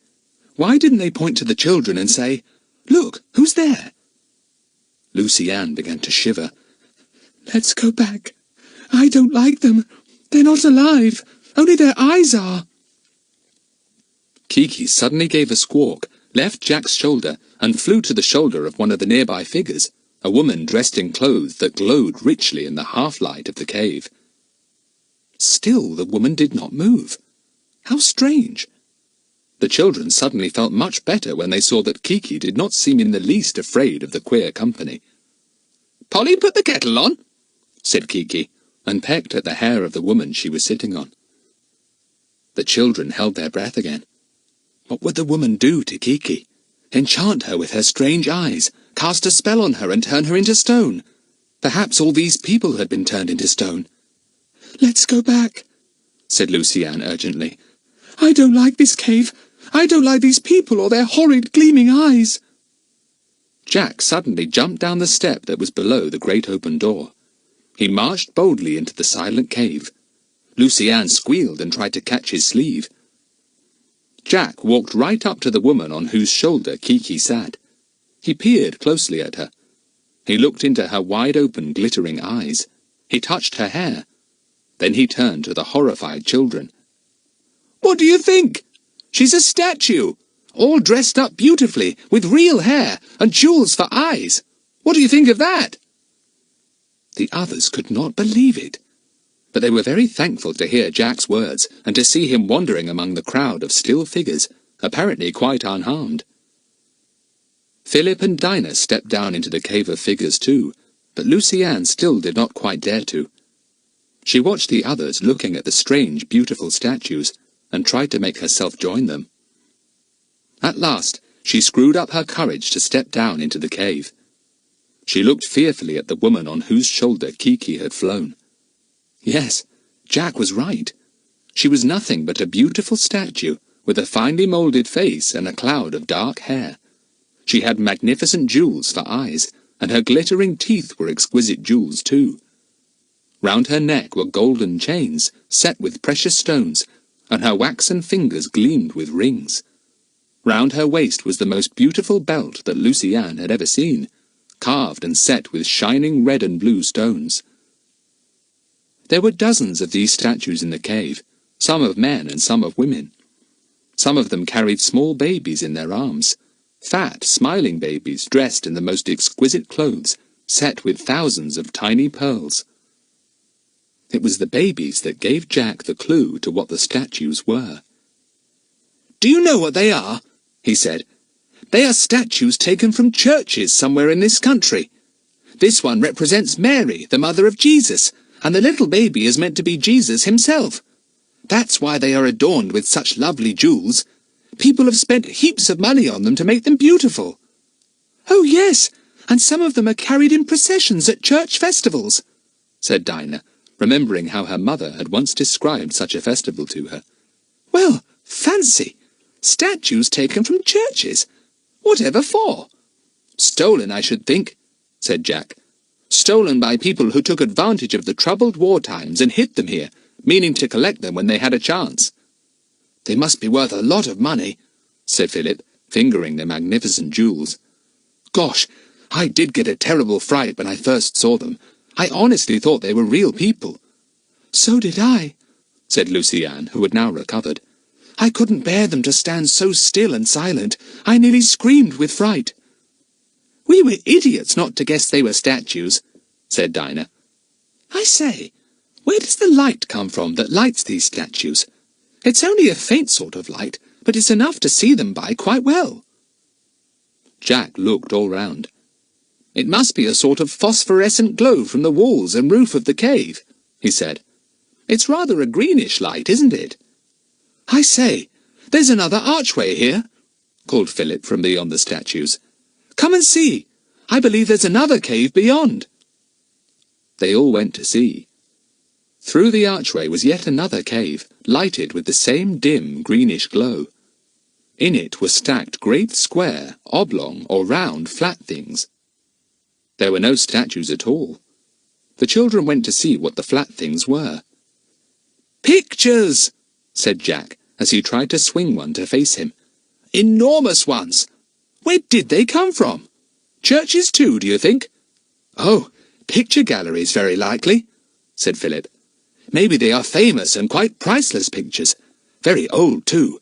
Look at that one. It looks terribly old-fashioned. My word, these things may be worth a fortune. Heaps of fortunes. I remember reading not so long ago about pictures that were worth 2 or 3 million pounds. "I didn't know there was so much money in the world," said Lucy-Anne, startled. She gazed in awe at the dusty, dim old pictures, tracing their great carved frames with her finger. "Some of the pictures have been taken out of their frames to bring them here," said Jack, pulling at a roll of thick canvas. "Look, this one must have been cut from its frame and rolled up so as to be taken away easily." There were about 50 rolls of canvas besides the framed pictures. Jack shone his torch onto many of the pictures, but none of the children thought the subjects interesting. So many were portraits of rather fat and stern-looking men. Others were scenes from the Bible or from old legends. "Well, this really is a find," said Jack. "I bet if those men could have found these, they would have made a simply enormous fortune selling them." "Of course, they were after all these," said Philip. "And that's what those crates were for, to pack them in. They meant to crate them carefully and fly them away little by little. What a brainwave on their part." "And Otto fooled them," said Jack. "Took them to a rockfall and said the treasure cave was behind it, so they meekly gave up and flew off. What idiots!" "And we found everything," rejoiced Lucy-Anne. "Oh, I wish we could tell Bill." "Are there any more caves?" wondered Jack, and walked over to the end of the second cave. "Yes, here's another archway and another cave. Books here, and old documents. Come and look." "Old books are sometimes as precious and as rare as old pictures," said Philip, gazing round at the piles of enormous, heavily bound books. "I say, look at this one. It's a Bible, but in a foreign language. Isn't it enormous? Look at the old printing." "These really are caves of treasure," said Jack. "Treasure from churches, libraries, and picture galleries. I suppose the warlords must have hidden them away, meaning to get them when peace came and make a lot of money out of their loot." How awful to steal things like this, though. There's a little cave here, just off this book cave, called Dinah, who was exploring by herself. There is a big chest here. Oh, and another, and another. What's in them, I wonder? Jack came over to her and lifted up the heavy lid of one chest. He stared down in surprise at the glittering coins piled together in the chest. "Gold!" he said. "The gold coinage of some country. I can't tell which. I've never seen gold coins like these before. My goodness, there's a fortune in that box too, and in that chest, and in that one. Fortunes everywhere." "It's like a dream," said Luciane, and she sat down on one of the chests. "It really is. A cave of gleaming icicles, or whatever you call them. A cave of stars, a cave of glittering jewelled statues, a cave of pictures, and a cave of old books. And now a cave of gold. I can't believe it." It did seem extraordinary. They all sat down on the oak chests and rested. The dim, greenish light still shone everywhere, a kind of pale glow that did not seem to come from anywhere in particular, and yet was everywhere. It was very quiet there. The children could hear themselves breathing, and a cough from Jack sounded startlingly loud. Then another sound came through the stillness, a sound so completely unexpected and surprising that nobody could believe their ears. "Whatever's that?" said Luciane at last. "It sounded like a hen clucking." "Must have been old Kiki," said Jack, looking around for her. But she was just nearby, sitting on another chest, humped up, looking rather dismal. She had had enough of caves. The children stared at her. Could it have been Kiki? They listened to see if she would make the same noise again, but she didn't stir. And then the noise came once more, quite clearly, from another direction altogether.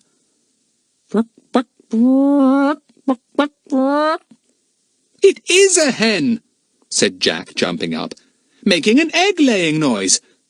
But a hen? In these caves? It's impossible." All the children were now on their feet. Dinah pointed to some steps at the back of the little cave of gold. "That's where the noise comes from," she said. "I'll go up first and see if it really is a hen," said Jack. "I can't believe it." He went cautiously up the steps, and at the same time the clucking began again. Kiki woke up and heard it in astonishment. She immediately began to cluck too, which evidently astonished the hidden clucker, who got very excited and let off a perfect volley of clucks. Jack came to the top of the steps. There was another door there, but not a very stout one. It was ajar. He pushed it open a little more, very slowly, so that he might see in without attracting attention, though he did not expect to see anything but a hen. What he saw transfixed him with astonishment. Philip dug his fingers into his back. "Go on, Jack. What's up?" Jack turned round to the others. "I say," he said in a half-whisper, "it's awfully odd, but there's a little cell-like room up here, furnished, table and chairs and a lighted lamp. And there's a meal on the table." "Come down quickly, then," whispered Dinah. "We don't want to bump into anyone. It must be someone who's guarding the treasure till the others come to get it.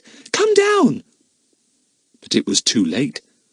A curious, quavering voice came from the cell-like room into which Jack had peeped. A few strange words reached them, but they couldn't understand a single one. Now what was going to happen? Chapter 23. The Guardians of the Treasure. The children stood absolutely still, holding their breath. Who was there in that little room at the top of the steps? The voice came again, repeating the words that the children could not understand. Then, to the top of the little flight of steps, came a brown hen. It stood there, its head on one side, peering down at the children. "Brrr," it said in a friendly kind of voice. "Brrr, buck, buck." "Brrr," said Kiki at once. Lucy Ann clutched Dinah. Was it the hen talking before? She whispered in amazement. It wasn't, of course.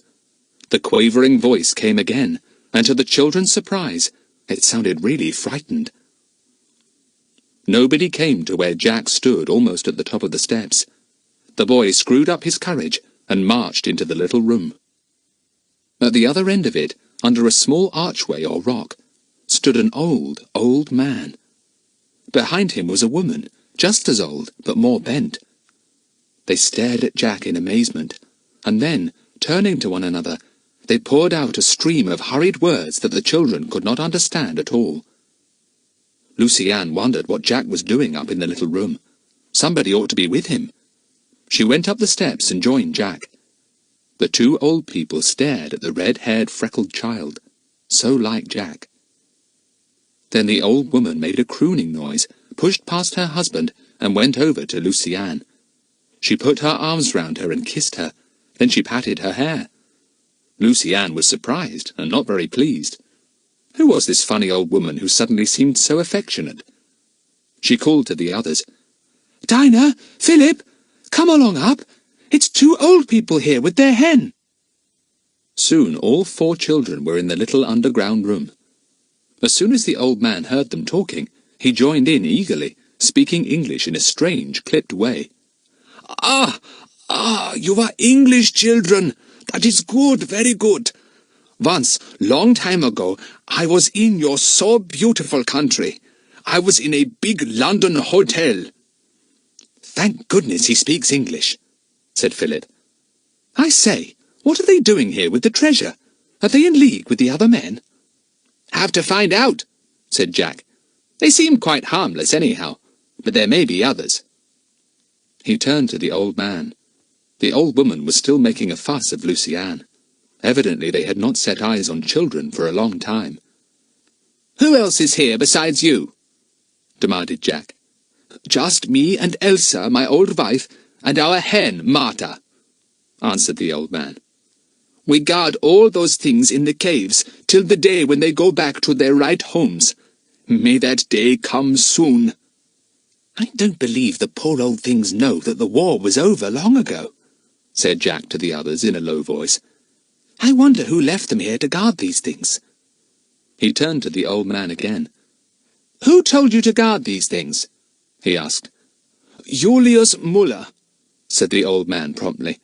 Ah, what a great man! How he worked against the enemy, even when they were shooting and bombing and burning in our valley.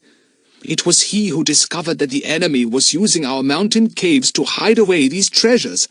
Treasures stolen from our churches and many other places.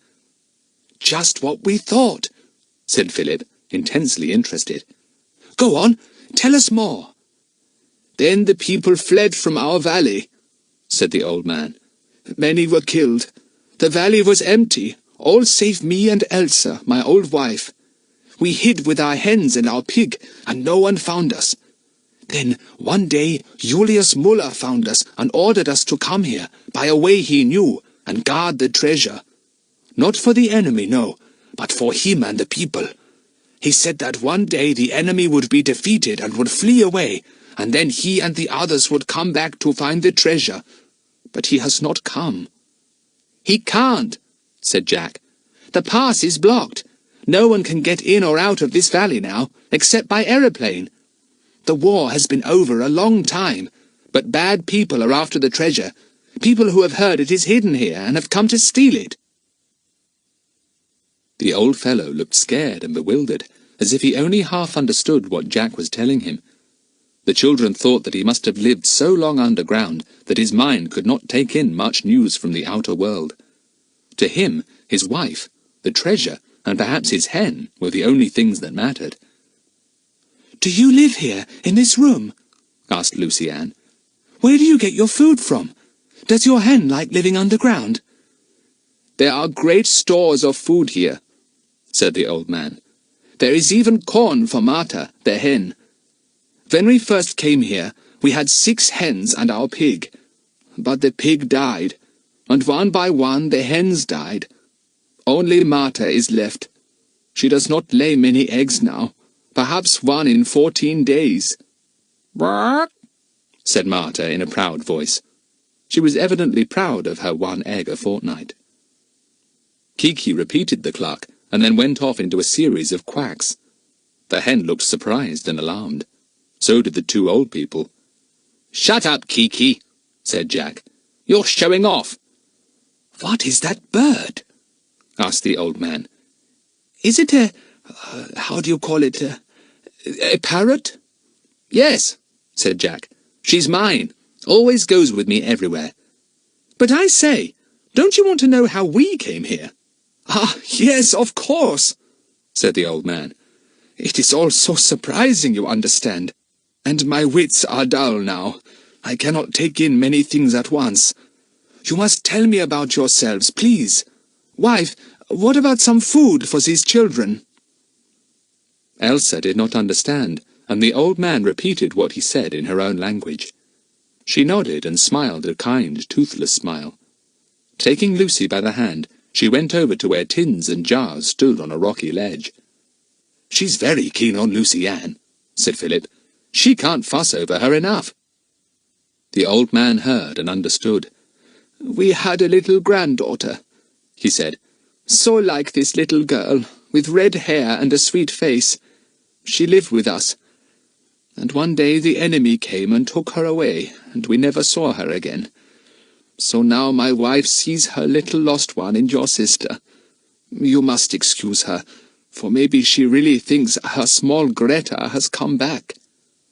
"Poor old things," said Dinah. "What an awful life they must have led, lost under this mountain, guarding a treasure for Julius Muller, waiting for him for ages, not knowing what had happened outside in the world. If we hadn't come, they might never have come out again." To the children's delight, Elsa got them a really fine meal. She would not let poor Lucy Ann leave her side, though, so the little girl had to trot everywhere with her. Jack told the old man a little of their own story, though it was plain that the old fellow did not really follow it all. His wits were dull, as he said, and he could not really understand all this sudden news from a world he had almost forgotten. Kiki enjoyed herself enormously. Marta, the hen, was obviously used to keeping the old couple company, and pecked about under the table, brushing against everyone's legs. Kiki climbed down to join her, and kept up an interested, if one-sided conversation with her. "How many times have I told you to wipe your feet?" she asked Marta. "Blow your nose, put the kettle on." "Bark," answered Marta politely. "Humpy Dumpy," went on Kiki, evidently anxious to teach Marta a few nursery rhymes now. "See how they run? Quack, quack, quack, quack." The hen looked surprised, ruffled up her feathers, and stared at Kiki. "Bark, bark, bark," she said, and pecked up a few crumbs. Lucy Ann and the others giggled at this conversation. Then Lizzie also thought she would join the company, as there was plenty of food going. She ran down Philip's sleeve and appeared on the table, much to the old woman's alarm. "Meet Dizzy Lizzie," said Philip politely. "I say, they must think we're queer visitors," said Dinah, keeping a watchful eye on Lizzie in case she came any nearer. "Walking in like this, with a parrot and a lizard, and staying to dinner." "I don't think they are bothering much," said Philip. "Just enjoying the change. It must be nice to have company after being alone so long."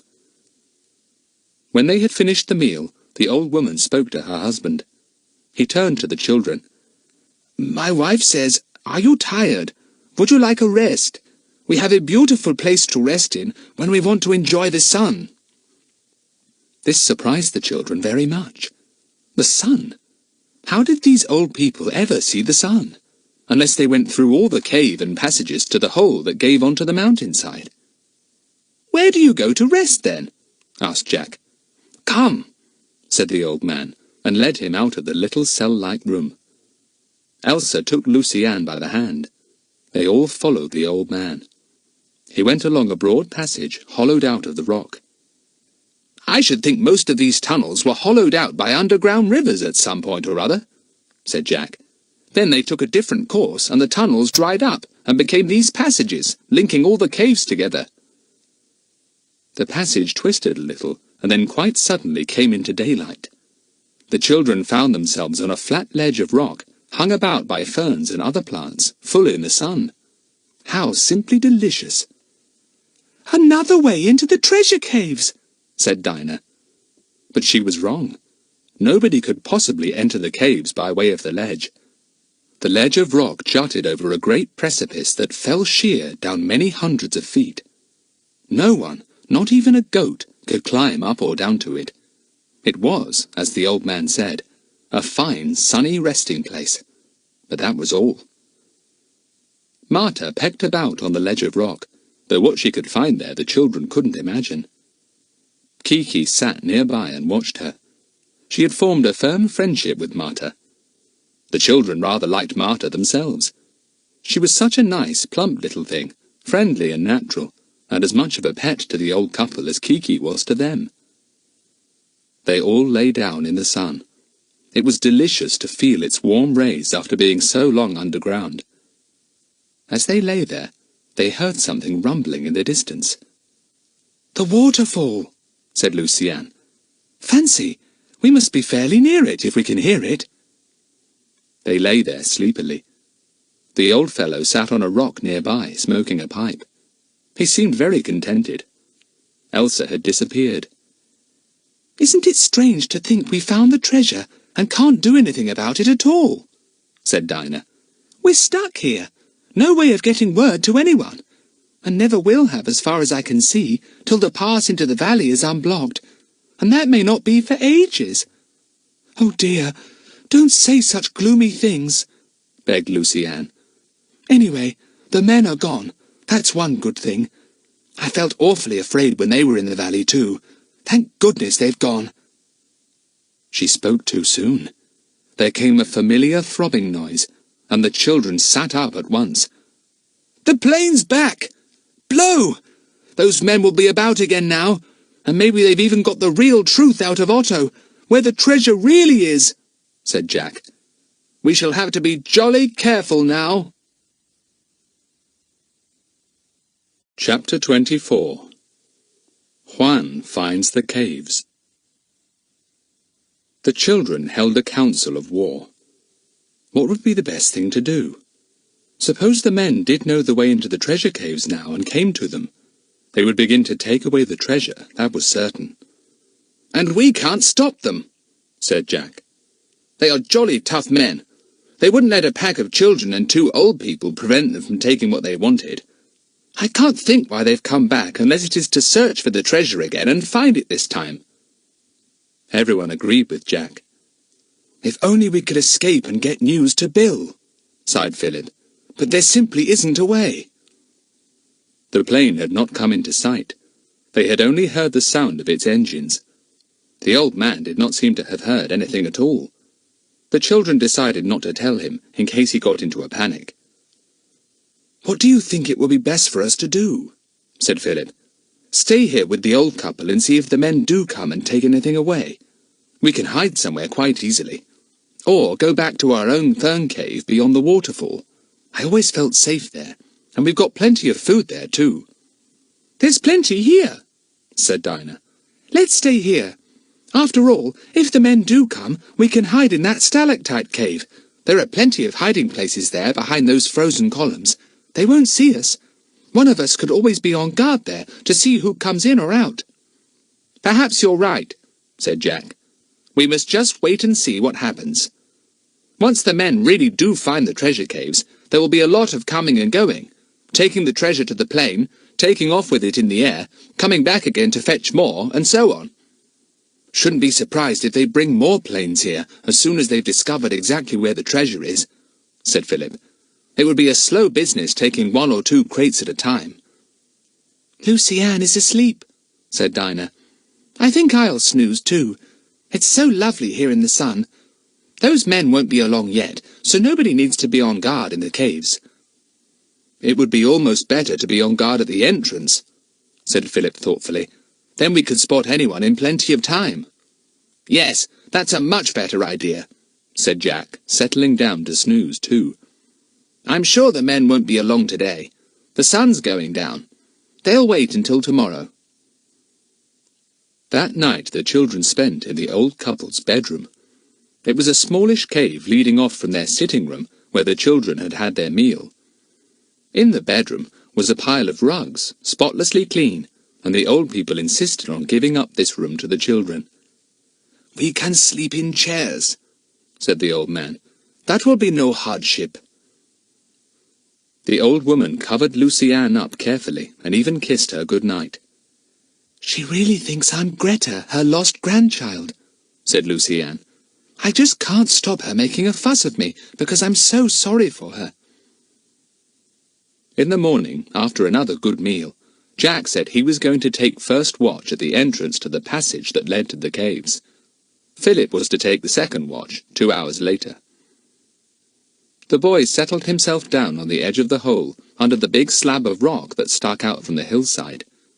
It was a fine, sunny morning. The others thought they would go and examine some of the statues in the statue cave, and the old man said he would tell them their histories and where they had come from.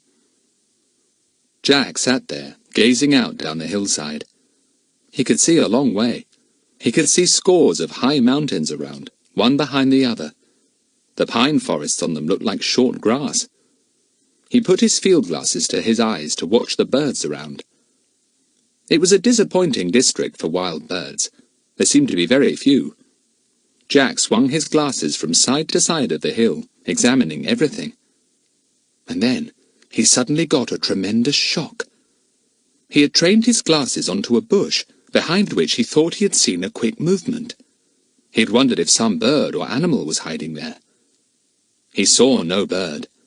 Instead, he saw the head and shoulders of Juan, and Juan was gazing steadily up at him through a pair of field glasses, just as Jack was gazing down at him through field glasses too. Jack was simply petrified. He stared down through his glasses, and Juan stared up, each seeing the other quite clearly. So Juan had come once more to seek the treasure. Had he come to that cliffside by chance, or had he got the same map from Otto that Jack had had? "I've given the show away properly now," thought Jack angrily. "I've only got to pop into this hole, and he'll know where the entrance is at once. But if I wander away on the hillside, he'll be after me. What a fix I'm in!" Juan did not take his eyes off Jack. He knelt there by the bush, his field glasses fixed on the boy, watching his every movement. "He can't possibly see the hole that I'm sitting on the edge of," thought Jack. "I think perhaps it would be best if I left this place and began to climb up the hillside. If I do, and Juan follows, he may miss the hole altogether." He was about to do this when Philip leapt up beside him. "My turn now, Freckles," said Philip. "Hello, what are you looking at?" "Pity you came just then," said Jack. "There is Juan down there, Philip, and he's got his glasses trained onto me, and onto you now, too. I was just about to crawl up the hillside to make him chase me, and perhaps miss this hole, when you came. Now he'll know there's a cave here, and he'll be up in no time." "Golly," said Philip, alarmed. "We'd better warn the others at once, then." "Yes, it's the only thing to do now," said Jack, and he jumped back into the hole. "Come on, it won't take Juan long to be up here. Blow! Why didn't I think he might be about already?" They made their way quickly along the passage and through the many caves. They came to the little cell-like room and found the others there. Jack hurriedly told them what had happened. "We must hide," he said. But the old couple did not seem to take this in. They would not hide. "We have nothing to be afraid of," said the old man in a dignified manner. "They will not hurt us." "You have plenty to be afraid of," said Jack desperately. "Do come and hide." But they wouldn't. Jack would not waste any more time in arguing, because he wanted to get the girls to safety. He hurried them off. "In the cave of stalactites?" asked Dinah. Jack nodded. But when he came to the cave of silent statues, he paused. Wouldn't this be a better place? Suppose they all stood at the back in the dim shadows and posed like statues. Would anyone notice them? It was worth trying. "Take shawls off some of the figures," said the boy. "Wrap them round you. Stand quite still right at the back there."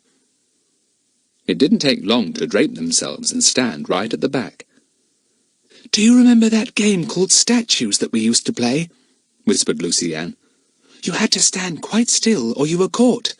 I feel like that now. Well, be sure you stand still or you will be caught, said Jack. Shh! Isn't that somebody? Shh! Said Kiki at once.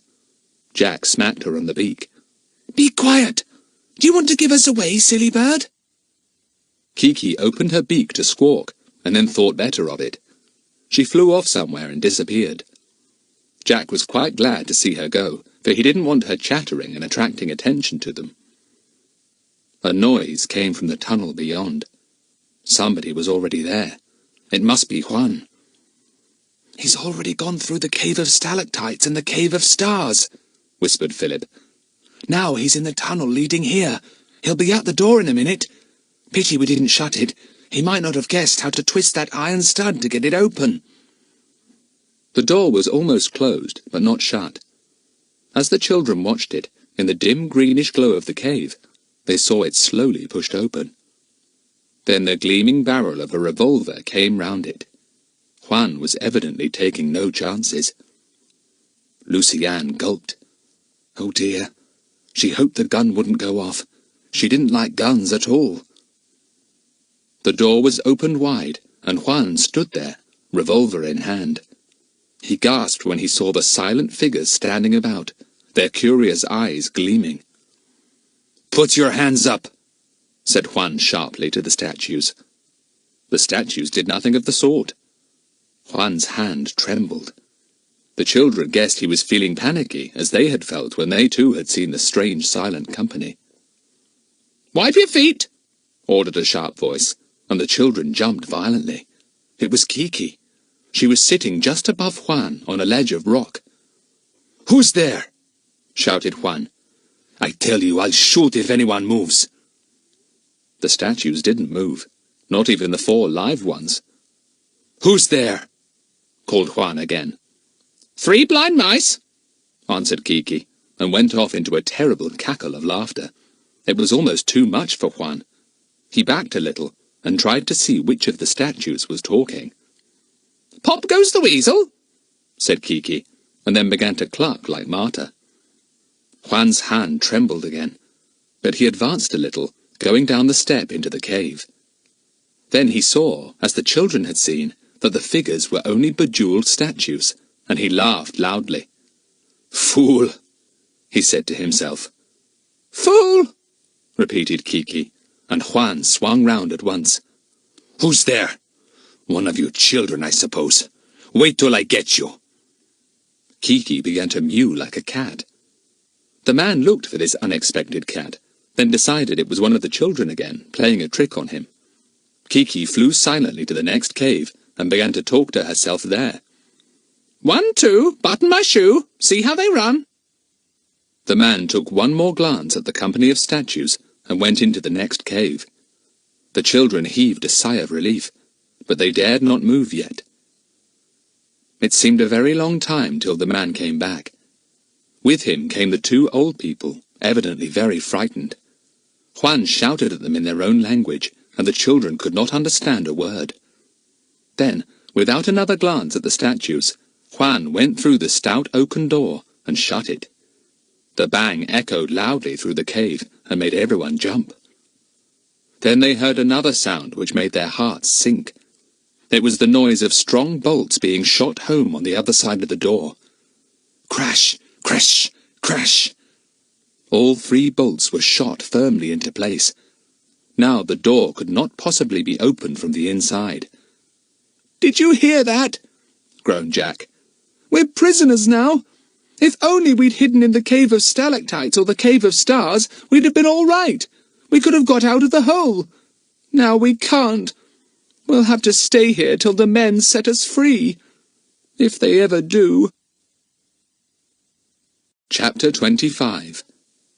Philip's Astonishing Plan. The old couple looked panic-stricken when 4 of the statues apparently talked and came alive. But when the children took off their borrowed draperies and carefully gave them back to the right statues again, the old couple saw who they were. Elsa came running to Lucy-Anne and hugged her. The old man stood trembling. "What did he say to you?" demanded Jack.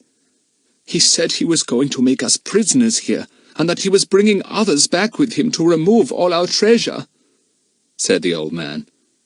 Tears suddenly poured down his cheeks. "He is a bad man. Have I guarded these beautiful things all this time to let them fall into the hands of a man so bad?" "It's sickening," said Jack. "We simply can't do a thing. We shall have to stand by and watch those rogues take away everything, pack them into crates, and fly off with them." "Let's go out to that sunny ledge," said Dinah. "I can't bear this gloom any more. I shall feel better when we are out there. Let's ask the old man if his wife would bring a picnic meal out there, Jack. You and Philip can help her to bring it. I can't think properly down here in the dark, with all those statues trying to listen." "All right," said Jack, seeing that Dinah was on the point of tears. "You go off with Lucy-Ann and Kiki. We'll soon come. You'll feel better in the sunshine." "Wasn't Kiki clever to lead the man away from us?" said Lucy-Ann. "He was scared when she suddenly spoke to him. So should I have been. I should have thought it was one of the statues speaking." She and Dinah made their way to the sunny ledge. Dinah threw herself down there thankfully. "I don't like this adventure any more, Dinah, do you?" asked Lucy-Ann. "It's not so bad if there's something we can do, but we seem so helpless here." "I like to make adventures go the way I want them to," said Dinah rather sulkily. "I don't like them to make me do things I don't like. Don't talk to me, Lucy-Ann. I shall snap at you. I feel cross." "It's only because of the strain we went through whilst we were pretending to be statues," said Lucy-Ann. "Don't sound so grown-up," snapped Dinah. "It's not that. I just feel bad-tempered because I want to get out of this valley and I can't." Lucy-Ann said nothing more. She settled down in the sun, waiting for the picnic that Jack and Philip would soon be bringing out with Elsa. Kiki sat murmuring to herself nearby. Marta the hen arrived and began pecking about companionably. Kiki talked to her, and she clucked back. Dinah forgot her bad temper when the others came out with the picnic meal. They had a good feast, and then discussed all the morning's happening once more. In the middle of the discussion, they heard the sound of the plane again, and this time saw it rising high into the sky. "Why, they're off again," said Jack in surprise. "Why?" "Probably to get other men along to help in removing everything, now they really do know where the treasure is," said Philip. "And as you suggested, Jack, they might even bring more planes." It was hateful feeling that they were complete prisoners. Jack and Philip went desperately to the bolted door once and tried to move it, but it was hopeless, of course. The bolts were old, but still very strong. There was nothing to do, and they felt bored. They went to examine the statues more closely and to look at the old pictures and the musty old books. The statues were loaded with magnificent jewels. Some of the figures were really beautifully made and dressed, but others were crude and garish. Each one, however, was adorned with jewels, though the children were not able to tell if all the gleaming brooches, dazzling earrings and necklaces, glittering bracelets, belts and rings were really valuable or not. Probably some were, and others were only semi-precious. "I expect the men will strip the statues of their jewellery and take only that, leaving the figures behind," said Jack. "They will crate the pictures and books." "Why couldn't we strip the jewels off and hide them away somewhere so that the men wouldn't get them?" suddenly said Dinah. "I don't see why wicked men like that should have them." "Good idea," said Jack. "Come on, we'll take the jewellery now and hide it somewhere." But as soon as they began to remove it, the old couple flew at them in horror. "Not do that! Ah, bad boy!" cried the old man, removing a brooch from Jack's hand. "We only want to hide the things from those men," protested Jack. "They'll be back and steal these things soon." "They belong to these," said the old man, waving his hand towards the statues. "They must not be removed by anyone. It is against the law of the church." The children did not try again. It was plain that Elsa and the old man would fly into a rage if they attempted to. They seemed to think that it was a very wicked and unholy act to take away any of the adornments belonging to the figures. The long day passed at last. Nobody slept very well that night. They were worried about what was going to happen. It was horrid to feel that they were at the mercy of rogues like Juan. They were all out on the sunny ledge the next morning, early, having breakfast there. They had no meals in the caves now if they could help it. "Listen," said Dinah suddenly. "I can hear the plane coming back." They all listened, the old couple too. The noise grew louder. It became very loud indeed. Then Jack leapt to his feet. "It's not just one plane, it's many. Look, there's one, circling down, and another over there, and here comes another. Gracious, Juan's got quite a fleet of planes." There were 4 altogether. Evidently Juan meant to do the job properly. The children pictured the planes landing one by one on the long, wide strip of grass at the bottom of the valley. "Now we can expect things to happen," said Jack. "The whole of the treasure will be gone soon." "What a shame," said Dinah.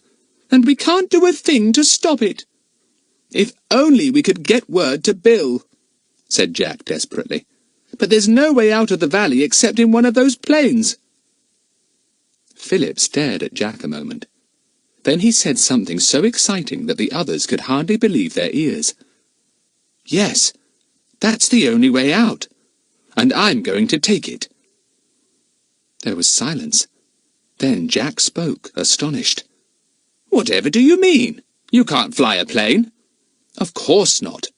But I can hide in one," said Philip.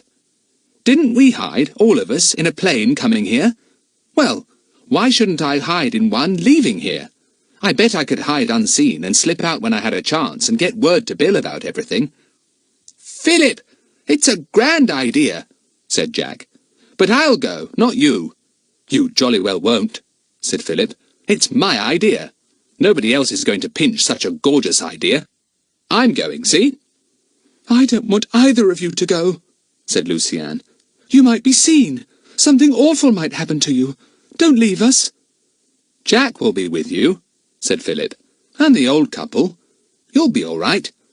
I tell you, it's the only way to get help, to fly off in one of the planes when the men go on their next trip. They'll have to come back 2 or 3 times to take all these things. And if only I can get word to Bill, he can catch the men actually doing the stealing." "It sounds too good to be true," said Dinah. "I don't believe you can do it. Anyway, how are you even going to get to the plane? You know we're bolted in. Nobody can get out." "I shall watch my chance and slip out through that door when the men are going to and fro," said Philip, enjoying his planning. "Then I shall hide in the cave of stalactites and go up the passage to the hole as soon as I can. Then I'll get along back to the plains and choose one to hop into. I don't reckon they will have left anyone on guard there, as they think we're all well and truly imprisoned." "It sounds easy, but it won't be," said Jack. "Better let me do it, Tufty." "Think again," said Philip. "This is my own pet adventure, see?" "You might even be able to squeeze into a crate," said Dinah thoughtfully. "Nobody would think of looking into a packed crate." "Good idea," said Philip. "In fact, jolly good." "Well, we can expect quite a horde of men here today," said Jack. "It will surprise the poor old couple. They will be in a dreadful state when they see their well-guarded treasure going." "Philip, we won't pretend that we are any of the statues today when the men come," said Dinah. "Only you. The men are sure to have a hunt round for us if they can't find us today, so we'd better all be found except you. You can be a statue again and wait your chance to rush out of the door." "Yes, I think I will," said Philip. "It may not work, but it's the only thing to do. Now, when will those men be along? It will take them about an hour and a half to get here. It's half an hour since we saw the planes. I mustn't leave it to the last minute to put myself in place."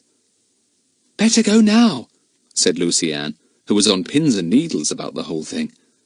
"We'll come with you and see that you're in a good place and really look like a statue." They all went down the passage and made their way through the various caves to the one in which the statue stood. Marta the hen came too. She had attached herself to Jack now, and followed him wherever he went.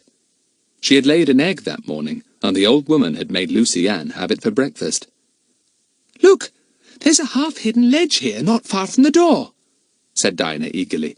If you stood there, you would hardly be seen. It's so dark there, and you would be near the door to creep out if you got a chance." "Yes, that does seem the best place," said Philip. "It really does. Now what about a shawl or something to drape over my head? I don't want my short hair to give me away." They found a very big shawl and draped it carefully round him.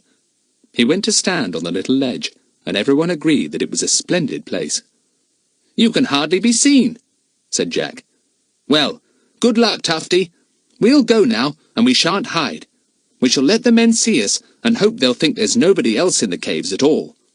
If you can't escape, we shall know, because you'll still be about tonight." "Goodbye," said Philip, looking exactly like a statue. "Don't worry about me. I'll be off and away soon, and I'll get word to Bill and Mother. We'll soon rescue you. Don't you worry." Chapter 26. The Getaway. In about an hour's time, Philip heard the sound of footsteps, and then the bolts of the door were shot back. Juan's revolver appeared round the opening door again, but this time there was no Kiki to talk to him, nobody to be seen or heard except the silent company of statues. Juan came down into the cave. Other men followed him. Philip watched them through a fold of the shawl.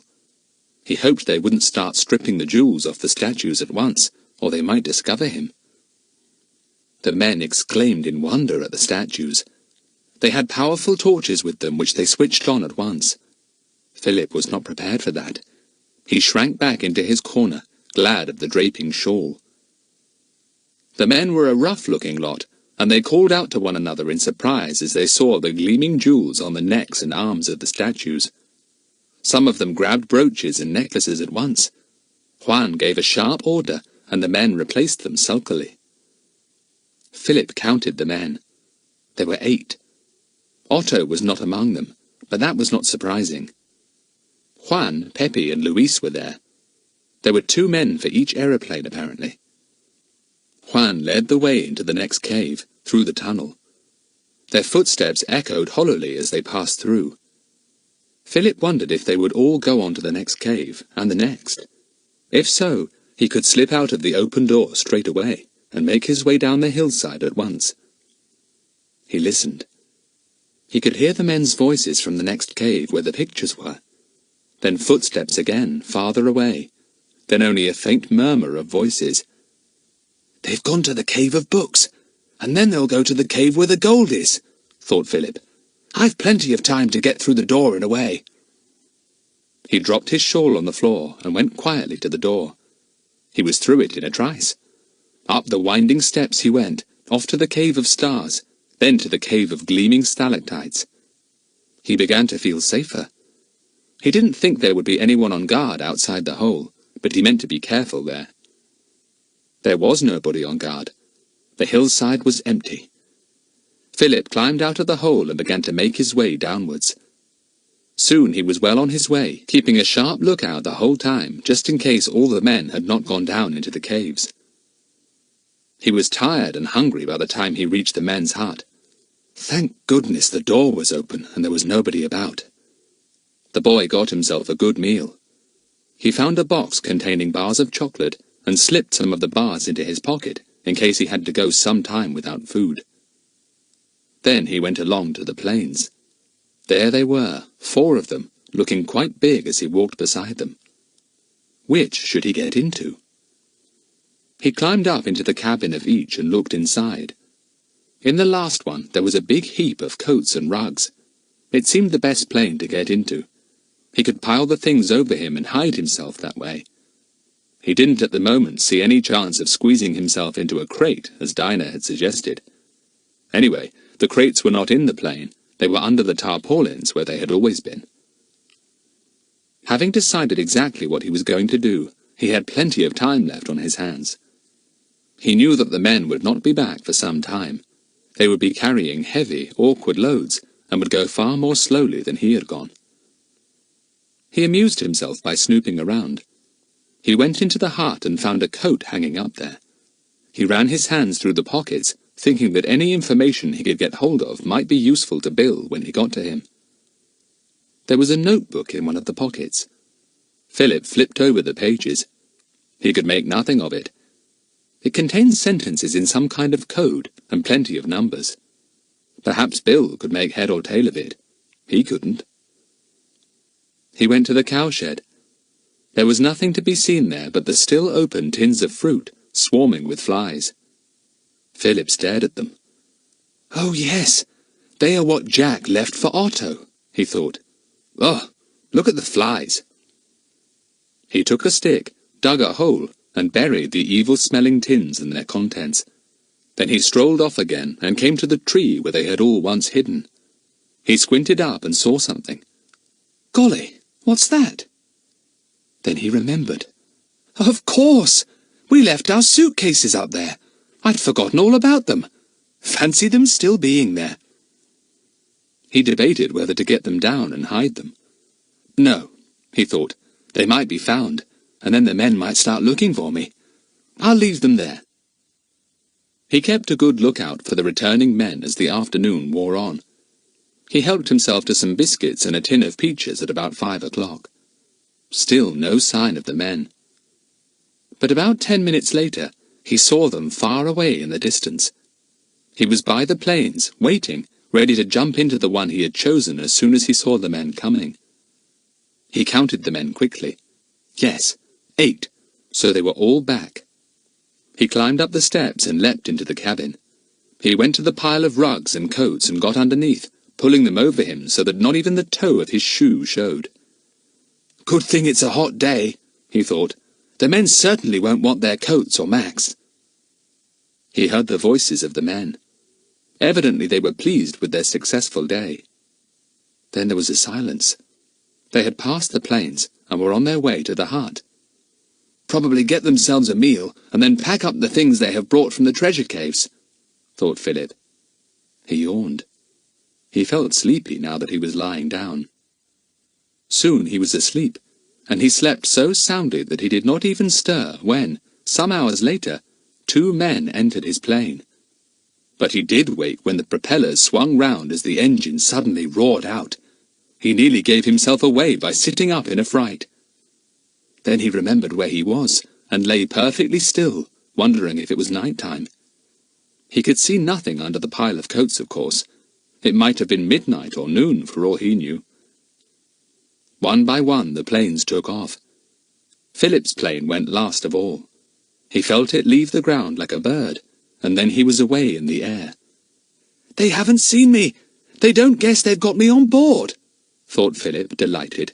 "It was easy after all! Hurrah!" He fell asleep again, and the planes roared on through the night. Where were they going? To a secret landing place? To an ordinary aerodrome? The other children, who were sleeping that night out on the ledge, heard the roar of the planes as they left. It was such a hot night that they had felt stifled indoors, and had begged the old couple to let them take the rugs out on the ledge. "You will not walk in your sleep," the old man had said. "You might walk off the ledge." "Not one of us walks in our sleep," said Jack. "We'll be all right." Elsa, the old woman, had not wanted Lucienne to sleep out on the ledge at all, and had almost cried when Lucienne had insisted. Kiki and Marta were both there too, but the lizard wasn't. She was with Philip, sharing his adventure. The children had had a horrid day. The men had found both them and the old couple in the sitting room, and had shouted at them and questioned them, and frightened them very much. The old man had told them that he had been living in the caves for a long time, guarding the treasure, and the men had jumped to the conclusion that the children also had been living there with them. "Good thing they didn't ask us how we got to this valley," said Jack afterwards. "They just took it for granted that we and the old people came here together ages ago." The old man and woman had rushed to the rescue of their beloved statues when the men had begun to strip off the jewellery. The men had struck the poor old things and shouted at them. The old man had taken his weeping, trembling wife away, and the children had done their best to comfort them. They had not gone near the men again, but had gone to sit on the sunny ledge, and wondered if Philip had managed to escape. "I'm sure he did," said Lucienne. "All the men kept together, and Philip could easily have slipped out of the cave of statues when they came to question us." The men had gone at last, taking with them a haul of jewels, one very precious figure, some pictures and a few old papers. 2 of them carried a box of the gold between them. The children pictured their difficulties, hauling it up and down the mountainside. The men had bolted the door behind them again, and once more the little company were prisoners. How they wondered what was happening to Philip. Had he managed to hide in one of the aeroplanes? Would he slip into a crate? When would the planes go off? They knew that the planes had gone when they awoke in the night to hear the throb of the engines. They all sat up and listened. Kiki gave a squawk and pecked Marta to wake her. "There go the planes," said Jack. "I bet Philip's in one. Now we shall soon be rescued. What a shock for Bill when he hears all about us. Do you think Bill will fly over in his aeroplane too?" "I hope so," said Lucy-Anne fervently. "I'm longing to see Bill again. I sometimes feel as if we'll be in this valley all our lives." "Don't be silly," said Dinah. "Oh, Kiki, leave Marta alone. Whatever are you doing to her to make her cluck like that?" "Shh!" said Kiki cheekily. "Don't talk back to me," said Dinah, lying down again. "Well, I'm glad we heard those planes. Good luck to you, Philip, wherever you are." "Good luck," called the others, and Kiki echoed the words too. "Good luck!" "Buck, buck, buck," said Marta the hen, sounding exactly as if she was joining in with the good wishes as well. Chapter 27. A Discovery and a Fine Idea. The next day, the men were all back again in the 4 planes. They soon arrived once more at the treasure caves, going through the old books and papers, unrolling the dozens of canvases and looking at the pictures. They had gone to find the children and the old couple, and had shouted at them again. They had found out that somebody had helped themselves to food from the hut, and they could not make it out. Hadn't they imprisoned all the children and the old people in the caves? The children, of course, guessed at once that it was Philip who had helped himself to the food, but they were not going to say so. So Jack put on a bewildered air and replied quite stupidly, and Dinah did the same. Lucy-Anne sobbed, and the men soon gave up questioning her. As for the old couple, they knew nothing, of course. They did not even appear to have missed Philip. The men gave up their questioning after a while, and returned to their work. Elsa was sad to see Lucy-Anne sobbing. She took her by the hand and led her into the bedroom. She took down a picture she had put on a ledge there, and showed Lucy-Anne a space behind. Lucy-Anne stared at it. "What is it?" she said. Then she called to Jack. "Jack, come here and bring the old man. The old woman doesn't understand what I say." They came, and when Jack saw the yawning space behind the picture, he turned to the old man. "What's that? A hidey-hole?" "Oh, it is only a hole in the wall," said the old fellow. "My wife did not like it, so she covered it with a picture." The old woman poured out a torrent of words to him. He turned to Jack. "My wife is sad because your little sister is frightened by those men. She says she can hide in this hole and they will not find her." "Let me see what it's like," said Jack, and climbed into it.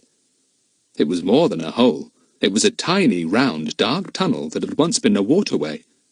Where could it lead to, if it led anywhere? "It's a little tunnel," Jack called back. "Rather like the one that led out of our fern cave into the Cave of Echoes. I'll see if it goes anywhere." He crawled on for some way, and then it suddenly dipped down so steeply that he could have slid down it if it had not been so narrow.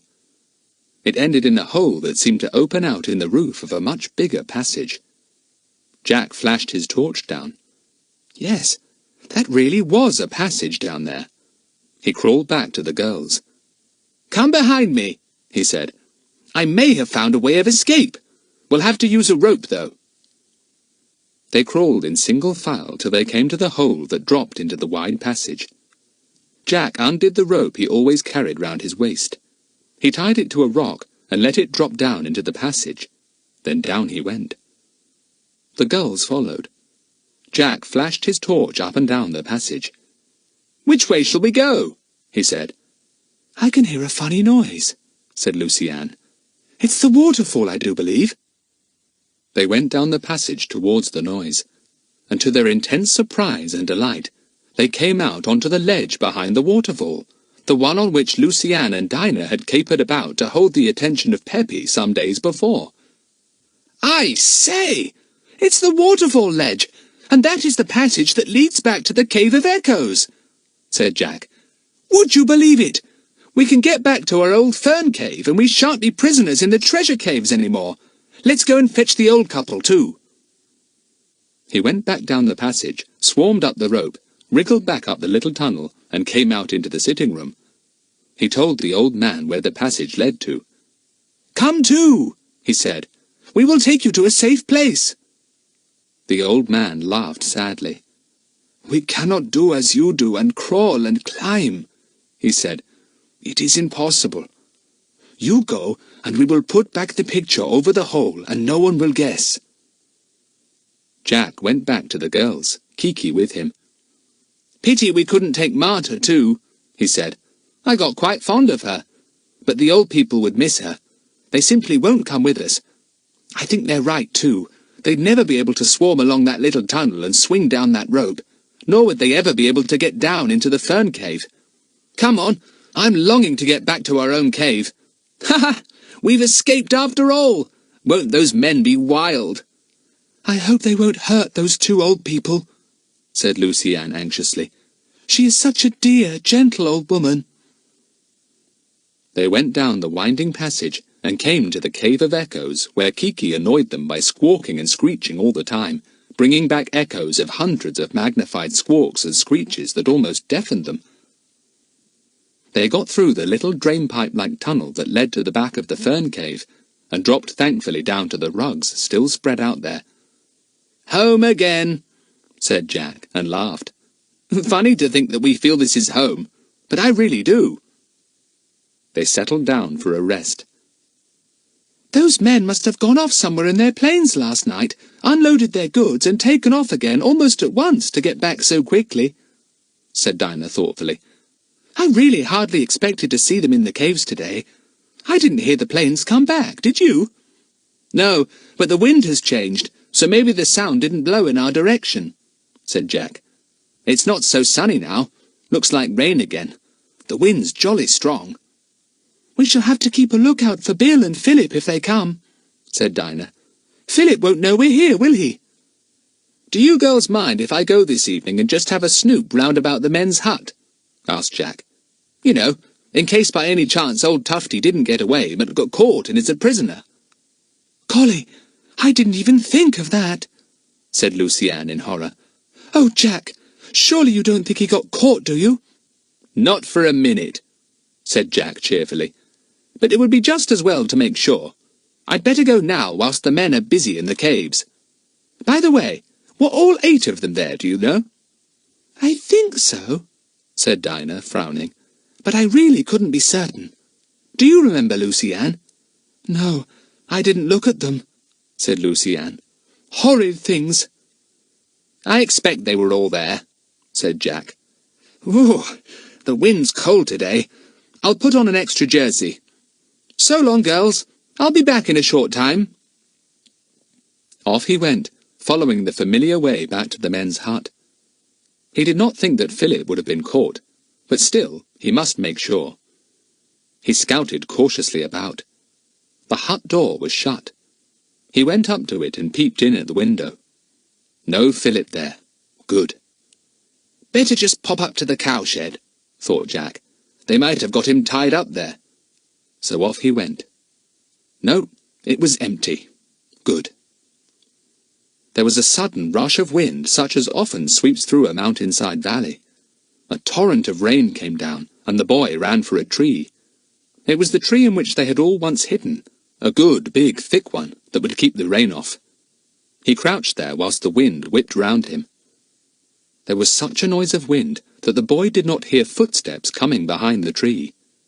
He did not see the burly figure of Peppy there, staring in surprise at the crouched boy.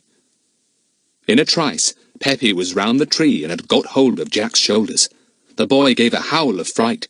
Peppy gripped him tightly. Let me go! Yelled Jack. You brute! Let me go! You're twisting my shoulder! Peppy took up a stick and grinned.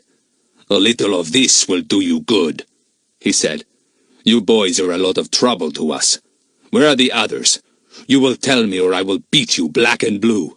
Let me go! Yelled Jack, and kicked hard at Peppy's ankles. The man gave a yelp of pain and hit Jack on the back with the heavy stick. Jack kicked him again. What would have happened to poor Jack is easy to guess, if something hadn't happened to Peppy first. The wind howled round and shook the tree violently. Something fell from the tree and hit the raging man full on the shoulder. He dropped down at once, shouting, clutching at his shoulder. Jack sped off into the wind. He turned and looked back. Peppy was trying to get up, groaning. The wind howled again, and the big tree spat out something else that hit Peppy on the head. He fell back and did not move. Golly! Said Jack, staring. It's 2 of our suitcases that we left up in the tree. They just blew down at the right moment. I hope they haven't killed him. He went back cautiously to the still man. No, he wasn't killed, just completely knocked out. Jack saw his chance at once. He took his rope and roped the man's hands firmly together, and then his feet. Then he tied him to the tree. Now you won't be able to come after me, my dear Peppy, said Jack, taking a quick look up the tree in case the 2 remaining suitcases should come down. I suppose the others left you here on guard today, as they knew somebody had been at the food. Well, you won't be much use as a guard for the rest of the day, but never mind. The tree will shelter you from the storm. Suddenly, such an extraordinary idea struck Jack that he stood perfectly still and gasped. Then he struck his hands together and yelled out loudly, I must do it! I must! But have I time? Have I time? He began to run as fast as he could through the wind and the rain. Why didn't I think of it before? If those men are in the treasure caves, I can bolt the door on them just as they did to us and make them prisoners. Why didn't I think of it before? It may be too late now. He ran and ran, gasping and panting, hot as fire in spite of the wind and the rain. It won't be any good. The men will be out of the caves by now, he thought. I may see them at any minute. Oh, why didn't I think of this before? I could have gone and bolted them in before I left Dinah and Lucy Ann. It certainly was a most wonderful idea. The men would be absolute prisoners. They did not know the way out behind the picture, and would never think of looking for it there. Certainly the old people would not tell them. Oh, if only they were still in the caves! The rain poured down. The wind blew like a gale. Fortunately it was behind Jack now, and it helped him on.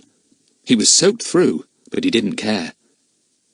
There was no sign of the men. Jack slowed down when he came near the waterfall. He didn't want to run right into them. He began to think more calmly. Maybe they won't come out till the rain stops and the storm dies down. Rain would spoil the old books and papers and pictures. Yes, they'll be sure to wait. I may be in time yet. The men may even decide to stay the night there if the storm doesn't clear. Jack was right. The men, having looked out of the entrance hole of the caves, had seen the rainstorm sweeping over the mountainside and had decided not to venture out with their treasures. They would be ruined. Better spend the night here, said one of the men, in that room with the rugs. We'll turn the old people and the children out. Only the old people were there. They made vague gestures when the men asked where the children were, pointing towards the passage that led to the sunny ledge. The men settled down on the rugs, and one of them got out a pack of cards.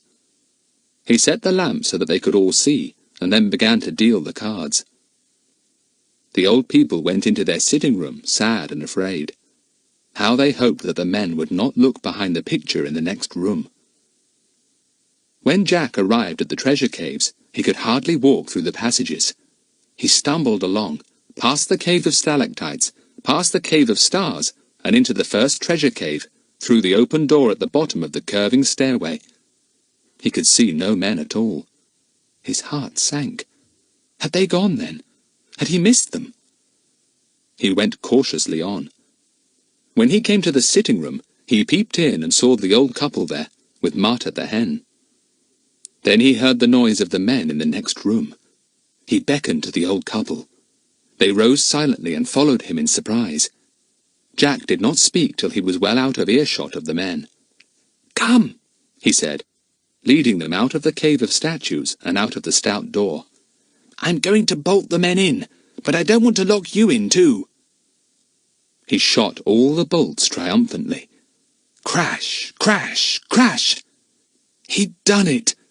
He'd done it! Chapter 28. The Day After the Storm. As soon as he had shot the bolts safely home, Jack collapsed. His tussle with Peppy, his long run through the wind and the rain, and the terrific excitement of making the men prisoners had been too much for him.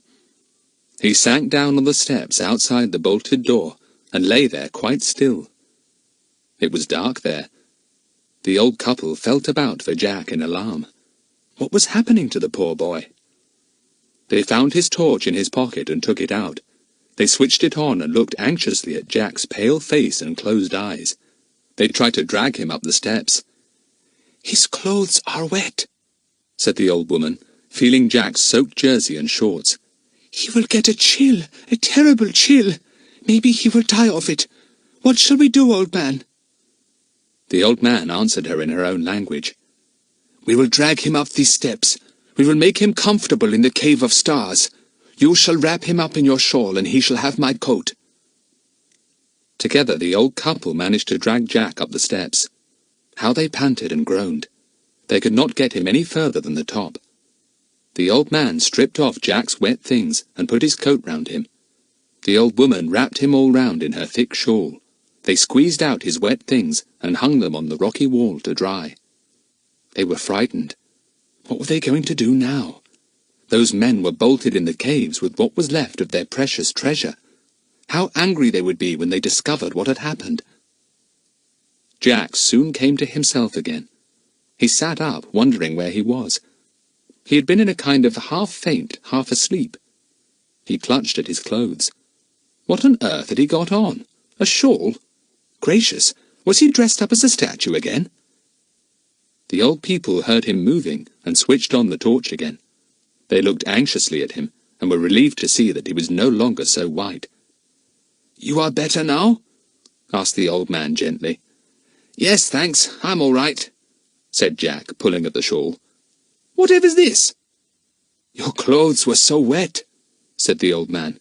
"We had to take them off to dry them, or you would have got a terrible chill. You have my coat and my wife's shawl." "Oh, well, thank you," said Jack, feeling rather foolish in the coat and shawl. "Sorry I gave you a fright, but I just conked out. That run up the mountainside, I suppose.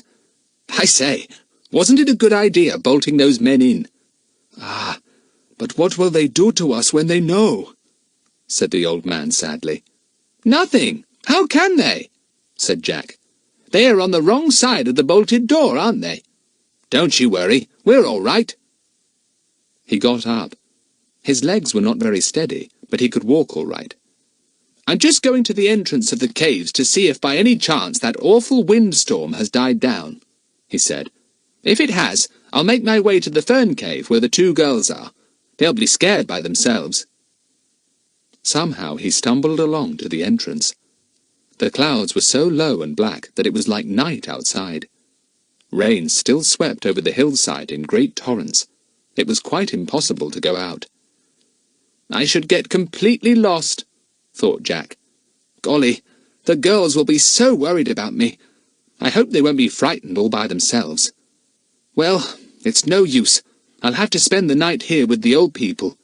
But it won't be very comfortable." It wasn't comfortable. They found a place in the Cave of Stars, a rounded, hollowed-out basin of rock with only a few sharp edges. For the sake of warmth, they all huddled together. Jack tried to make the old people take back their coat and shawl, saying that his clothes were almost dry.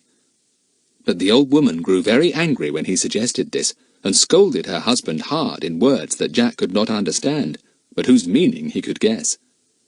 "My old one says that you are a bad, bad boy to talk of putting on wet clothes," said the old fellow. "We will press close together. It is not cold in this cave. It wasn't very cold, it was true. Jack lay between the old man and his wife, looking up at the roof of the strange cave. He watched the curious greenish-blue stars shine and fade, flicker and glow. There were hundreds of them, most enchanting to watch. Jack wondered about them for a long time, and then fell asleep. In the morning the old people awoke first and felt stiff and uncomfortable, but they did not move for fear of disturbing Jack. He awoke at last and sat up. He saw the glowing stars above and around, and knew where he was at once. "I wonder what the time is," he said, looking at his watch. "7:30? Gracious! I wonder what those men are doing. Are my clothes dry?" Luckily they were. Jack put them on quickly and gave back the coat and shawl with warm thanks. "Now, you stay here a bit," he said to the old couple. "I'm just going to the bolted door to see if I can hear anything." He went off, feeling quite himself again now. As soon as he came to the top of the curving stairway that led down to the oaken door, he heard bangs and crashes. Ah, the men had discovered that they were bolted in. Crash, bang, thud, smash! They were hammering at the stout door for all they were worth. How they shouted and yelled! How they kicked at that door and tried to smash it down! Jack stood at the top of the steps and grinned in delight. Serve them right! They were getting a taste of their own medicine. They had locked the children in, and now they themselves were prisoners. Suddenly, there was a loud bang that made Jack jump. It was a revolver shot. The men were shooting at the door, hoping to smash the bolts. Bang! Bang! Bang! Jack went back a little way, afraid that a bullet might glance off somehow and hit him, though this was impossible. Bang! Bang! The bolts could not be smashed. The men gave the door a few more blows with something, then stopped. Jack ran back to tell the old couple all about it. But they were frightened, so it wasn't much fun telling them. "I think I'll take you to the fern cave where the girls are," he told the old man. "We have food and rugs in that cave. Come with me." The old couple wouldn't stir out of the place they knew so well. They were terrified of the open air, of the hillside and the outer world. They shrank back, and nothing that Jack could say would make them change their minds. "Well, I shall just have to go to the girls myself then," said Jack at last. "I'll bring them back here with food and rugs. We might as well all be together. Those men are no longer a danger to us. They can't possibly get out. Even if they find the hole behind that picture, I'm sure they won't get any further than the Cave of Echoes." He said goodbye to the frightened old people and went out into the sunshine. It was warm on his head and back. Delicious. The sky was blue again, and the wind had gone. He made his way to the waterfall, arriving there without any mistake, for he could follow the signposts easily now. He was hailed by the girls as soon as they saw him. They were peeping out through the fern fronds. "Jack, you didn't come back last night. Oh, Jack, I hardly slept at all, wondering what had happened to you," cried Lucy-Anne. "What happened?" asked Dinah, who was looking rather pale. She too had been very anxious, especially when the storm had come. "Heaps," said Jack. "Marvellous news, best in the world." "Gracious, is Philip back then? And Bill here?" cried Lucy-Anne at once. "No, that's not my news," said Jack. "Do you know what I've done? Bolted those men into the caves. What do you think of that?" "What a wonderful idea," said the girls together. "But what about the old people?" asked Dinah. "Oh, I got them out first," said Jack. "And I found Peppy back by the cowshed place and tied him up properly. He's bound to that big tree where we once hid." "Jack, how marvellous you are!" cried Lucy-Anne. "Did you fight him?" "Well, not exactly," said Jack. "He caught me, and I kicked him hard. And just then the wind blew hard, and a couple of our suitcases fell out of the tree and knocked him out. It was as much of a surprise to me as to him." "Oh, of course! We left our suitcases up there," said Dinah. "Oh, Jack, what a good thing we did!" "Peppy must have had a most uncomfortable night," said Jack. "The rain and wind were his only companions." He told them how he had left the old couple in the Cave of Stars and related the tale of the angry men trying to smash down the door. "I can't get the old people to leave the caves," he said, "so we'd better take rugs and food and go back there to keep them company. They lent me their coat and shawl last night when my things were soaked. We can't leave them alone there without food or bedding." "Oh dear, I do like this cave so much better than anywhere else," sighed Lucy Ann. "Still, those old people have been very good to us. Is Marta there too, Jack?" "Golly, no!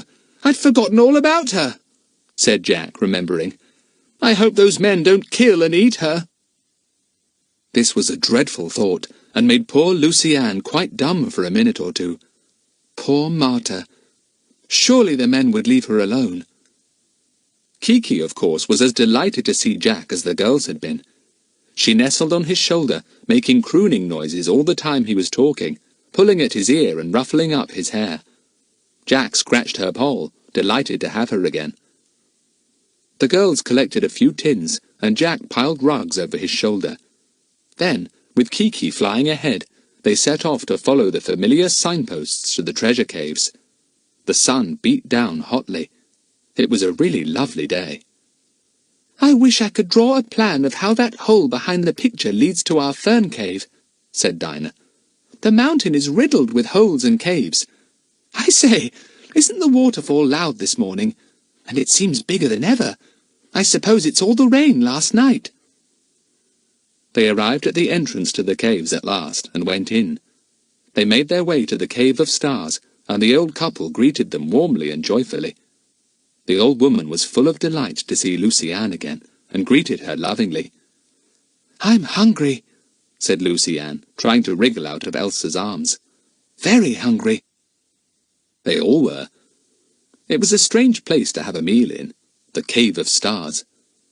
The children watched the flickering, shining lights, quite entranced by them. If only Lucy Ann could take some home for her bedroom ceiling. She wished this once again, as she watched the shining stars. "Well now, all we've got to do is wait," said Jack, arranging the pile of rugs for everyone to sit on as comfortably as possible. "Everything rests with Philip now. Those men evidently don't know he hid in a plane, or they would have said something. He must have escaped all right. What is he doing, I wonder?" Chapter 29. A Very Strange Journey. What had happened to Philip? He was certainly having a most adventurous time. He slept under the pile of coats and rugs in the plane until dawn. Then the planes landed and bumped along the ground on their huge wheels. Philip awoke at once. He made a peephole through the rugs and watched to see what the two men in his plane were doing. They were getting out. What a bit of luck that they hadn't even looked round the plane, or taken a coat from the pile. Other men outside were greeting the new arrivals. Philip sat up and tried to hear what was said, but half of the speech was in a foreign language, and there was such a babel that it was impossible to make out anything. He glanced round the plane. One of the crates was now in it, and a tarpaulin was tied loosely round it. Philip tried to see what was in it. Packed in straw was one of the statues, evidently one that was very valuable. Philip peeped cautiously out of the window of the plane, for now the men's voices had ceased. Where were the men? Could he slip out now and escape to get help? He stared in surprise. The planes, and others too, were on a vast grassy plain, and in front and all round was the blue sea. All round. Well then, they must be on some island somewhere. He sat and thought for a moment. These men were rogues. They were doing a deal in valuable treasures hidden and perhaps forgotten during the last war. They had planes of their own, and a secret landing ground. What could be better than a lonely island, say, off the coast of Scotland? "Then I suppose they'll have motorboats or launches of their own to get the stuff away," thought Philip. "A proper gang of them. I'll never get away from here without being seen. Never. If it's an island, and it seems as if it must be, I'm as much a prisoner here as I was in the treasure caves. Blow." Then Dinah's idea came into his mind. What about hiding in the crate? That figure would be sure to be put on board a boat and shipped off somewhere to be sold. Well, couldn't he go with it? He peeped out again to see where the men were.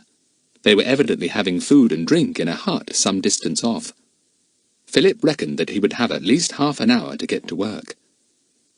He loosened the tarpaulin a little more. He found that the crate was fastened by a hasp. He pulled it undone, and the whole side of the crate opened like a sideways lid. Straw began to tumble out. The figure was inside, packed loosely round with straw. Philip thought it must be the statue of some old-time saint. He looked at it closely. Could it be made of gold? It looked like it. Anyway, it didn't matter. It was going to lie where Philip had just been lying, under the pile of rugs and coats. And Philip was going to take its place. It was not really very difficult to get the figure out of the straw, but it was heavy once it was out. Philip almost fell under its weight, though it was only about as big as he was himself. He dragged it to the pile of rugs. He put it underneath, and piled the things over it so that not a scrap of it showed. Then he cleared up the fallen bits of straw and pushed them carefully back into the crate. Then he had the task of creeping into the straw himself. The statue had made quite a hole, and Philip settled down in the same place.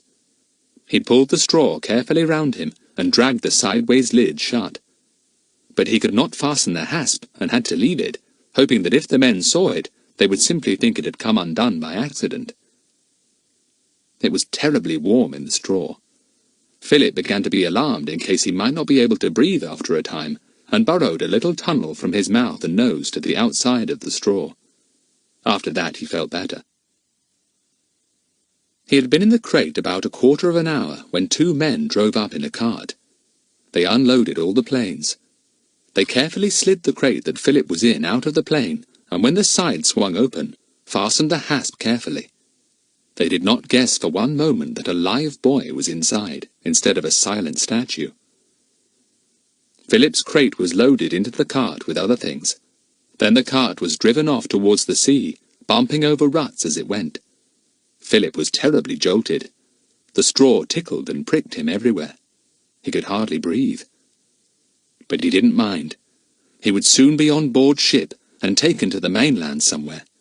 Then he could escape and go to the police. So he lay there patiently, trying to avoid the sharp prickles of the straw by wriggling about every now and again. He could see nothing in the crate. He could only guess when the cart arrived at a small jetty, beside which a big launch was moored. He was carried on board and dumped on a lower deck. Bump! Philip gasped, for he was very much shaken. Other things were dumped beside him. Then there came the sound of shouts and orders. The motor of the launch started up, and Philip felt the vessel moving smoothly over the water. They were off. These men don't lose much time, thought Philip. They don't have these things on their hands very long. Wonder who buys them. The trip to the mainland, wherever it was a long one. Philip was now quite sure that the landing ground for the planes was on some lonely island. At last, the launch eased into some kind of harbour and came to a stop. Men began to unload it at once.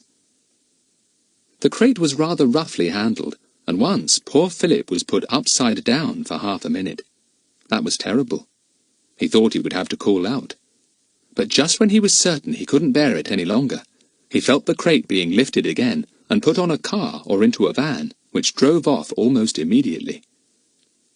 After a while it stopped. Philip heard the sound of an engine whistling, and his heart leapt for joy. They were probably at a railway station. Perhaps he would be put into the luggage van, or on a goods train. It would be easy enough to escape then. He had not dared to before, for he had felt certain that all the men handling the crate so far had been accomplices of the others. He was not put on a train. He was left in a yard, along with other goods that were to go by a later train. He strained his ears, hoping to hear the van being driven off. Then he thought it would be safe for him to get out. He waited for about 20 minutes. Then he began to try and wriggle out. But he could not undo the hasp. Blow! He yelled, "Hi! Hi! Help me!" A porter not far off jumped in alarm. He looked all round. There was no one in sight except a solitary passenger waiting for the next train, and another porter on the opposite platform. Philip yelled again. "Hey! Hey! Let me out!" The porter felt terribly scared. He looked at the waiting passenger. Had he heard the shouts too, or was it just the porter's own imagination? The passenger had heard them, and he was looking most alarmed. "Somebody in trouble somewhere," said the man, walking to the porter. "Sounds as if he's in that little yard there." "There's nobody there," said the porter, staring into the yard. "Hey! Hurry up and let me out!" came Philip's urgent voice, and to the horror of the passenger and the porter, the big crate began to rock violently. "There's someone in there!" cried the porter, and ran to the crate. He undid the hasp with trembling fingers, and out came Philip, straw in his hair, straw down his neck, straw all over him, looking wild and terribly excited. "I want the police station," said Philip. "Can't stop to explain anything to you now. Where's the police station?" "Over there," stuttered the porter, pointing to a small square building about 100 yards away from the railway station. But... Philip left him butting away, and sped off to the police station, thrilled at his escape. He had managed it wonderfully, he thought. He shot into the police station and almost scared the policeman there out of his life. "I want to report something important to somebody in authority," said Philip. "Who's the head man here?" "I'm the constable here," said the policeman. "Who are you, and what do you want? You can report to me." "I want to use the telephone," said Philip, thinking it would be a good thing to get into touch with Bill at once. "Will you get a number for me, please?" Here.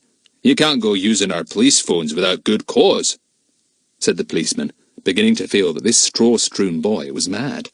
"What's your name, and where do you live?" "My name is Philip Mannering," said Philip impatiently. "Don't hold me up, please. I've very important things to report to somebody." The name caught the policeman's attention at once. "Philip Mannering," he said. "Here, are you one of the missing children? There's 4 been missing for days. You one of them?" He drew a leaflet from a drawer and looked at it. He passed it across to Philip. To the boy's surprise, he saw a photograph of himself, Lucy-Anne, Jack and Dinah, and Kiki too, of course, at the head of the paper, and their names and descriptions underneath. "Yes, I'm that boy," he said, pointing to his photograph. "Philip Mannering, and I want to get in touch with Bill Smuggs. No, his real name's Cunningham, of course. At once. It's most important." The policeman suddenly got very busy. He took up the receiver of the phone. He barked a number into it, which he got at once. He evidently got on to somebody in high authority immediately. "Sir, one of the missing children has just turned up here. Philip Mannering. Wants to report something to Detective Inspector Cunningham." "Yes, sir, I will, sir." He turned to Philip. "Are the other children with you?" "No, but they're all right so far," said Philip. "I've escaped and I want help to rescue them. Can I get on to Bill Cunningham, please?" The policeman spoke into the telephone. "The other children are all right, but not with him.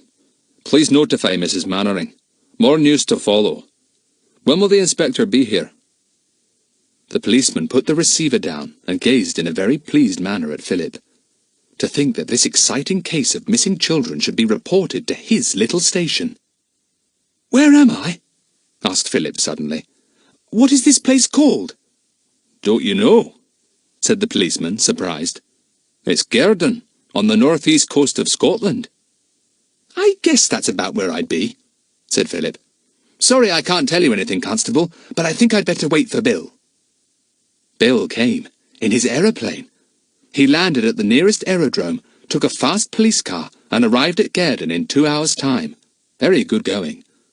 Philip heard the car roaring up and ran to meet it. "Bill! I knew you'd come! Oh, Bill, I've got the most exciting news for you. I don't know where to begin." Chapter 30.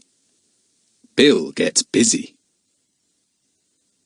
Bill swung out of the car, took hold of Philip by the arm and had a good look at him.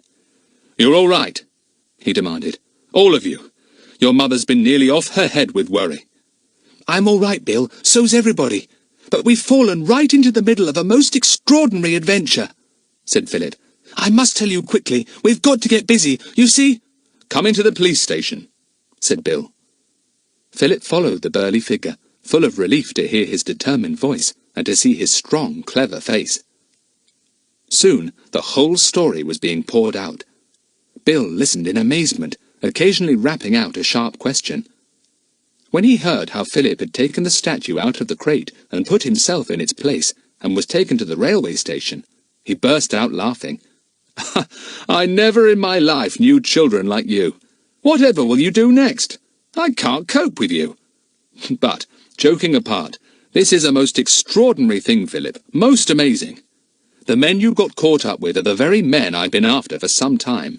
We couldn't find out what they were up to, though we knew jolly well they were up to no good. Really? Said Philip, astonished. By the way, Bill, that night we were to go with you in your plane and got into the wrong one, we heard shots. Was that anything to do with you? It was, said Bill grimly. It so happened that 2 of the men were spotted there and detained. They shot their way out, and that was what you heard. I nearly got a bullet in my leg. I can tell you, we shall be very glad to get our hands on them and have something to charge them with. Clever rogues. They are crooks from South America, in touch with the old Nazis, who have told them the whereabouts of many of the lost or hidden treasures in Europe.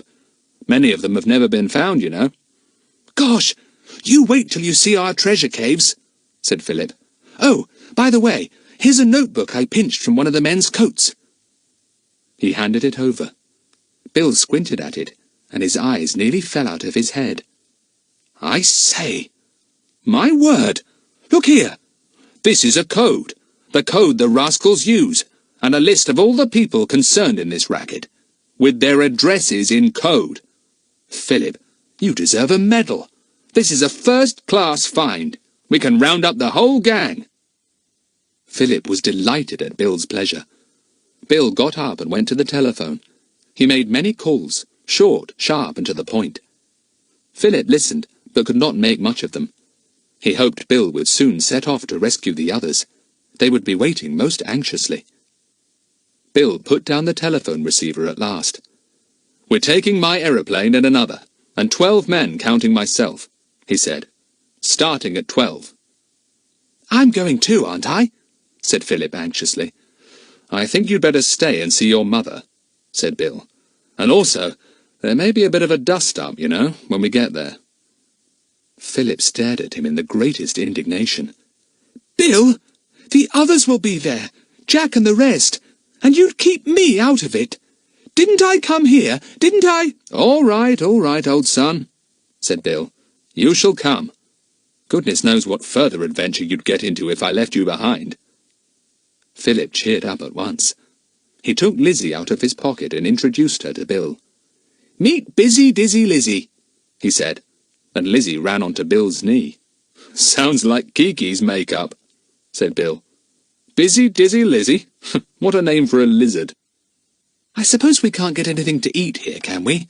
Asked Philip, wondering if there were any eatables at a police station. I've had chocolate to nibble at times, but that's all. I was going to suggest that we should ask the good constable here to provide us with a really slap-up meal, said Bill. We could go to the hotel, but you don't look very presentable at the moment. You seem to exude bits of straw from top to toe. We'll have a good meal, and then give you a wash and brush up. The wind got up as they ate their meal. Bill stared out of the window. Hope this wind dies down, he said. Looks a bit stormy to me. Bill was right.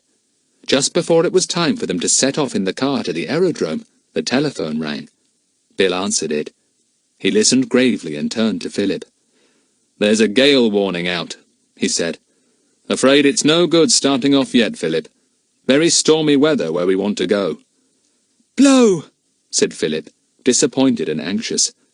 The others will be so worried, waiting and waiting for us. Yes, they will, said Bill. But the aerodrome doesn't give out warnings like this without reason. They are apparently expecting one of those sudden gale storms that mean a plane must fly absolutely blind. Not so funny. We'll have to wait a bit. Philip looked upset. It would be too awful if those men got back to the valley before they did, and perhaps caught the others. And he did so badly want Bill to catch the men red-handed, wanted him to get there before them and wait for them to come again and take away the treasures. "By the way, Bill, how do you know where to fly to?" he asked suddenly. "I didn't know what the valley was, or where, except that it is in Austria. Elsa and the old man told us that." "It's down in that interesting little notebook you gave me," said Bill, "together with other places where they might also find hidden treasures. Oh, that notebook told me quite a lot I wanted to know, Philip." Bill got out a map and showed Philip exactly where the valley was. "It had a bad time in the war," he said, "and the only pass into it was bombed. It hasn't been unblocked again, as far as I know. Plans were afoot to work on it this year. A man called Julius Muller, the one you were told to get in touch with, has been trying to get permission to unblock the valley and enter it." "I wonder what happened to Otto," said Philip. "The poor prisoner, you know." "His address is in the book," said Bill. "I've already asked for information about him. I dare say I shall get some soon." He did. The telephone rang that afternoon, and a voice informed Bill that Otto Engler had been found outside a big hospital, unconscious. He had almost died of heart trouble, but was making slight progress now, though he could not speak a word. "I bet those brutes ill-treated him and made him tell them the exact whereabouts of the treasure caves," said Philip, "and then took him and left him somewhere in the street, ill and terrified." "Quite likely," agreed Bill. "They wouldn't stop at much." The telephone rang again, and Bill took up the receiver once more. "Gale getting worse," he told Philip. "Have to put off our trip till tomorrow. Pity your mother's so far away, or we could have dropped in to see her. I've been trying to get her on the phone." Philip did speak to his mother that afternoon, though it was only a 3-minute talk. Mrs. Mannering was so relieved to hear his voice that she could hardly say a word herself. However, Philip found plenty to say, and had to stop halfway through because he was cut off. Next day dawned fair and warm. The wind had almost gone, blown itself out in the night, which had been extremely stormy and wild. Philip had awakened once or twice, and had felt glad they had not tried to fly through it, for certainly it was a very wild storm. He had slept in a comfortable bed put up in the cell of the police station. This seemed very exciting to him. "First time I've ever passed a night in prison," he told Bill. "Well, I hope it will be the last," said Bill. "Prison is not a pleasant place, my boy." Bill's car was brought to the door. It was large and bright and swift. He and Philip got in. Bill started up the engine, and they roared away. 20, 30, 40, 50, 60, 70 miles an hour and more. Philip was thrilled. "She does go," he said. "Funny that a car seems faster than an aeroplane when you're in it. Much more of a rush, somehow." They reached the aerodrome at last. There was Bill's plane, its propellers whirring fast. Beside it was another, very like it. 11 men stood about, waiting. They saluted Bill. "Get into my plane," Bill ordered Philip. "I want a word with my men." He had his word and got in. 5 of the men got in Bill's plane, and 6 in the other. There was a terrific roar, and first Bill's plane took off, and then the other one. They flew into the wind, circled round, rose higher, and then made off for the east. Philip gave a sigh of relief. Now things were on the move again. He would soon see the others. How glad they would be. After some time, Bill spoke to Philip. "We're coming to that valley of yours, Philip, now. Or should be. Have a look out and see if you recognize it." Philip looked down. "Oh, yes," he cried. "That's it. And look, there are 4 planes down there. That's where we land. You'd better look out in case the men are about and shoot." Bill's plane roared down lower. It swung into the wind and landed perfectly. The second plane followed suit. The engine stopped. There was silence. Bill waited to see if anyone came running out. No, not a soul. He and the other men poured out. Philip followed. There seemed to be no one about at all. Bill told his men to scatter and make a search before they went any further. Soon one of them gave a shout. "Hey, there's one of them here, all tied up like a chicken." It was Peppy, half dead with cold and hunger. He was so glad to be set free that he did not show much surprise at seeing so many strangers. In charge of one of the men, he tottered over to Bill. "Put him in the hut and lock him up," ordered Bill. "Who could have tied him up, Philip?" "I can't imagine," said Philip, puzzled. "And look, Bill, here are 2 of our suitcases, fallen out of the tree, I suppose. Funny." "There are still 7 men to be accounted for," said Bill. "Right. Well now, we'd better set off to these treasure caves. Look out, men, in case there's any ambush. We don't want to be shot up without warning."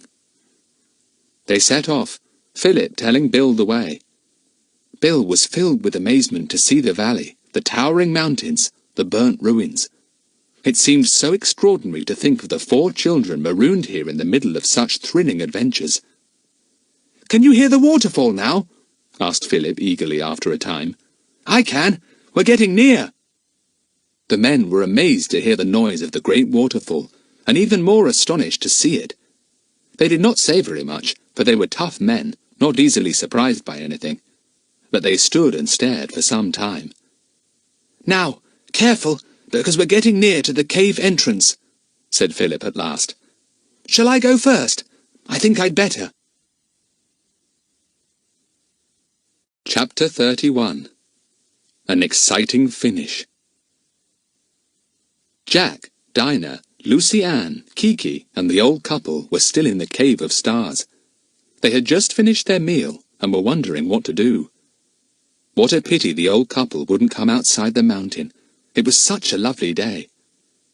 "We could easily go and sun ourselves there," said Lucy Ann longingly. "There's no danger from those men. They can't get out of that locked door." Just as she spoke, Jack clutched hold of her arm and made her jump. "Shh! I can hear voices." They all listened fearfully. Yes, there were voices, coming down the tunnel that led from the cave of stalactites to the cave they were now in. "More men! Quick, hide!" said Dinah urgently. In a panic, the children began to run to the other end of the cave, stumbling and tripping, their feet echoing round the big vault. "Halt!" cried a stern voice, and a big figure stood just inside the cave. "Stand still! Put your hands up!" Lucy Ann knew that voice. Of course she did. "Bill! Bill!" she squealed. "Oh, Bill! We thought you were never coming!" She ran across the cave and flung herself on the surprised Bill. Jack and Dinah followed, shouting in delight. Lucy Ann caught sight of Philip and flung herself on him too. "Philip! Dear Philip! You did escape and get Bill!" Philip was astonished to see the children and the old couple there. He had left them in the treasure caves. How had they got out? And where were the men? The old couple came slowly up, half frightened to see so many people by the light of the powerful torches. Bill was gentle with them. "Poor frightened moles," he said to Philip. "Well, they will be well looked after and rewarded. Now, where are these men?" "I bolted them in," said Jack proudly. "They are prisoners in the treasure caves." This was news to Philip, and of course to Bill too. They questioned Jack eagerly, and he told them how the old woman had shown them the hole behind the picture, and how they had managed to escape through it to the Cave of Echoes, and from there to their own fern cave. Then how Jack had gone to the men's hut, and had come up against Peppy and tied him up. Finally, how he had got his great idea, and slipped back to bolt the men in. "Well, that seems pretty good work to me," said Bill. "But it won't be an easy job routing them out of those caves. I wonder if we could take them by surprise from the back, get in at the picture hole and give them a shock." "Oh, yes," said Jack. "Of course you could. You could leave 1 or 2 of your men at the bolted door here, attracting the attention of the 7 men, and whilst they are shouting and yelling at one another, the rest of your men could go in the other way and surprise them." "That seems a very sound plan," said Bill, and gave some orders. He turned to Philip. "I'm leaving 2 men here. Take them to the bolted door in half an hour's time, and they will then attract the men's attention. Jack, You come with me and the others, and show me the way back to your fern cave and through the Cave of Echoes to the passage that leads to the hole at the back of that picture." The little procession set off. The two men left behind waited for half an hour and then went with Philip to the bolted door at the bottom of the curving steps. They rapped on it and shouted. An answering shout came from inside. "Who are you? Let us out! Open the door!" The men inside banged at the door, and the men outside did the same. It was a perfect babel of noise. All the 7 men were there, arguing, banging, demanding to be set free, and generally losing their tempers.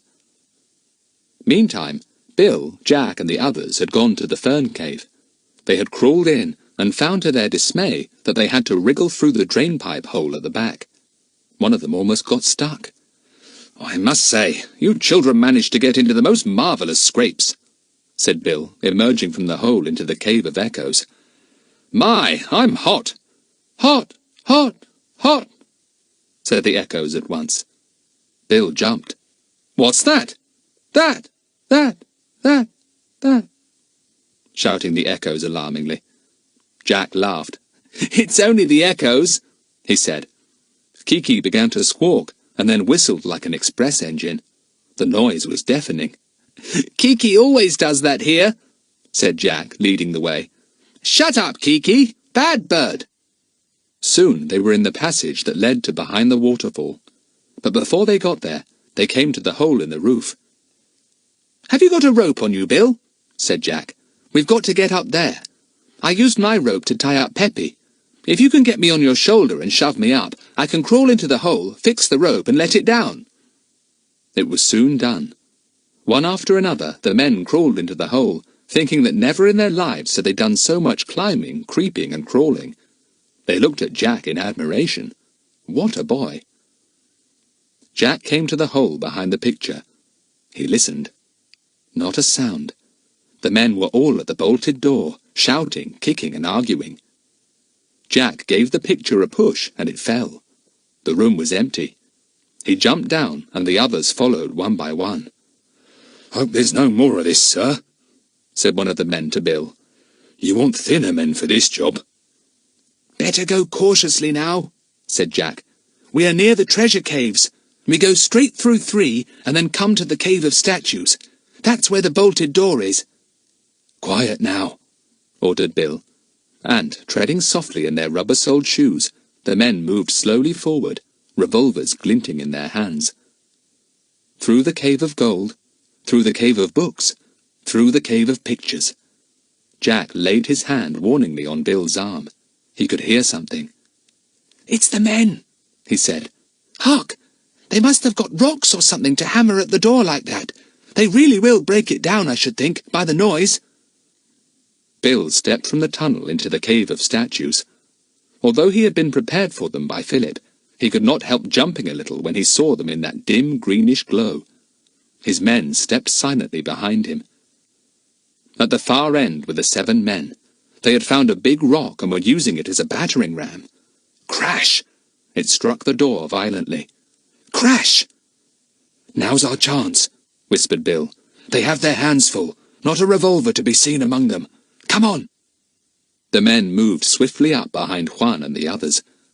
A sharp, stern voice barked out behind them. "Hands up! We've got you cold!" The men all had their backs to Bill. At his voice, they jumped in surprise and put their hands above their heads at once. Then Juan swung round, his hands still high.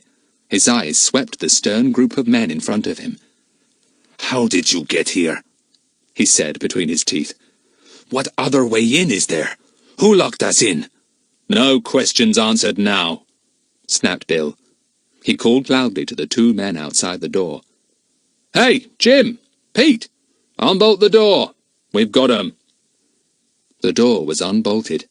It swung open and Jim and Pete looked round it, grinning. "Pretty little play we had," said Pete. "Quite enjoyed it, I did." Jack slipped down too. The girls had been told to keep away till the men had been captured. They were with the old couple in the Cave of Stars, waiting impatiently. Bill counted the men. "All 7 here. Good. And we've got the 8th all right too. Pete, take these fellows back to the plains. Shoot at the first sign of trouble. I'll stay here and have a look-see. It looks mighty interesting. The men were marched off, handcuffed, swearing and stumbling. Jack watched them go, delighted to think that he had had the idea of bolting them in. Bill had clapped him on the back for that. Once the men had passed through the Cave of Stars, the girls came running to join Jack, Philip and Bill. They showed the astonished Bill everything. He whistled when he saw so many treasures. "Fortunes here," he said. "Well, it won't be an easy task finding out where all these things came from and sending them back. Perhaps Julius Muller can help." "And the old couple can too," said Lucy-Ann eagerly. "They know the histories of most of the statues anyway." The old man and his wife were collected on the way out and taken with everyone else to the plains. They made no objection now to going into the open air. They evidently thought that Bill was some great man who must be obeyed. They bowed to him whenever he spoke to them. "We'll have to take them with us for questioning," said Bill, "but we'll return them as soon as possible, to the village where this good man, Julius, lives. He may be good enough to look after these old people." Everyone got into one or other of the planes. There were 6 of them. In 3 of them were the 8 prisoners with their guards. In 2 others were pilots and the old couple. Bill's plane carried the children. Their plane rose up, and the children looked down at the strange valley for the last time. "Yes, have a good look," said Bill. "It will be in all the papers presently. The Valley of Treasure." "No, Bill, the Valley of Adventure," said Jack. "That's what we shall always call it, the Valley of Adventure." "I'm glad we found Marta all right," said Lucy-Ann suddenly. "I did like her so much. She was sweet." "Good heavens, who's Marta?" said Bill, startled. "I thought the old woman was called Elsa. Don't tell me Marta is someone we've left behind." "Oh, no, Bill. She's sitting on Elsa's knee now in one of the other planes.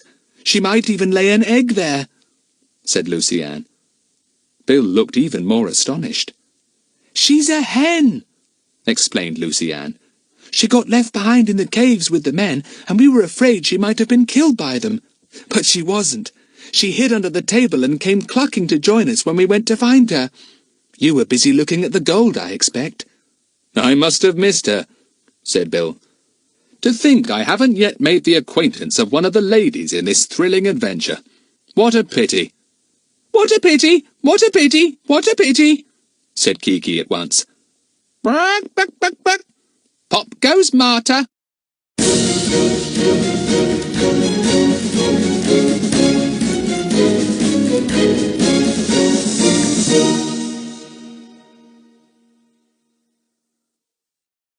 Audible hopes you've enjoyed this program.